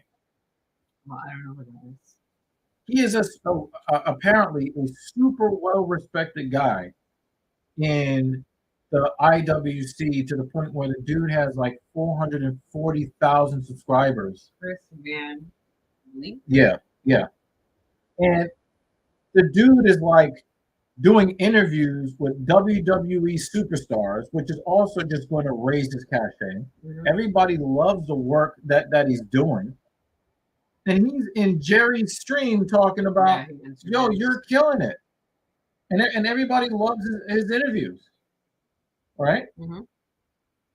And the thing is, the guy is in. He's in the in. He's sitting in Jerry's stream like, yo, you're killing it out here, bro. He actually has 2 channels. Oh.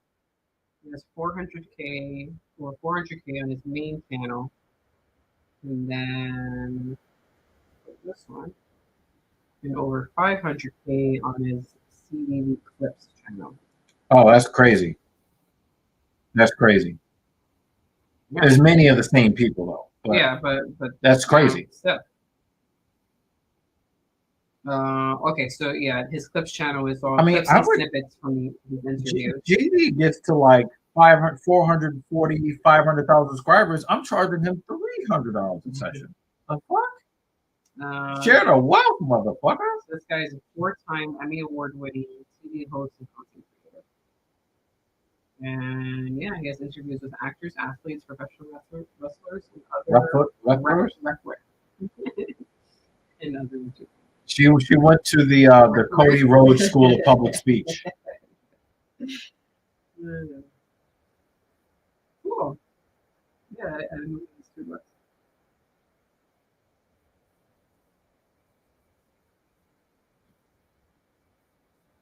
Oh, he also interviewed the actors during the Iron Claw premiere. Yes. Yeah. That was a really big thing. Yeah, everybody respects him. Even Jeremy Lewis respects him. Right? Mm. So here's the thing, guys. You know, a guy who's on that level is in Jerry's chat. What does that mean? That means that the tide is turning on the poor public image that JD has had because of, you know, how raw he's been over the years. Yeah, I think if the suit had an issue with the way JD was, that would not have problems with that. I mean, the fact that he popped in, he's probably watched a bunch of shows or a bunch of JD stuff. Like, I don't think that was the first time he tuned in. I mean, if you knew, because I can't be like telling, you know, JD's business, but if you knew, we'll be hitting him up in the DM. You understand that the JD is legit, and he's only gonna, his star is only gonna rise further the harder that he works, and the less people that he alienates. You suck. You suck. But I did walk into that.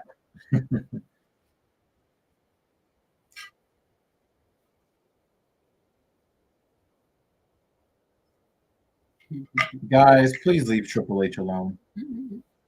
All right, Triple H is only doing what he can do to make the product better. And when he gets word from on high that this is what we're going to do to make some real money, not, oh, we sold out WrestleMania. Do you think that that's what Endeavor bought the WWE for? No, they did not buy WWE so that we can sell out a football stadium. Yeah. No, they want to go above and beyond.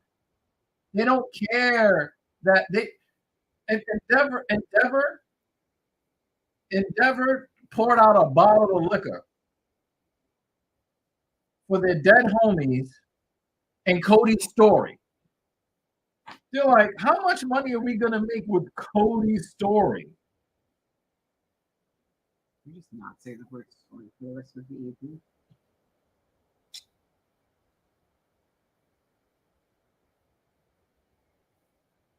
Do you guys remember they had this whole angle about what's best for business, and they had Triple H. He was kind of going between a tweener and a heel when he was, you know, the CEO. I'm the COO. Oh. Do you guys do you remember? I want to go back and watch some of those clips. I'm the CEO. Don't choke. See you in a bit, Jeremy. Don't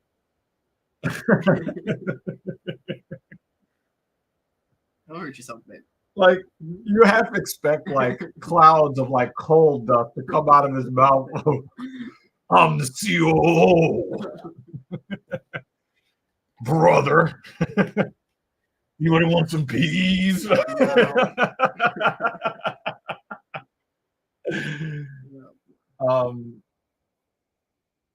Do you guys remember those storylines that they had? You know, when it was CM Punk versus Triple H before CM Punk left the company, and they had this whole thing where they actually got Cena out of like the limelight for a little bit. Mm-hmm. You know, they brought back Francis, you know, because John let him live. Mm-hmm. He told him to take the night off, take out his earpiece.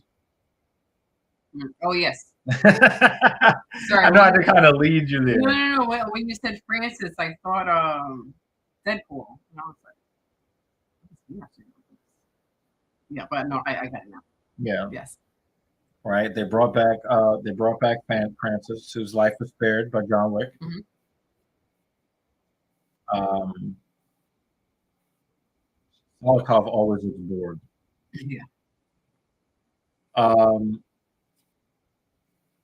And they had a really, really good storyline that I've actually watched on YouTube multiple times. I really enjoyed watching that whole angle where John Cena was kind of a part of it, but he wasn't really.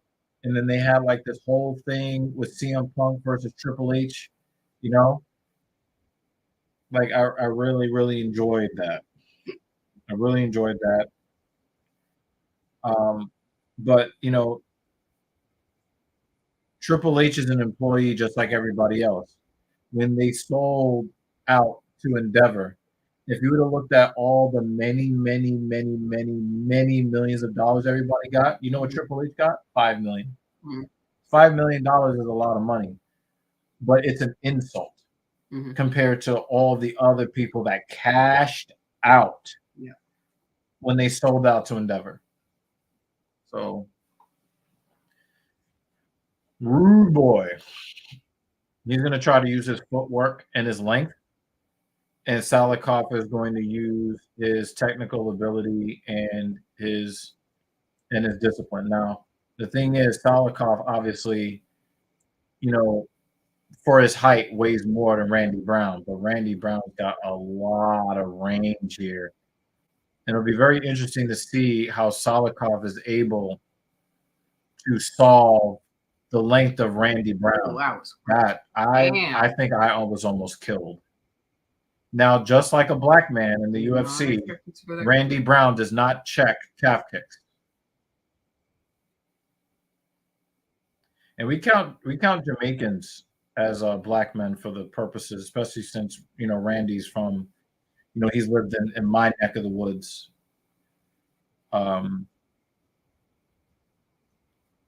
Salikov, I now see a path for victory for Salikov now, because Randy Brown is not, he's so heavy on his front foot, and Salikov's arms are not long enough to reach Randy's face, at least not right now. But his legs are long enough to reach his plant leg, to reach his front leg, that he steps in on when he delivers the strikes.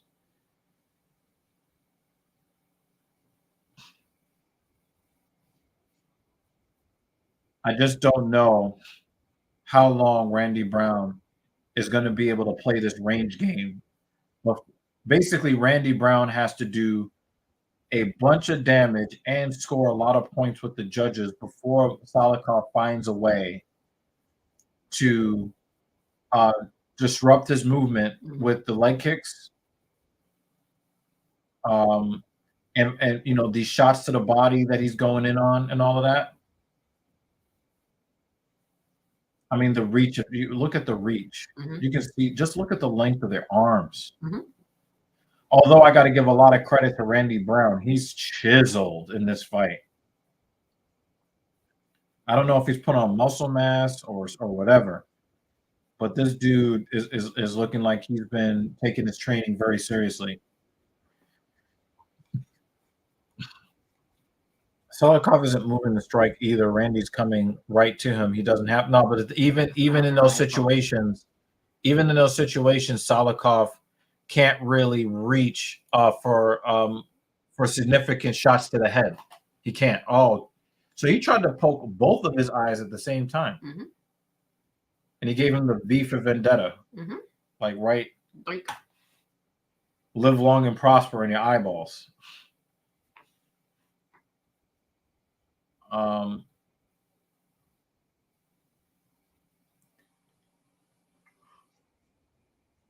Harry Hatley looks like he belongs to a biker gang.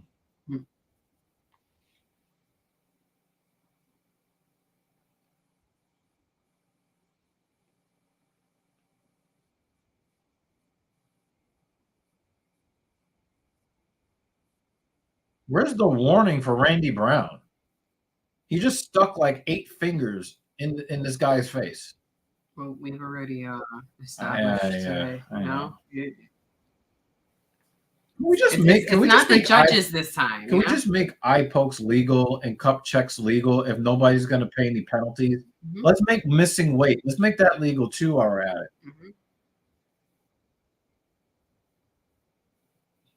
Hatley is red. Check his blood pressure. That guy looks like he's been in a lot of fights too. Oh, he killed him. He killed him.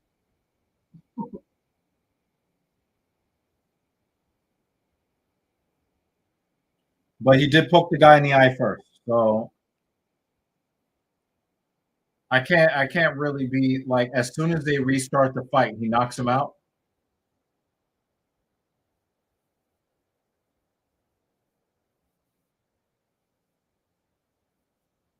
I just no, Jay, no, Jay, no. We're not playing this game. Because the dude knocked him out after he poked him in the eye. Right after he poked him in the eye. Yeah, if I'm you, David Banner, I stay by the pick. I would stay by the pick too. The finish is not nice. The finish is only nice. The finish is only nice if Randy Brown did not just poke the guy in the eye 3 minutes prior to that. No, because if you look at the red clock, I counted the red. But the thing is, the dude Hatley was asking the guy if he was ready. You can tell a lot of these guys are not ready. Mm-hmm. They're not ready, but they're just gonna say yes so that the fight can continue and they don't stop the fight. Mm-hmm. No. So well. All right. So I'm kind of partially agreeing and partially not. Well, then a win would be a win. It depends. So look. So if he would have knocked out Salikov in the 4th minute of the 2nd round, mm-hmm. I would be more impressed because he would have mm-hmm. fully recovered. But we're talking about he knocked him out right after the eye poke. Right. And he put like fucking 4 fingers in his eye. Mm-hmm. This is a good question. If your favorite announcer took the eye poke that Salikov did, what kind of job do you think he would do after that? Don't answer that question.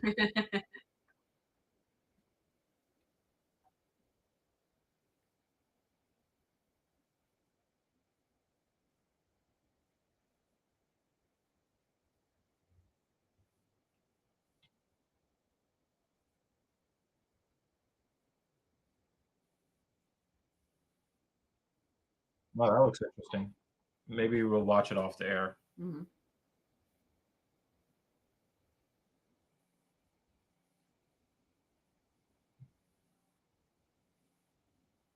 No, but you already know, Jay, that these guys feel a lot of pressure to get back into the fight because people are going to start calling them names like they're weak and they're quitters and all of that stuff.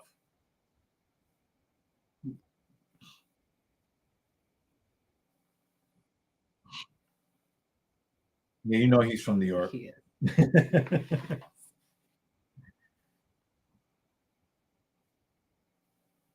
I saw what your fingers are capable of. And the thing is, I'm a Randy Brown fan, but I cannot look at how he just eye gouged the shit out of the guy just mere seconds before he knocks the guy out.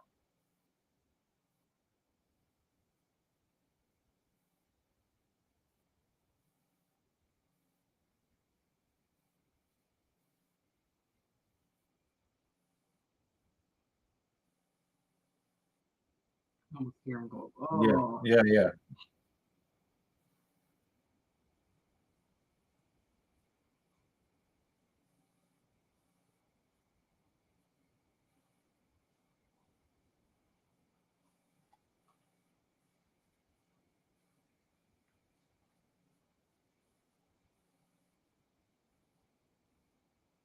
And the thing is, if it's Muslim Salikov and Randy Brown, I'm rooting for Randy Brown.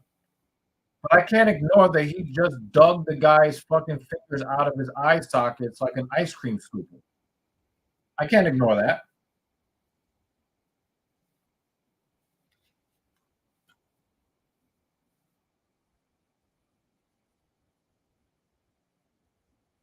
No, stop playing. It is not an Izzy type of knockout because Izzy did not poke the dude in the eye first. And again, I'm a rude boy Randy Brown fan. I am a Randy Brown fan. I wanted him to win this fight. I don't want to see him win the fight just seconds after Yeah. he pokes the guy in the eye.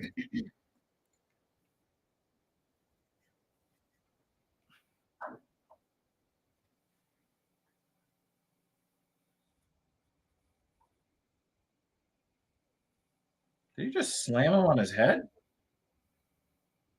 Ugh. Oh, is that Joe Pfeiffer? Yeah.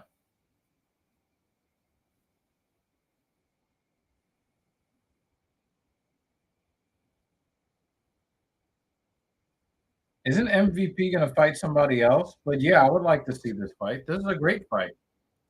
That's a great fight. That's a great fight. I would really love to see that fight. Yeah. We get the UK Jamaican versus the New York Jamaican.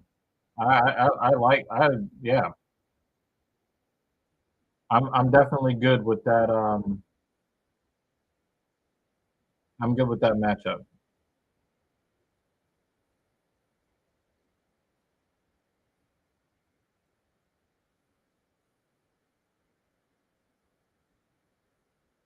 Oh, Austin Matthews showed out at the All-Star game.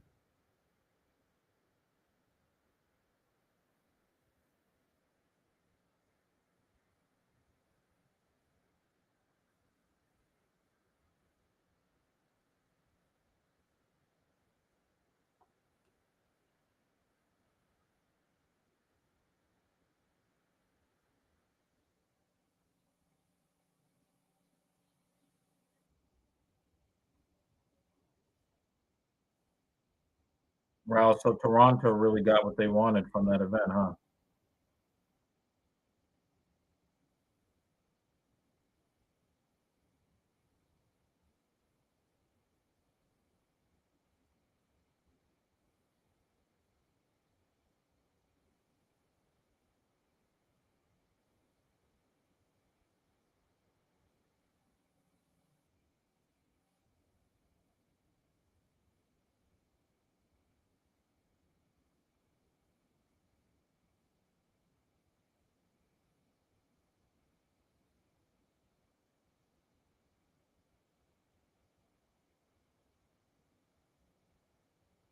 Well, congratulations to Toronto Maple Leafs fans because that's probably the closest you're going to get to winning a Stanley Cup.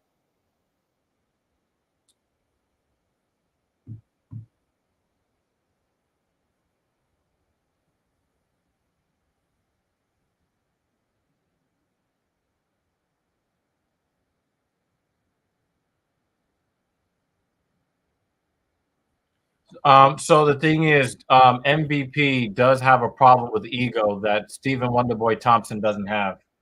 And I think that that's what makes that a closer fight. Also, I think that Holland also had that hand injury from blocking those high kick attempts of Wonderboy. So, he couldn't even defend himself because of that broken hand. So, I don't think that you can just say this person beat that person and thus this other person is going to beat that person. It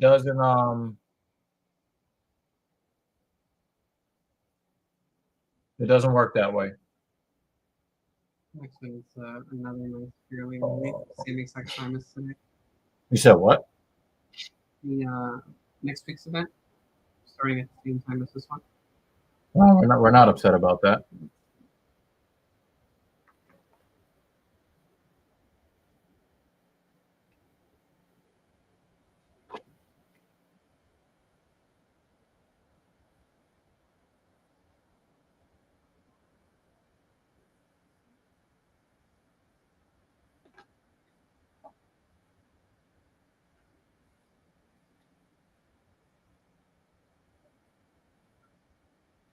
Is it still on, or are you putting this in?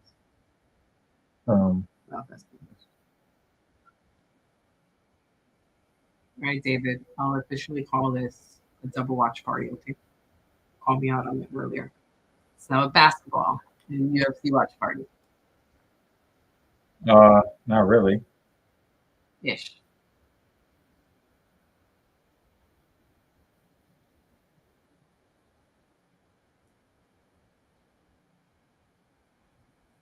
Yeah, I'm hoping that LeBron like really is successful this season, and keep basically as a as a way to shit on the haters.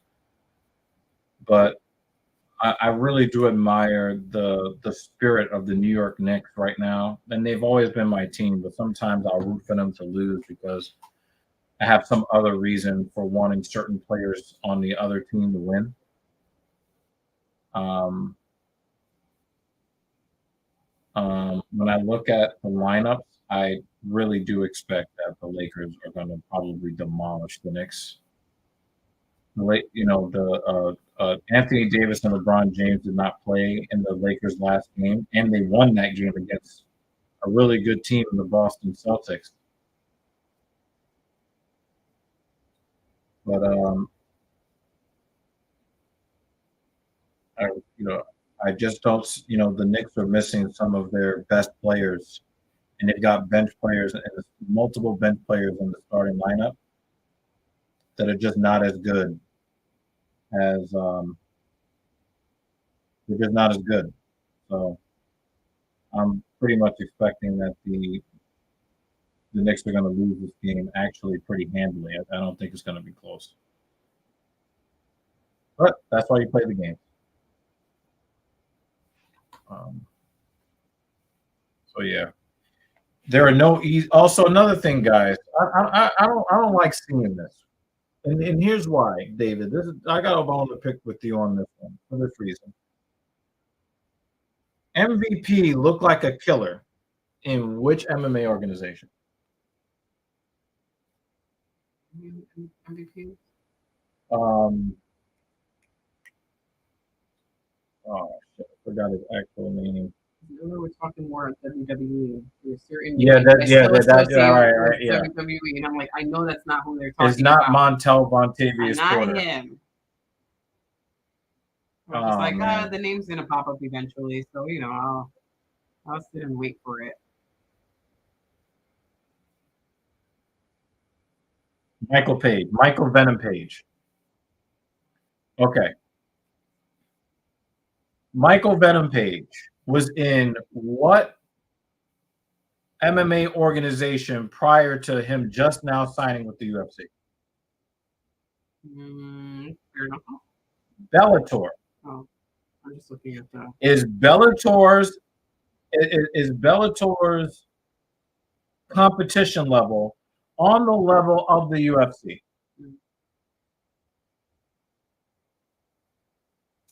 MVP ready to shake up the UFC very quickly.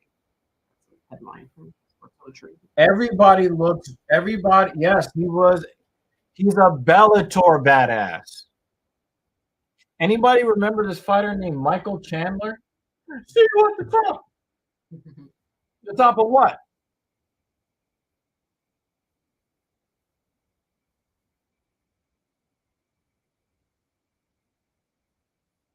Oh, I really, that, Jay.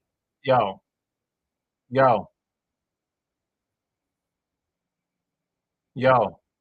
I gotta tell you guys, I am really excited for this fight, just because of Renato Moicano.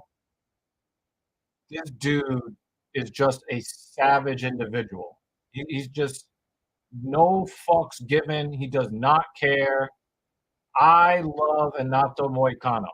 Oh, did D'Angelo Russell just get his shot destroyed?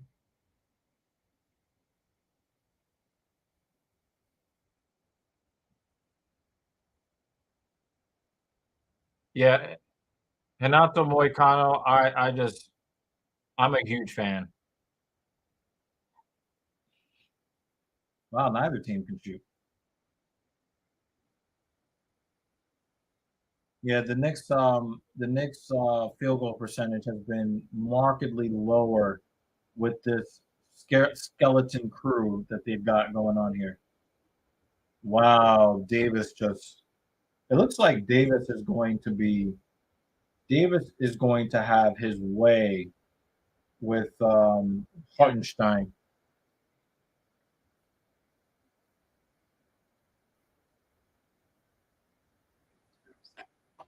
Yeah, that would be nice. I don't really know what to eat though, but well, let's just get to the end of the stream. Maybe a little something to chew on, but let's get to the stream, the end of the stream.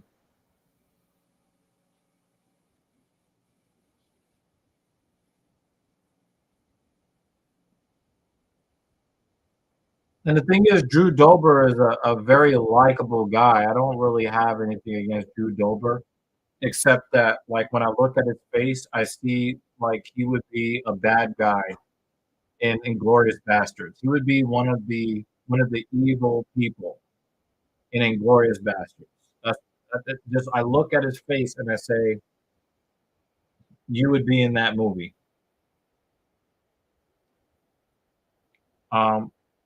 But besides that, um,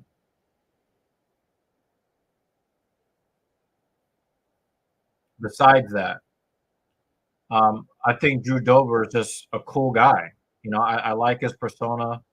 I like, you know, how tough he is in the cage. He takes chances. He likes to fight.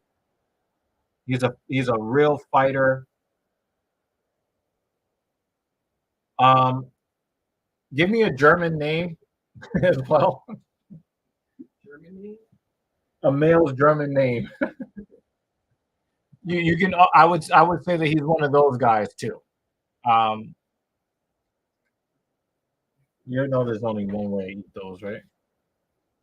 Oh, well, yeah. Well, German then?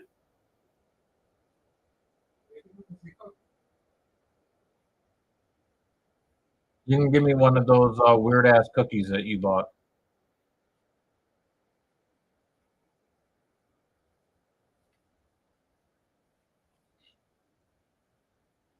I would say Drew racially pure Dober. I know that's so unfair, but I'm just saying.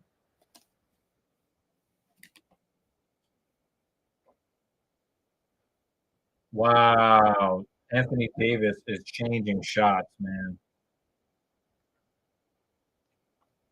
So some of the things that Moicano was saying in the lead up to this fight just made me root for him even more.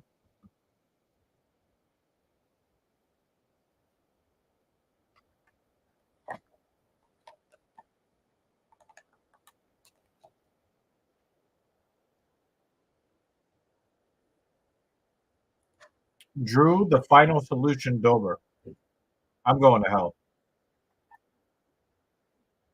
Do not follow me where I'm going, guys. I'm going to hell.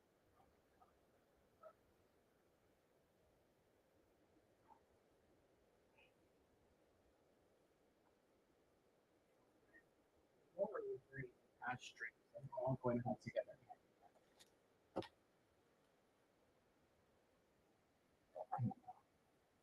I'm with us.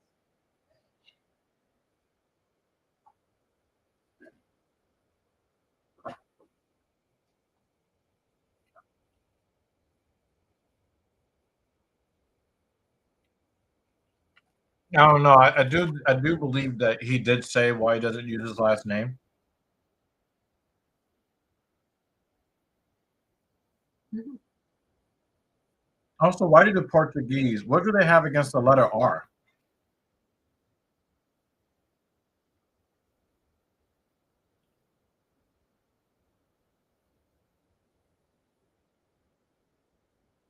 You telling me that if you would have saw him in Glorious Bastards in one of those uniforms, that he wouldn't fit right in?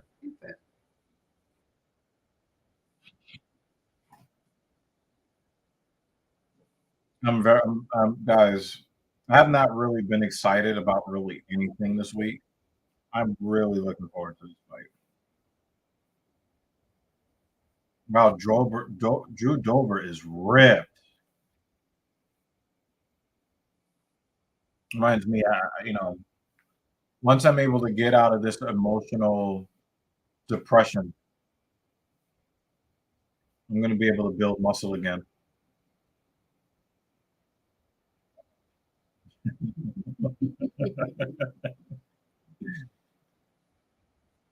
Who was that? Jay? You want to raise the volume? You didn't hear it well enough?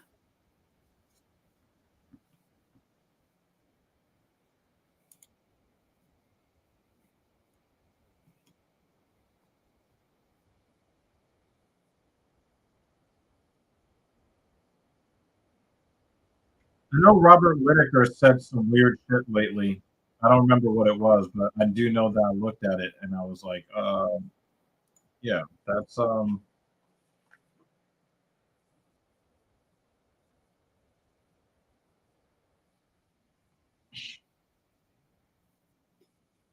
simple emojis can be my pain.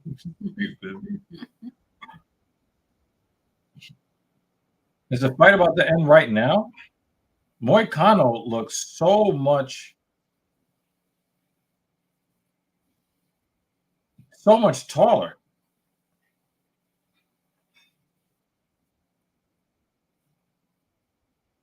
Oh, actually, I agree. If that's what Robert Whitaker says, I agree with that. I agree with that because you weren't in the stream, but I already covered this early in the stream when I said that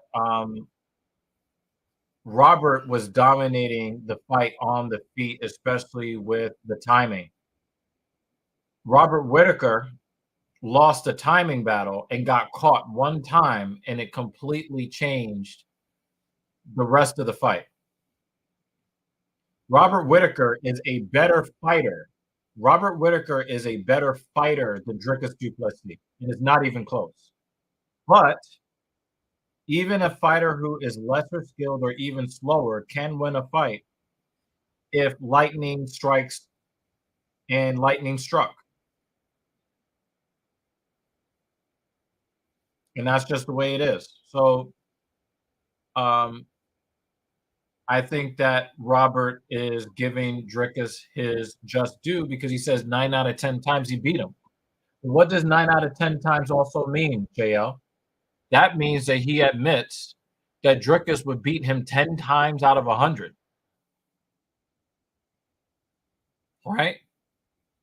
What Robert Whitaker is saying is, I'm a better fighter than Dricus. And when you've been the middleweight champion as long as Robert Whitaker was, and you're looking to be champion again, you have every reason. You actually have a responsibility. You have a duty to the fight fan, to your coaches, to your family, to yourself, to believe that you are better than everybody else that's there. Okay? And the thing is, so the thing is that his style was winning the fight until he lost the timing battle. He lost one timing battle in the fight, and that ended the fight for him. But if you actually go back and watch the fight, he was outperforming Dricus. And he was actually frustrating Dricus with his footwork. Dricus has something. He has simple technical power. That's what Dricus has. Simple. He's not, a high level striker. He's not a high level wrestler or any of that stuff. That is not who Dricus is. Dricus is the second least skilled UFC champion in UFC's history. Strickland, the guy who took the belt off of. Okay? Yeah. So, do you believe, and dude, maybe you have something against Whitaker, I don't know, but I need you to answer this question for me honestly, okay? Okay? Do you think that Robert Whitaker is a better fighter or a worse fighter right now? Okay? Who do you think right now is a better fighter skill-wise? Paulo Costa or Robert Whittaker?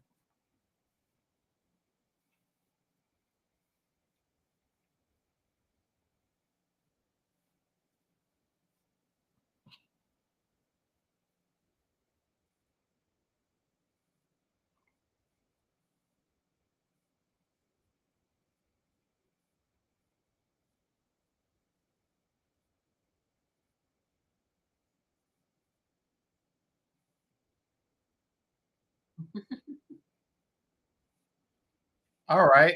Robert Whittaker had how many title defenses, and how many title defenses does Costa have?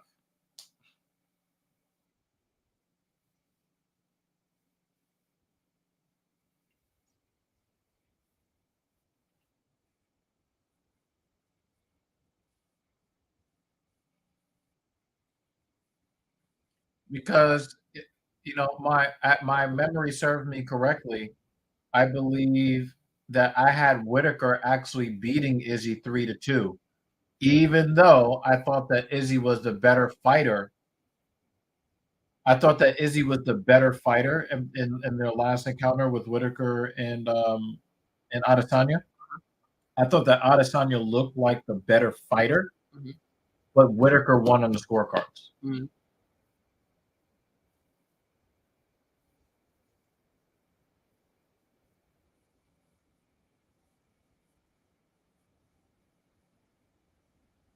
So understand that Costa has zero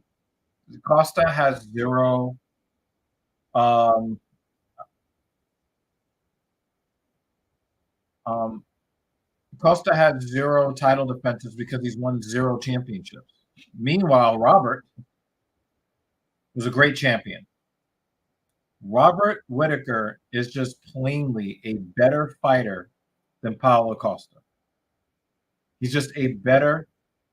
He's better footwork wise. His striking technique is better. His wrestling acumen is better. He's a better fighter. If Costa caught him and knocked him out, which would be even more likely now that Whittaker has been now knocked out twice. Every time you get knocked out, it makes it more and more likely for you to be knocked out again in the future.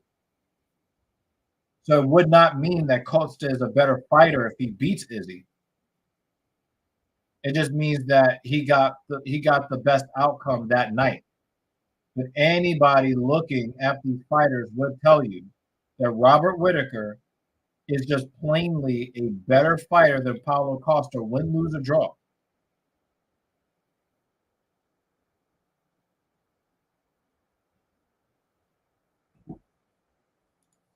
I get what you're saying here, Jay. I get what you're saying here, right? But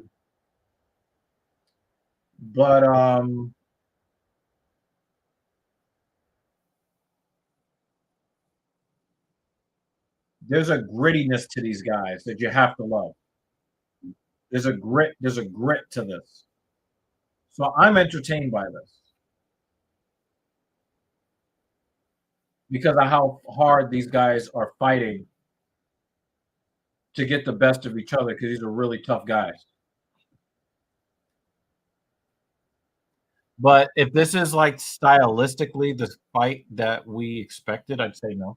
Mm-hmm.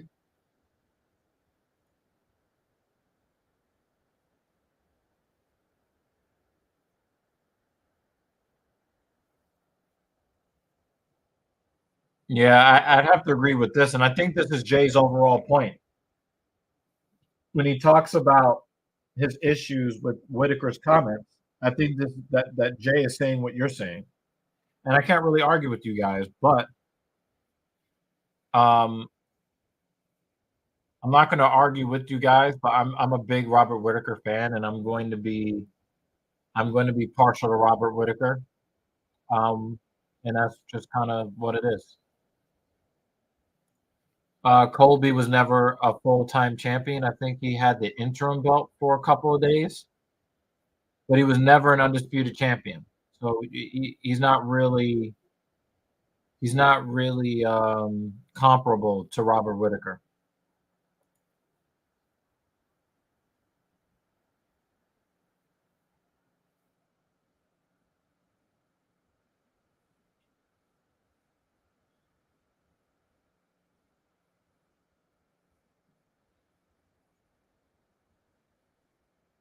Well, the Knicks are hanging in there. Low scoring affair because they can't shoot, but they play defense.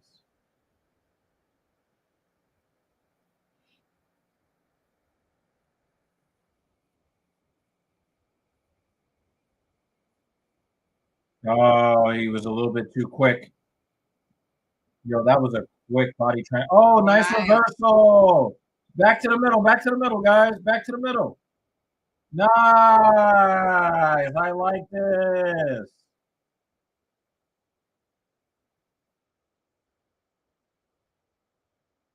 Nice. Oh, he's leaking. Dan Jensen, where are you? Always these. Oh, you missed it. It was pulling out. Who is this dream? Look at it. Look at it. It's in 3 dimensions. Like he just speared it with his hands. Oh, that's a big elbow. Yeah, Moicano. The thing is, Moicano always looks messed up after fights because he's not afraid to fight. I just think that he is wrestling because this one's gushing bad. I think he's wrestling hardcore because Look at Drew Dober's power is insane.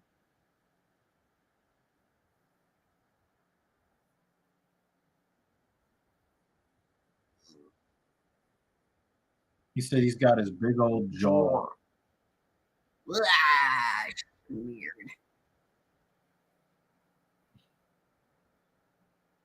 Damn. He had blood actually in his poured into his. There's pouring in his ear. No, I think it also went into his eye too. That is leaking. David Banner is like, look, hey Dan, look, Dan. His, the side of his head is open. It's so simple. Dan,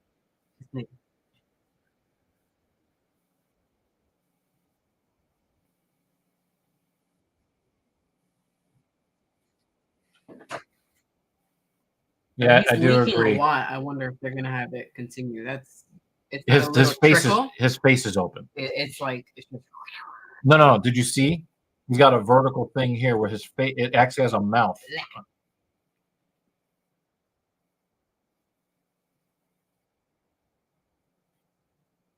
Really good. Whoa. Oh, they're letting it go. Oh, they said it was a clash of heads, so it's not damage done by Dober. No, we already seen Moicano do a whole lot of wars. Don't disrespect him like that, Jay. Mm-hmm. You may not like the way he's fighting in this fight, but don't disrespect him. Like the dude has a ton of submissions. The dude has stood toe to toe with a lot of opponents.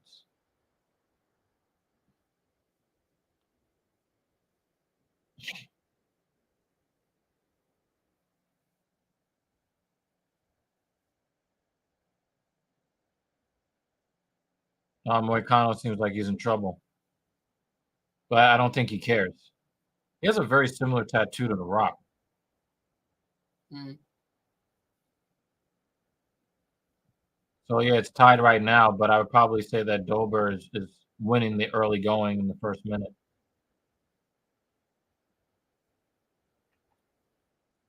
Yeah, David Banner, you drive a hard point that JL.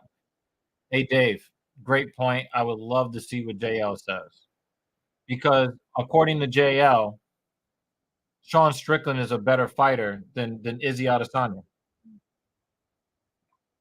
And I should have brought this point up, but I would love to have JL. JL, do you believe that Strickland is a better fighter than Israel Adesanya? Please answer that.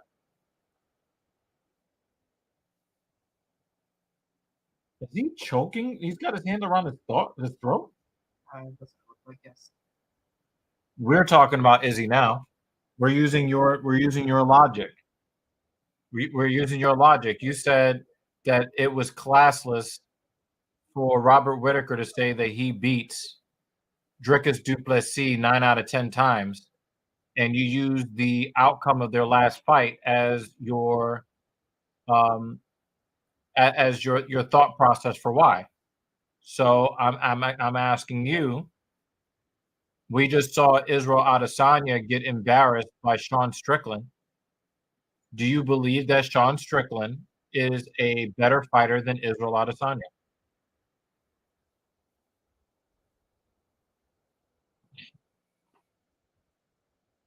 Oh, nice drop down there.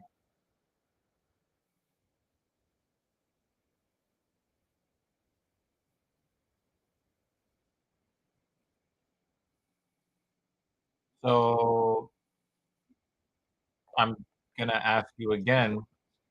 Do you believe that Sean Strickland beats Israel Adesanya 9 out of 10 times?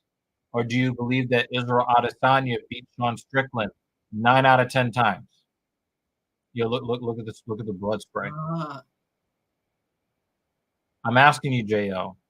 Do you believe that if Sean Strickland fought Israel Adesanya 10 times, who would win? So do you think that Israel Adesanya will win 9 out of 10 times? Do you think that I don't know what you're saying no to. Do you think that Sean Strickland is a better fighter than Israel Adesanya? That's what I want to know.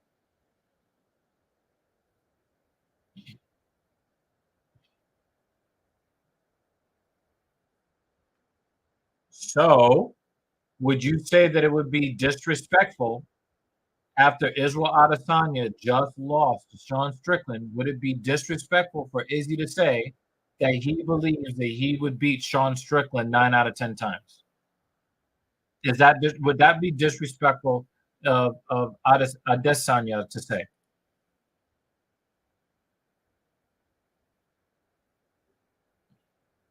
Are we in full mount? Yeah, we got the belt. Pause. No, this is a bad look for Dober here in the third round. Hanato is going to win this fight. It's smart for Mike Tyson to do this. He's just fucking leaking. Yeah. Also, too, JL, he did take a headbutt that opened up the side of his face. Yeah, like it's leaking. Yeah, like badly. he's pouring blood. Yeah.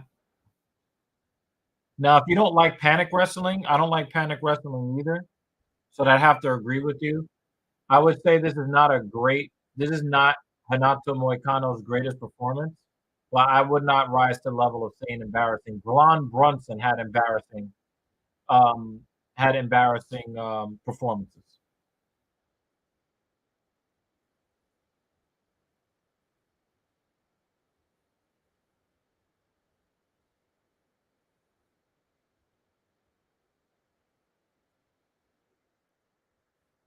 So I really thought that this was going to be a war on the feet, and it was not. So it did not. It did not end up the way that I wanted it to, but I wasn't bored by the fight. But that's not how he won.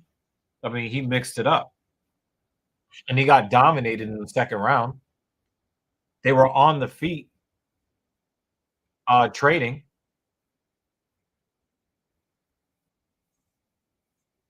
He was trying to advance again. Moicano is a guy that likes to submit guys. He's not just laying on you just to lay on you. He wants to advance his position. Can we give some respect to Drew Dober for not letting him advance his position? Moicano looked to me like he wanted to advance his position, but Drew Dober didn't let him.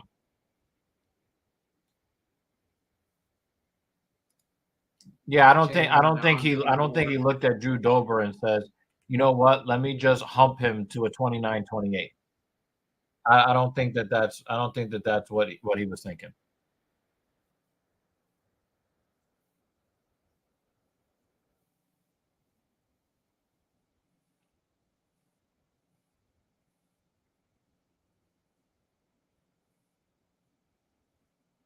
Yeah. I mean, Drew Dober agrees with it. You know, I called it 29-28 Moicano. Look, he just opened up the side of his eyelid. God, with that headbutt. Nah, JL, no, we love you the way you are, man. We love you the way you are, man. But you know, I'm always gonna call. I'm gonna always pull on that thread when I see a loose thread. When I see a loose. Oh, see, how can you not love this guy? Matter of fact, say them louder.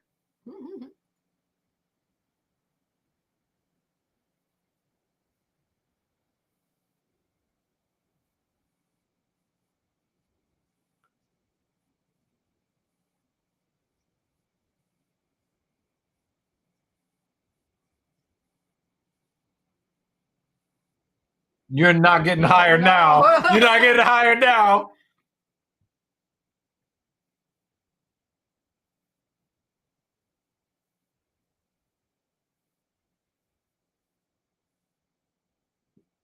DC is gonna walk away soon. He's gonna do the peeling the hand.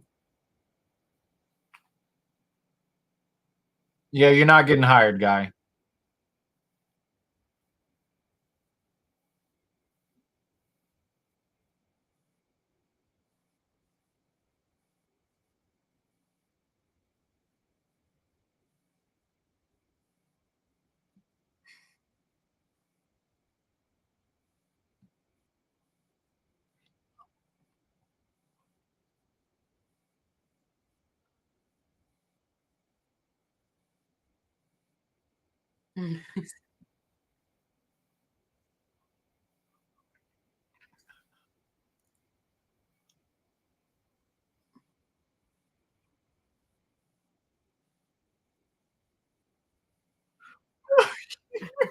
How he apologizes immediately after. How do you not love Renato Moicano? Fuck this motherfucker up. I'm sorry. Yeah. It's like, it's not personal. No. Well, basically, he just disqualified himself from being hired as a police officer in the United States. I was gonna say before, Jay, we love the shit talking. That's what we're here for. So. Oh my God, that was crazy! And you know what's just because what he just did? He got more subscribers for MMA Guru than for anybody. Yeah. That's what I was just, dude. You were typing this as I was thinking this. Oh man.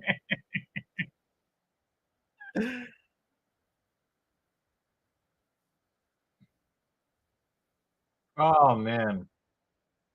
All right, so you don't like the way that he fought tonight, but you cannot say that he did not entertain.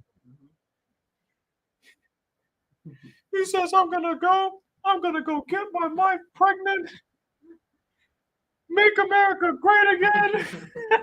I'm gonna have all the kids. I'm gonna kill all the criminals.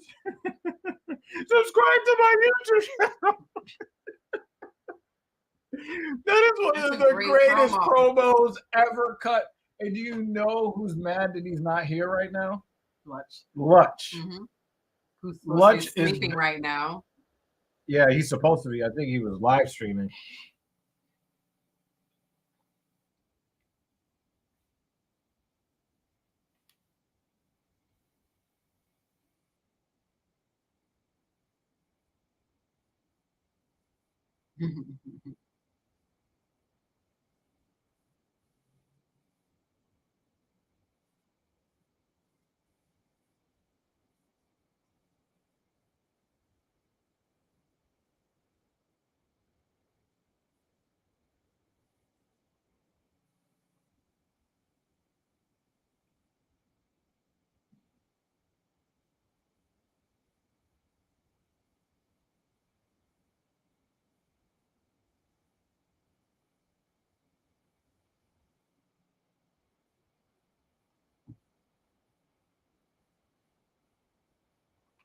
We will finally be rid of Colby Covington after that. That fight.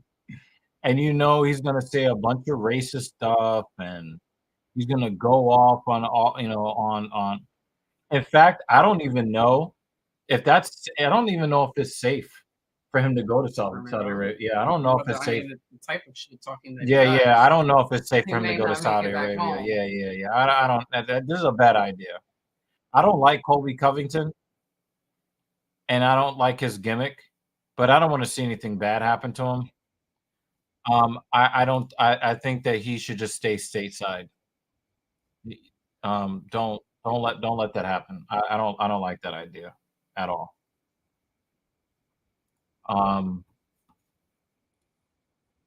Also, I love how Moicano shit on this fight.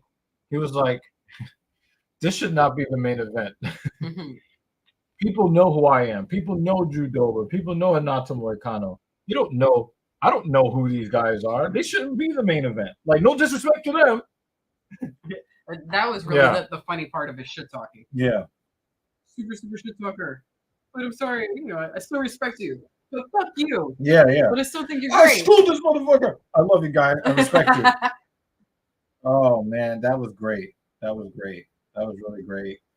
And I'm not mad. I'm not mad at that guy, LeBron from deep. Pause.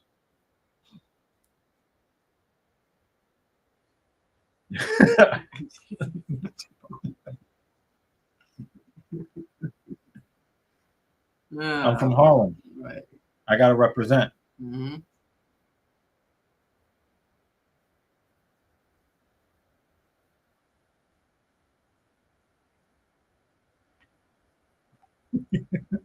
Yeah, pretty much. Pretty much.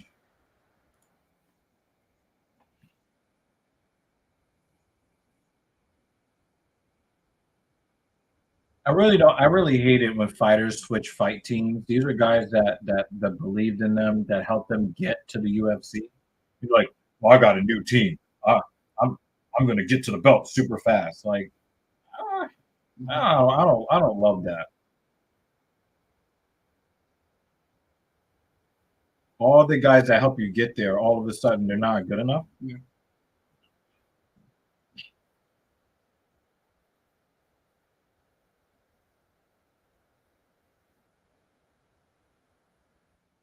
He sounds like a Russian gangster.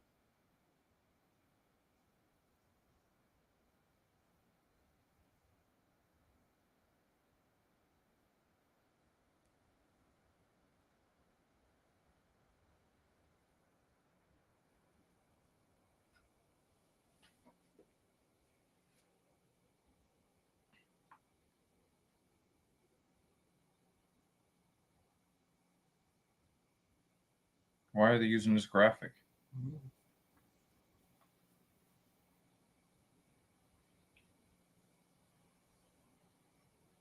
Yeah, I don't want to see that.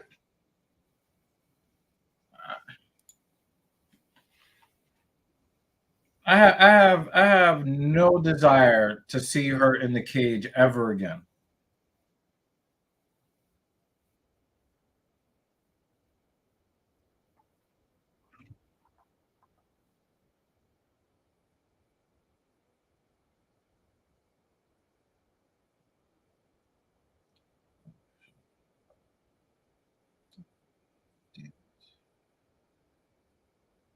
Forgot to sign off this name and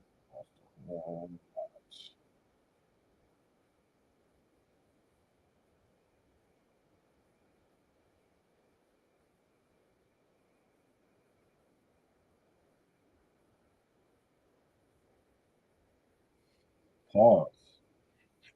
The fuck? I'm all serving his every need. What are you talking about?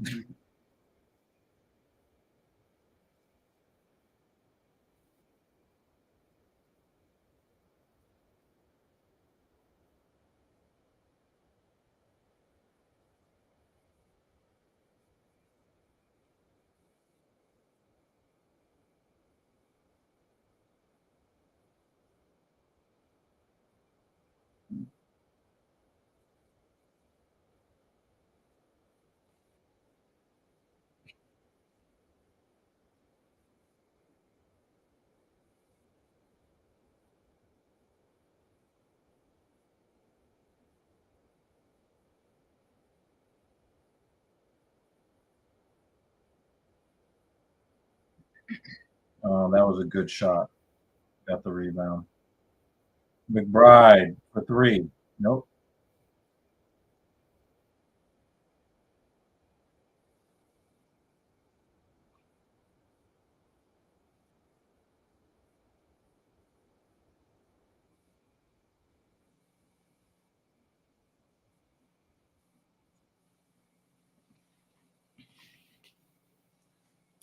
Yeah, the thing is when you see the thing is JL, what you're not used to as a North American is people actually taking their religious beliefs seriously. Muslims, especially in Dagestan, they take their morals very, very seriously. You cannot call it like you can't do like people in Catholicism do, where they say that they love Jesus and they love God, and then they do all the stuff that the Bible tells them not to do. That is not how Dagestanis do Islam. When you claim that you love Allah and you follow the Quran, you're expected to actually live up to the principles set forth therein. So when you call yourself a follower and a believer, and you don't act like a follower or believer, you don't get their respect. You don't.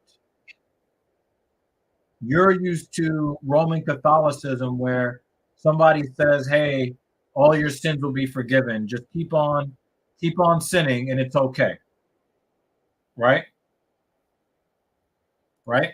And the thing is, again, yes, we're talking about Dagestan, where everything is about discipline.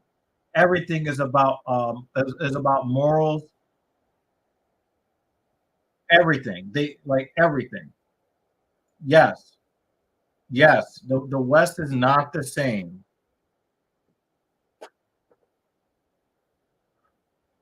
Like our guy that came on our channel, one time. He's done a lot of things. He tries to follow, he doesn't eat pork and chewing gum, right? But the reality is that Dagestanis are real Muslims, not just guys that claim Islam but don't actually follow it, like a lot of these so-called Christians. So you're not going to get me to look down on a man because he expects that people actually live by the principles they claim.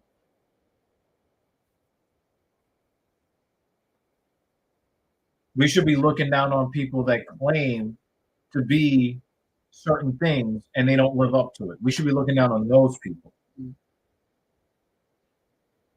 You even see some of these preachers talking about how you don't do premarital sex, you don't do homosexuality, you don't mess with children. And then every time you look up in the news, is one of those religious leaders doing one or more of those 3 things. Like, how can you respect somebody like that? Yeah, they probably were facing being executed in the street. Oh, he held on to that one. Yeah.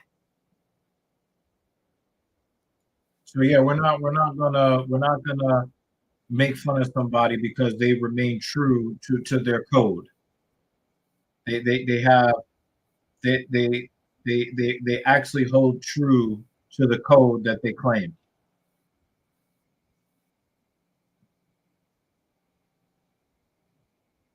Yeah, converts to religion are always have it the hardest.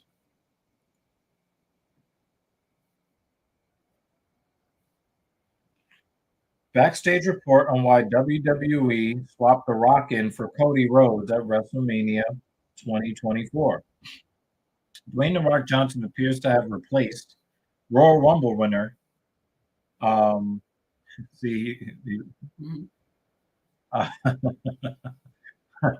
I think Lutz is going to go jerk off to that promo now.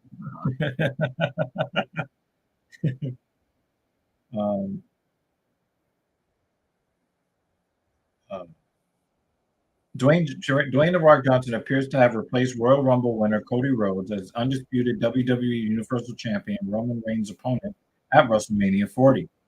Despite being a much-discussed dream match, the timing of the announcement and shunting of Rhodes out of the picture has led to huge backlash from fans, and there have been some updates on the matter since. Dave Meltzer wrote on the F4W forum that it was Rock who pushed super hard to make this match with Reigns happen, and the change came to be when it was clear CM Punk and Brock Lesnar were both off the WrestleMania card. Rhodes previously planned to challenge Reigns in a rematch of the WrestleMania 39 bout, while Punk was penciled in to face WWE World Heavyweight Champion Seth Rollins, and a Rock Reigns bout was due to be made further down the line, with either next year's WrestleMania or a potential Saudi Arabia show in mind. Meltzer floated the idea that the change could have been made to divert attention from Vince McMahon's trafficking scandal. PW Insider later indicated, per some of their WWE sources, Johnson put himself forward to save WrestleMania in the absence of Lesnar and Punk. Yet still other sources reportedly believe he was going to push for this regardless, given his conditional $30 million stock deal with TKO is contingent on hitting milestones. Such milestones are speculated to have included a return to the ring, and Johnson felt the time was right to do so with the idea that Rock versus Reigns would be the larger attraction. Therefore, it is possible that regardless of who won the Royal Rumble, it was going to be The Rock challenging the Tribal Chief in Philadelphia. What the fuck did I say to you guys? I mean, if they were going to have The Rock to it anyway, then they should have had him win the Royal Rumble. Someone else win the Royal Rumble, because some people were like, oh, okay, well, too bad. Instead of, hey, Cody won twice and still not going to get it. Yeah. Have some like throwaway winner then. No, you have a winner that would face Seth Rollins for the title. Yep, that's how business works, man, and people don't understand that. Do you think that he takes a $30 million stock deal that's contingent on hitting? Do you think that he took that and it said, oh, we need to save WrestleMania, even though the show is already sold out? The tickets don't matter, guys. And that's where me and JD are going to disagree. Mm-hmm. What did you need him for WrestleMania for? All the tickets are sold out already. It's not about the tickets. There's so much other stuff going on that affects the stock price. And once the stock price goes to a certain price, he then gets a $30 million bonus. The days of professional wrestling being about professional wrestling are over. It is a commodity now. It's a commodity. They're not doing storylines to satisfy long-term bookings unless it is going to raise the stock price. And it needs to raise the stock price today, not next week, not next month, not next year. The investors want their money right now.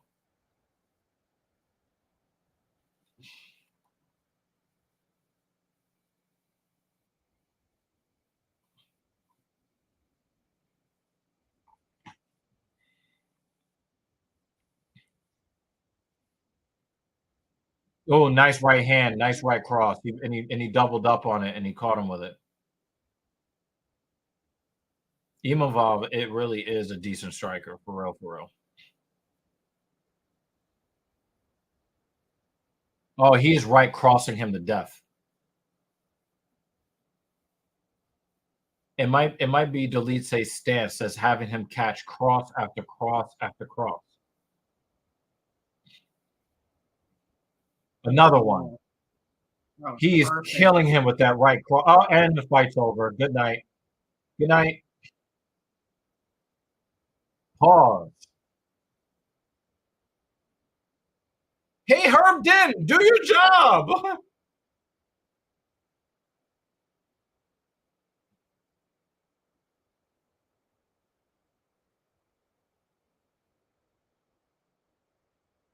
Okay.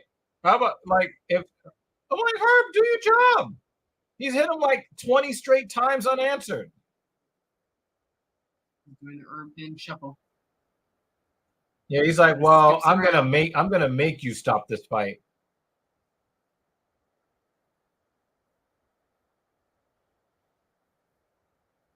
This is like 40 straight shots.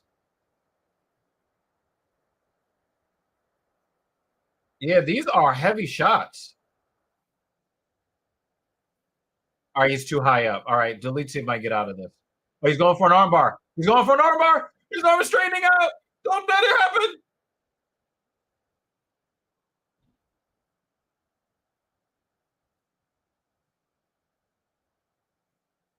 I don't know, man. That's close to a 10-8, yo.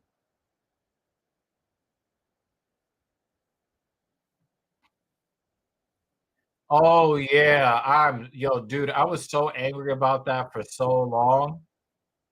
Like the dude is cheating. And did you know that they did not refund the tickets when they moved the venue? Oh yeah. No, wait, no. I think that they refunded the tickets, but all the people that paid for accommodations and everything around it, Right, they right. all lost all the money they paid. A lot of fucking money.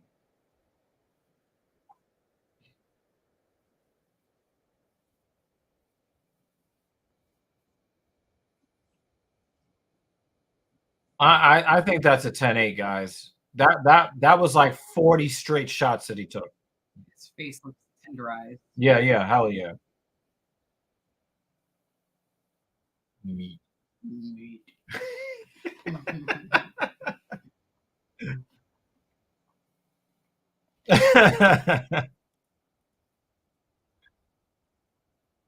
So what if you bought a hotel plane ticket? Lost. Lost money. Yeah. Lost. Yeah. That's when they refused to sanction the bout in Las Vegas because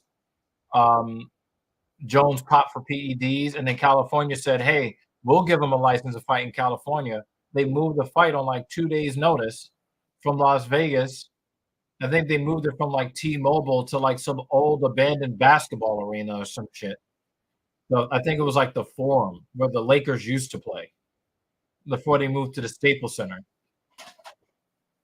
And then they just sold all new tickets and say fuck all the people that bought all the tickets to the Las Vegas show. All because they couldn't keep John Jones out of their throat. Pause.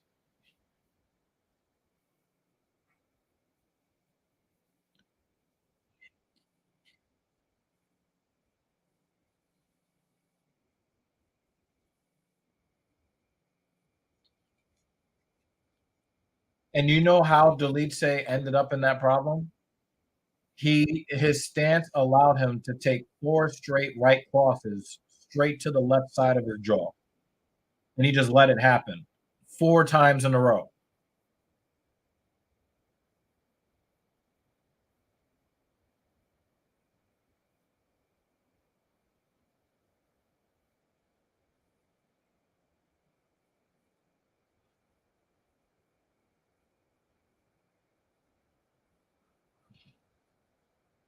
Well, they're tied at halftime. Wow.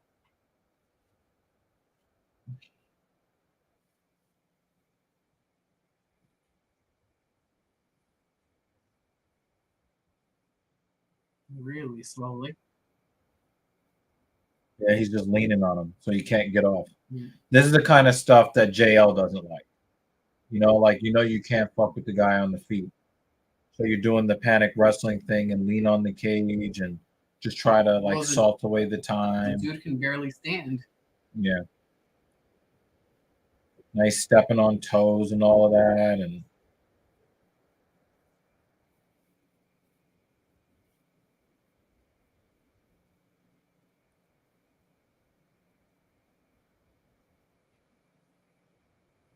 you got to get double overhooks, underhooks, excuse me. There you go. Now you got to twist your hips off the cage. There you go. Separate yourself and get back to work. Get off, just separate, and get back to work. Separate. There you go. There you go. There you go. Separate. Get back to work. There you go. Good job, Imavov. And there's that right cross again. I realized that Dolidze just kind of swang and bang like this. Mm-hmm. Imavov is just catching him with straight lefts, straight rights.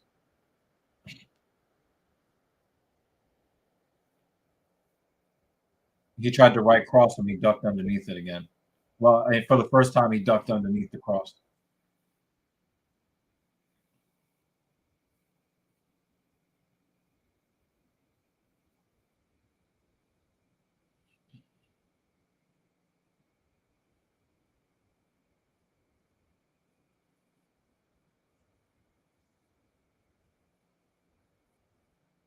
Yeah, he used a lot of energy at the end of round one to like fucking give this guy the business, but he does need to separate and get back to work. Although I do believe that first round was a 10-8 because of the onslaught. That will definitely come into play.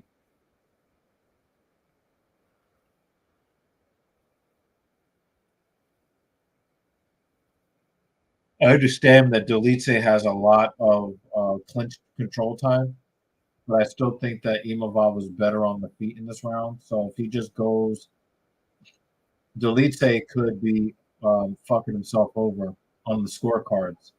If he thinks stomping on this guy's toes is going to get him. Finally got. I haven't seen fighters get separated in a really long time. There's that right cross again. One more for the Gipper. All right, so let it go to 3.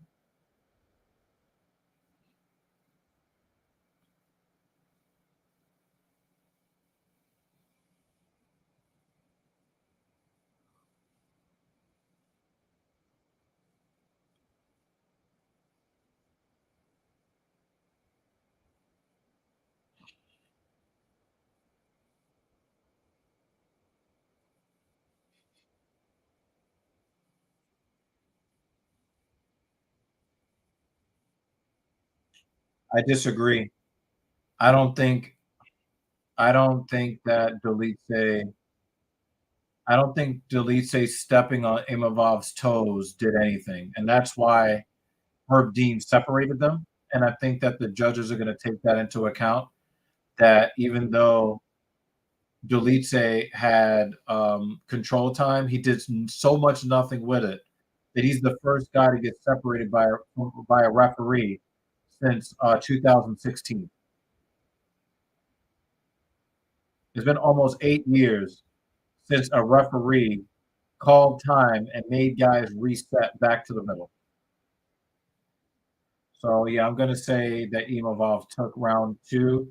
And after 2 rounds, I'm going to say 3-0 after 2. But I believe that the first I do believe that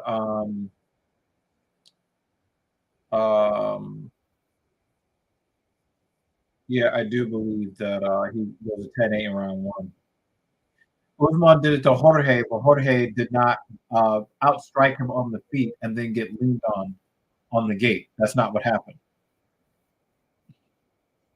Usman leaned on him against the fence, and that's all that happened. Imavov has been punishing Dolidze with that right cross. And even though there wasn't a lot of action in round 2, most of the significant striking came from Imavov. Oh, what a head kick. Oh, Dolidze is hurt. He's hurt. He's hurt. And the thing is, all of his strikes are looping. Mm-hmm. And that's another reason why his brain is loopy after getting all of his arm strikes. All of his arm strikes are looped. Mm-hmm. Now, Imavov, when you look at him, most of his strikes are straight, like pistons. Yeah. So that's another reason why he's going to win timing battles, which is why that right cross keeps winning. Mm-hmm. Because it's a combination of Dolidze's stance, the angle that he stands in. He's basically asking to be right crossed. Yeah. That time he got right hooked.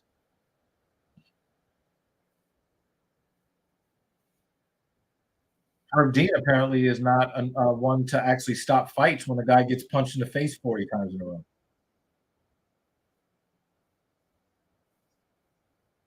So again, look, Dolidze doesn't do any clinch striking. Oh, another right cross. He is killing him with that right cross. Another right cross. God damn. I've never seen so many crosses this side of a Catholic church.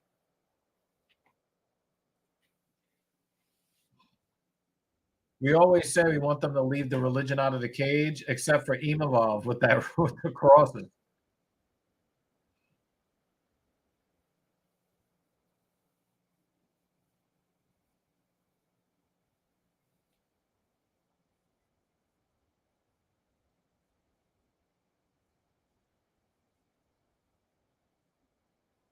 He's looking to not get punched in the left side of his face again and again and again.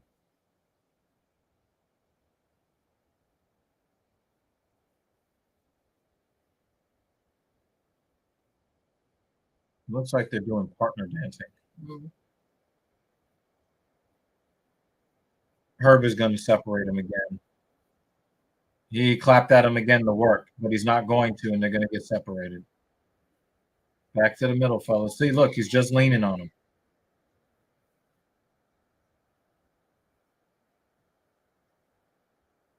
Now there's a position change. Back to the middle. Oh, what a body kick.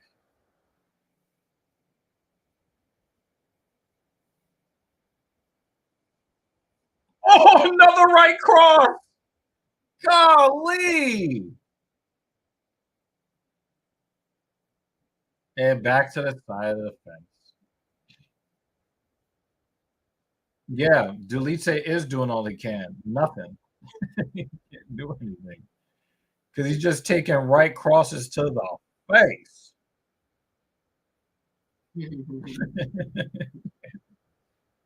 I mean, it's like Triple H is out there.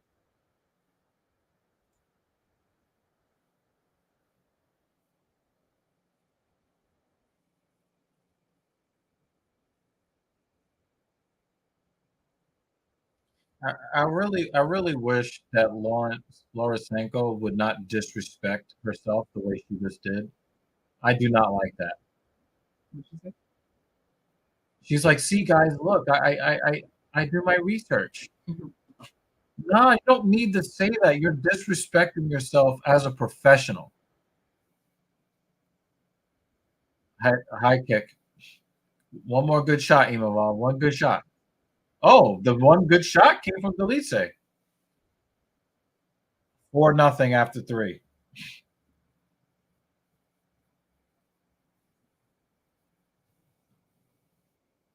Yeah, that was sneaky too. That was so sneaky. You he hit him. He actually hit him with something that looped for once. It's kick to the body. Another right hook. Right straight cross.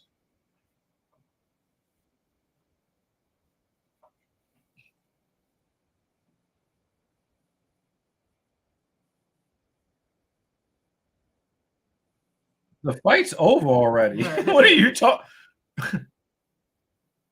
Look how dejected he looks. Lumpy.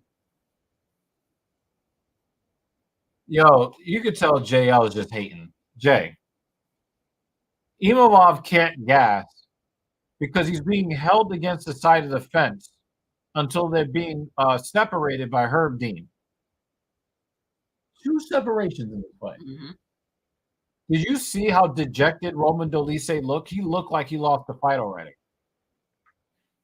He's going to need a headshot dead type situation in order to win this fight.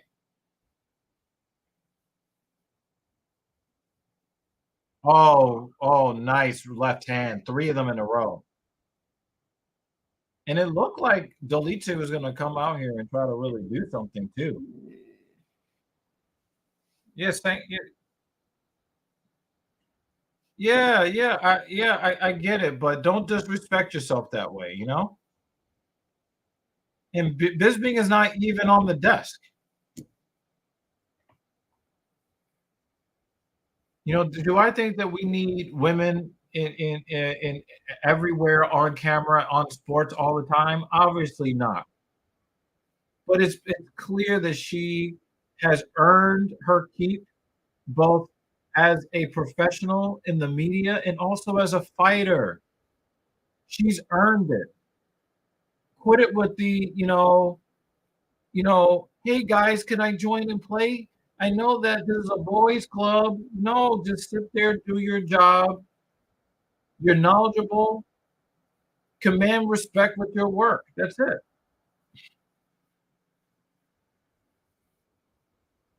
Oh, that was legal.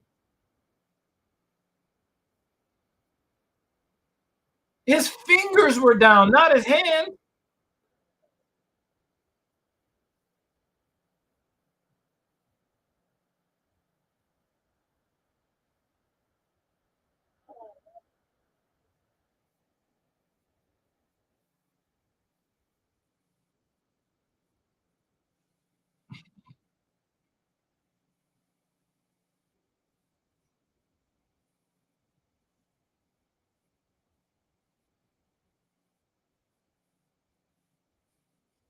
No, his fingers. That I think that's legal. His hand was not down. Only his fingers.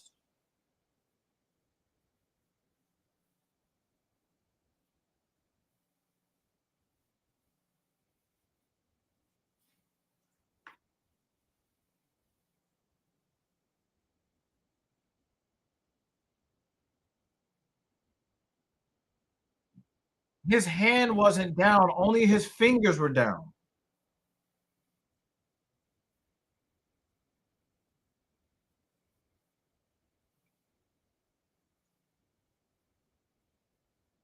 But his hand wasn't down.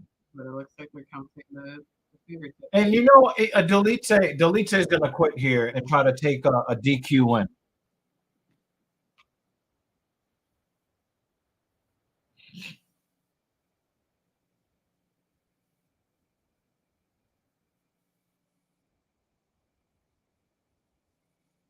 It's only got his fingers down.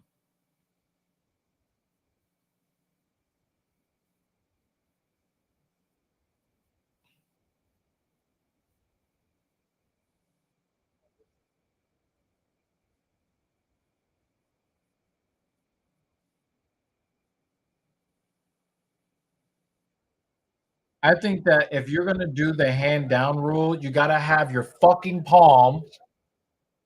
You got to have your fucking palm on the ground, not your fingertips. Hey, I've got a finger down. I've got a finger down. Don't touch me. I don't like that. It needs to be a full, your palm, the palm.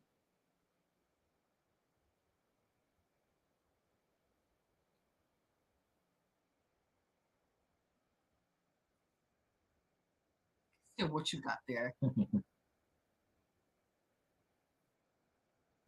No one has anything right now. Let it go.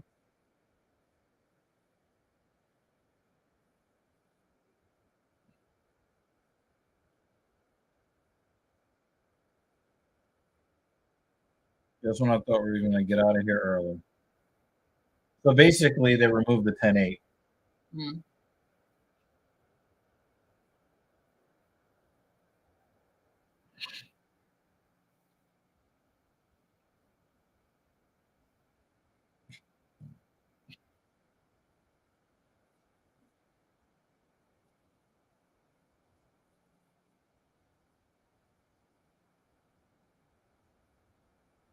Nah, Imavov is not on that kind of time. Nope.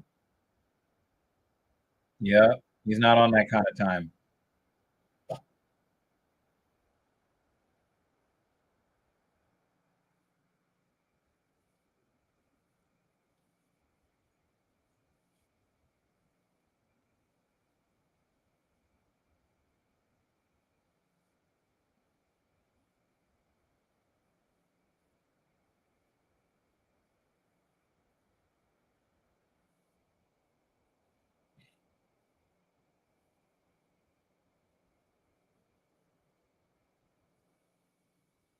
Got to get that underhook. Yep, there you go. You got a body lock. He's got, yep. And there you go, putting his fingertips on the ground again. Oh, left hook. Nice left hook.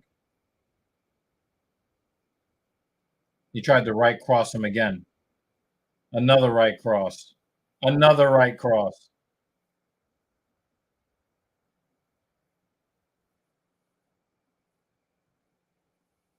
He switched his stance here.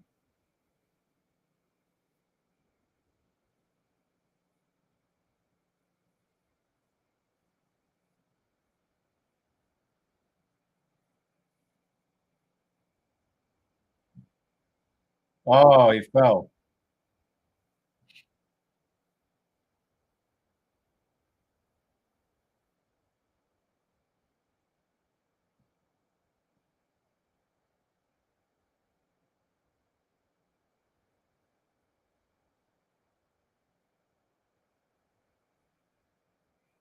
Around full of drama.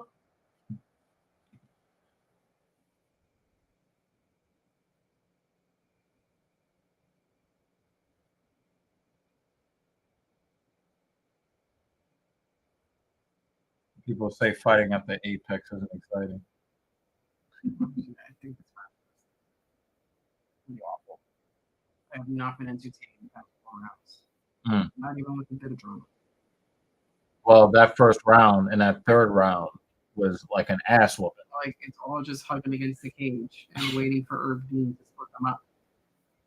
And then some punches in the middle of the cage, and he goes, "Ow, that punch hurts." I'm gonna hug you against the cage and wait for Herb Dean to split us up. That's what this fight's Right. No, because I think that round one was a 10-8, Jay. So it just brings it back to regular scoring. So instead of 48-47, it would be like 47-46 or some shit like that.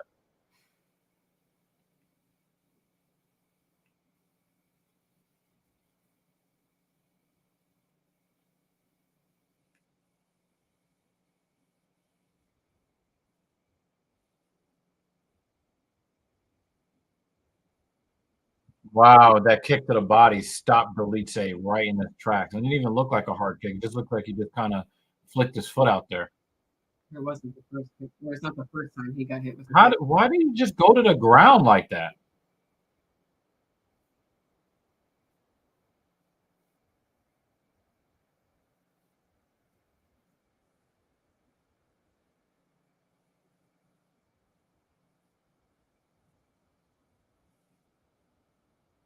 Yep.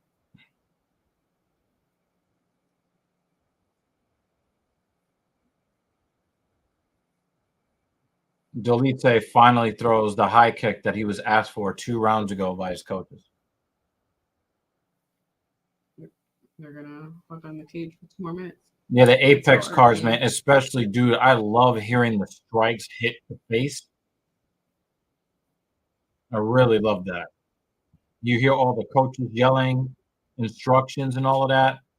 The fighters are talking to the announcers because they can hear what the announcers are saying. I love that. It looks like Dolidze completely. Oh, he grabbed the fence. My hand wasn't down this time. He said, "Why take the chance?"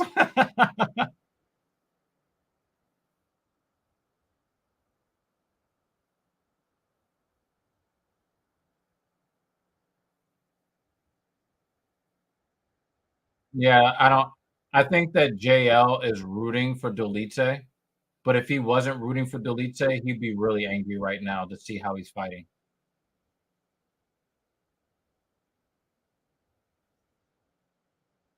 What do you think he is, Kurt Angle?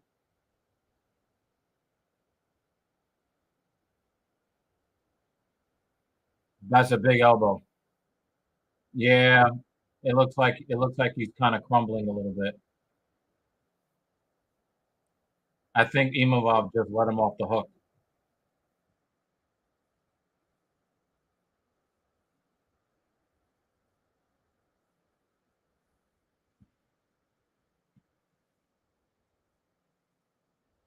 Imavov is just chilling there with his back against the cage, watching the clock count down. Yep. And all the rounds, that's what he's been doing, standing there watching the clock count down. And when he's not doing that, he's right crossing this guy to death. I'm starting to see Jesus Christ in every right hand he throws.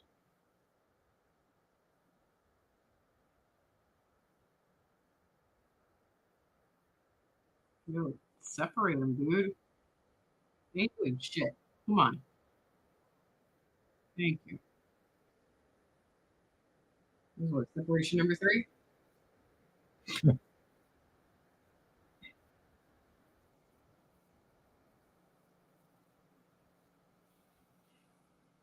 No, I He wish sounds this would funny when he stop in says the word hammers. Oh.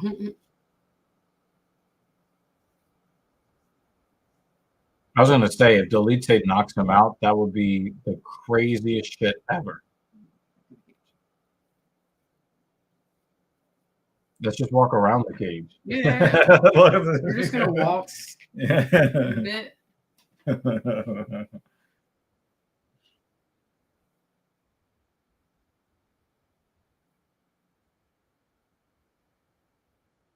Oh, nice. Needed a body.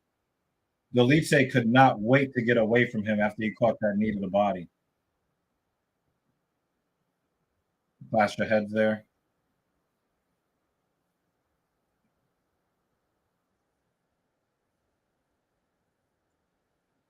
Another right cross. And he throws another one. He barely grazed it, though. Is he going for it? Is he going for the darts? No. No. He's going to just rest. No, Dolidze pulled. Oh, look, he's going for it. He's going for it. Oh, don't kick him. Oh, he punched him instead, and he crumbled. The thing is, Dolidze has been willing to crumble for like the last 3 minutes. Keep checking the time. Stop checking the time. Or can you let me know? Yeah, this was a dominant win. Another right cross.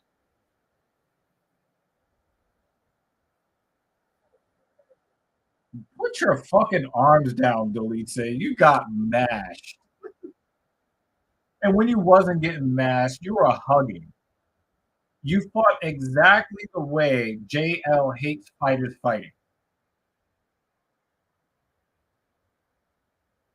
Did Dolidze suffer a torn bicep before? I don't know.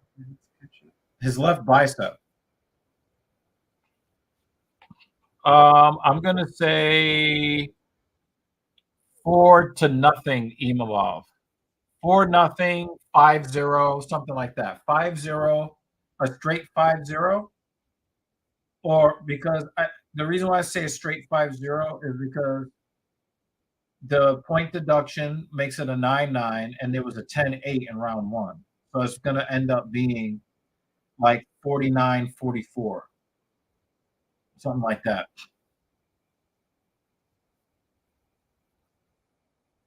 Oh, shit.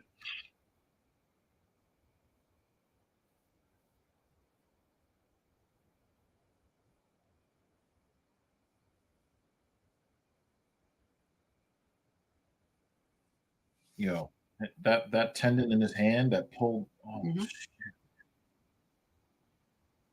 I've got it 5-0 Imavov.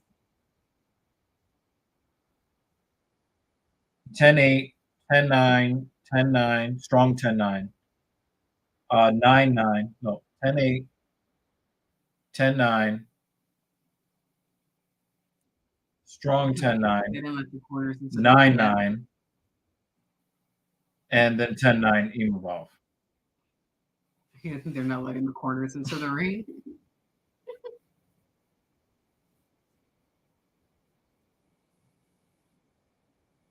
They should just fight.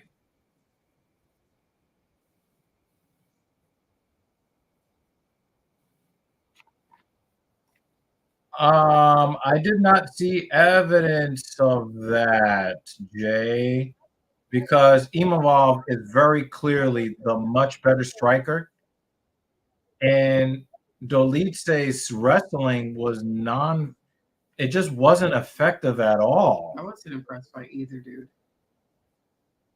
I'm very impressed with Imavov's striking. I wasn't impressed by him. But what I'm not impressed with is his cardio.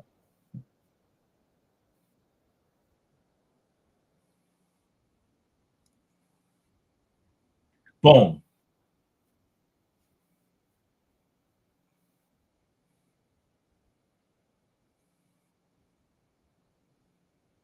I don't know. The guy that said 47-47, what are you talking about? Show me 2 rounds that Dolidze won. Mm-hmm.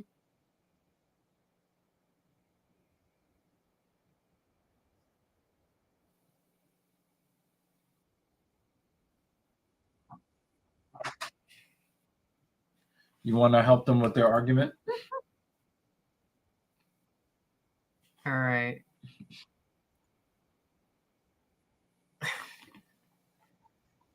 This was the first pick, right? That was the first pick. And actually, his first initial was all right.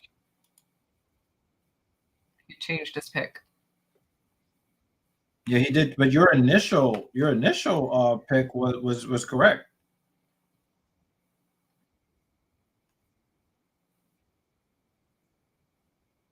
I'm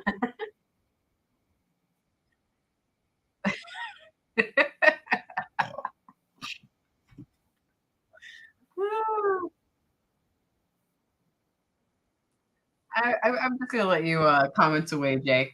Yeah, yeah. Okay, sure. Yeah, sure, buddy. Okay, now I changed my mind. Yikes! Sure, buddy. You want me to bring back the evidence?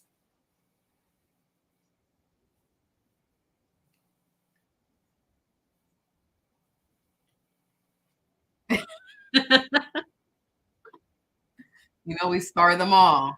That is very poor defense. Good job. That's what we do here. As soon as you make your pick.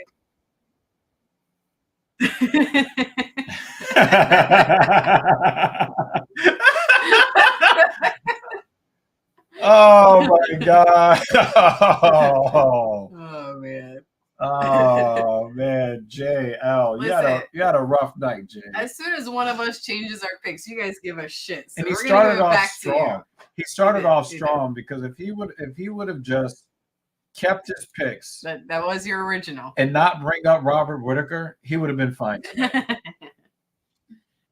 Oh man. It ended up a real rough night for you, man. I don't know where our guy is, but I don't know. Are you gonna Dan Jensen? Are you gonna send us off with a party message? Maybe a party message, man.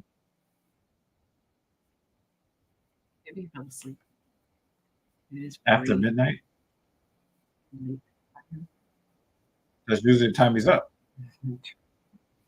Or he could be watching another check outside. I think he likes to watch his Formula One stuff and other things. Yeah. Of course.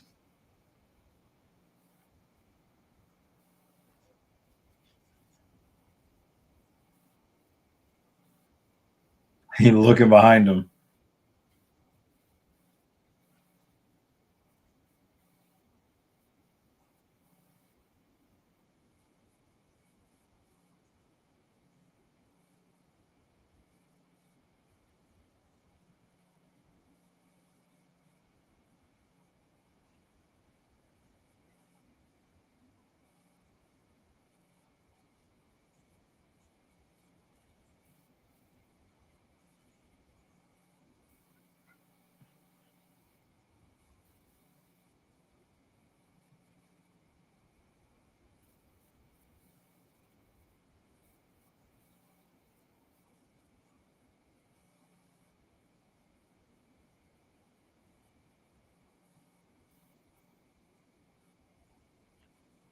Oh, damn! You know, people cutting promos. You know what? They all watched SmackDown last night and listened to Roman Reigns. DC learned his lesson with the happy birthday request. He's like, nope, nobody else.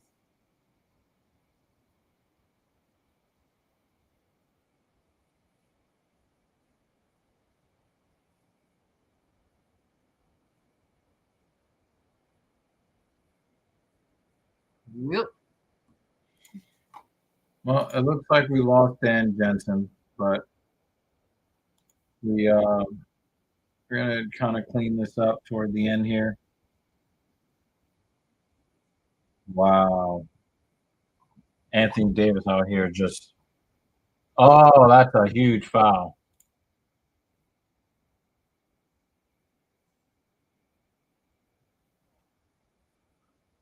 Okay.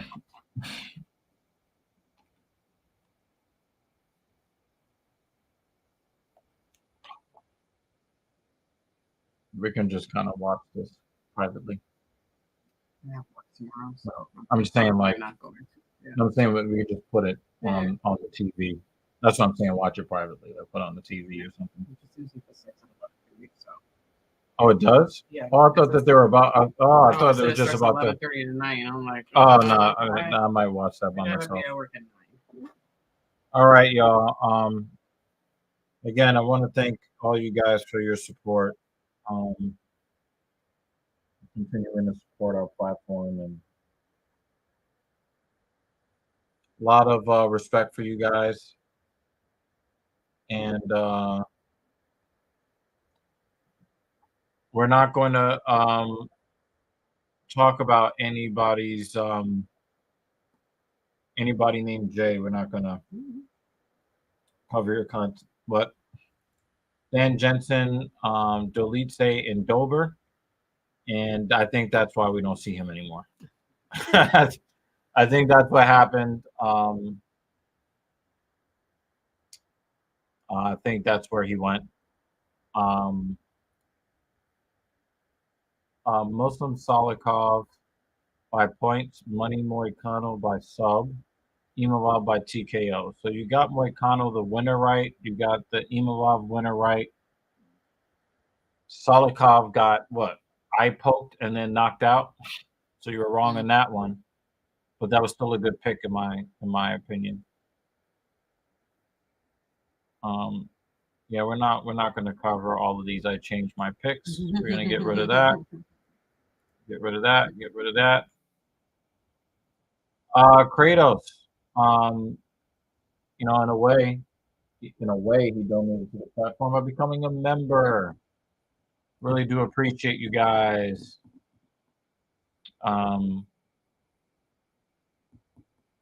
Really appreciate you guys, and Thanks, Rita. I'm just gonna leave this up.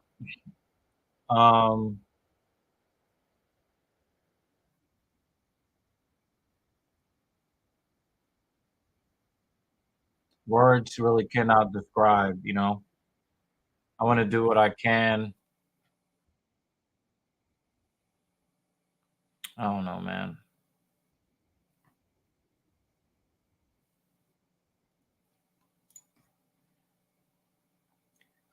Yeah, this is really hard. I cannot believe he's not here anymore. I think that's part of the pain is the disbelief. Really hard to believe that somebody who's been a mainstay of my existence just doesn't exist anymore. It almost makes it like reality isn't real. Like none of this is real. But anyway, I'm going to sign off with a very frustrated Dan Jensen sign off when he says, be safe out there in the real world. All right, y'all. Bye, guys.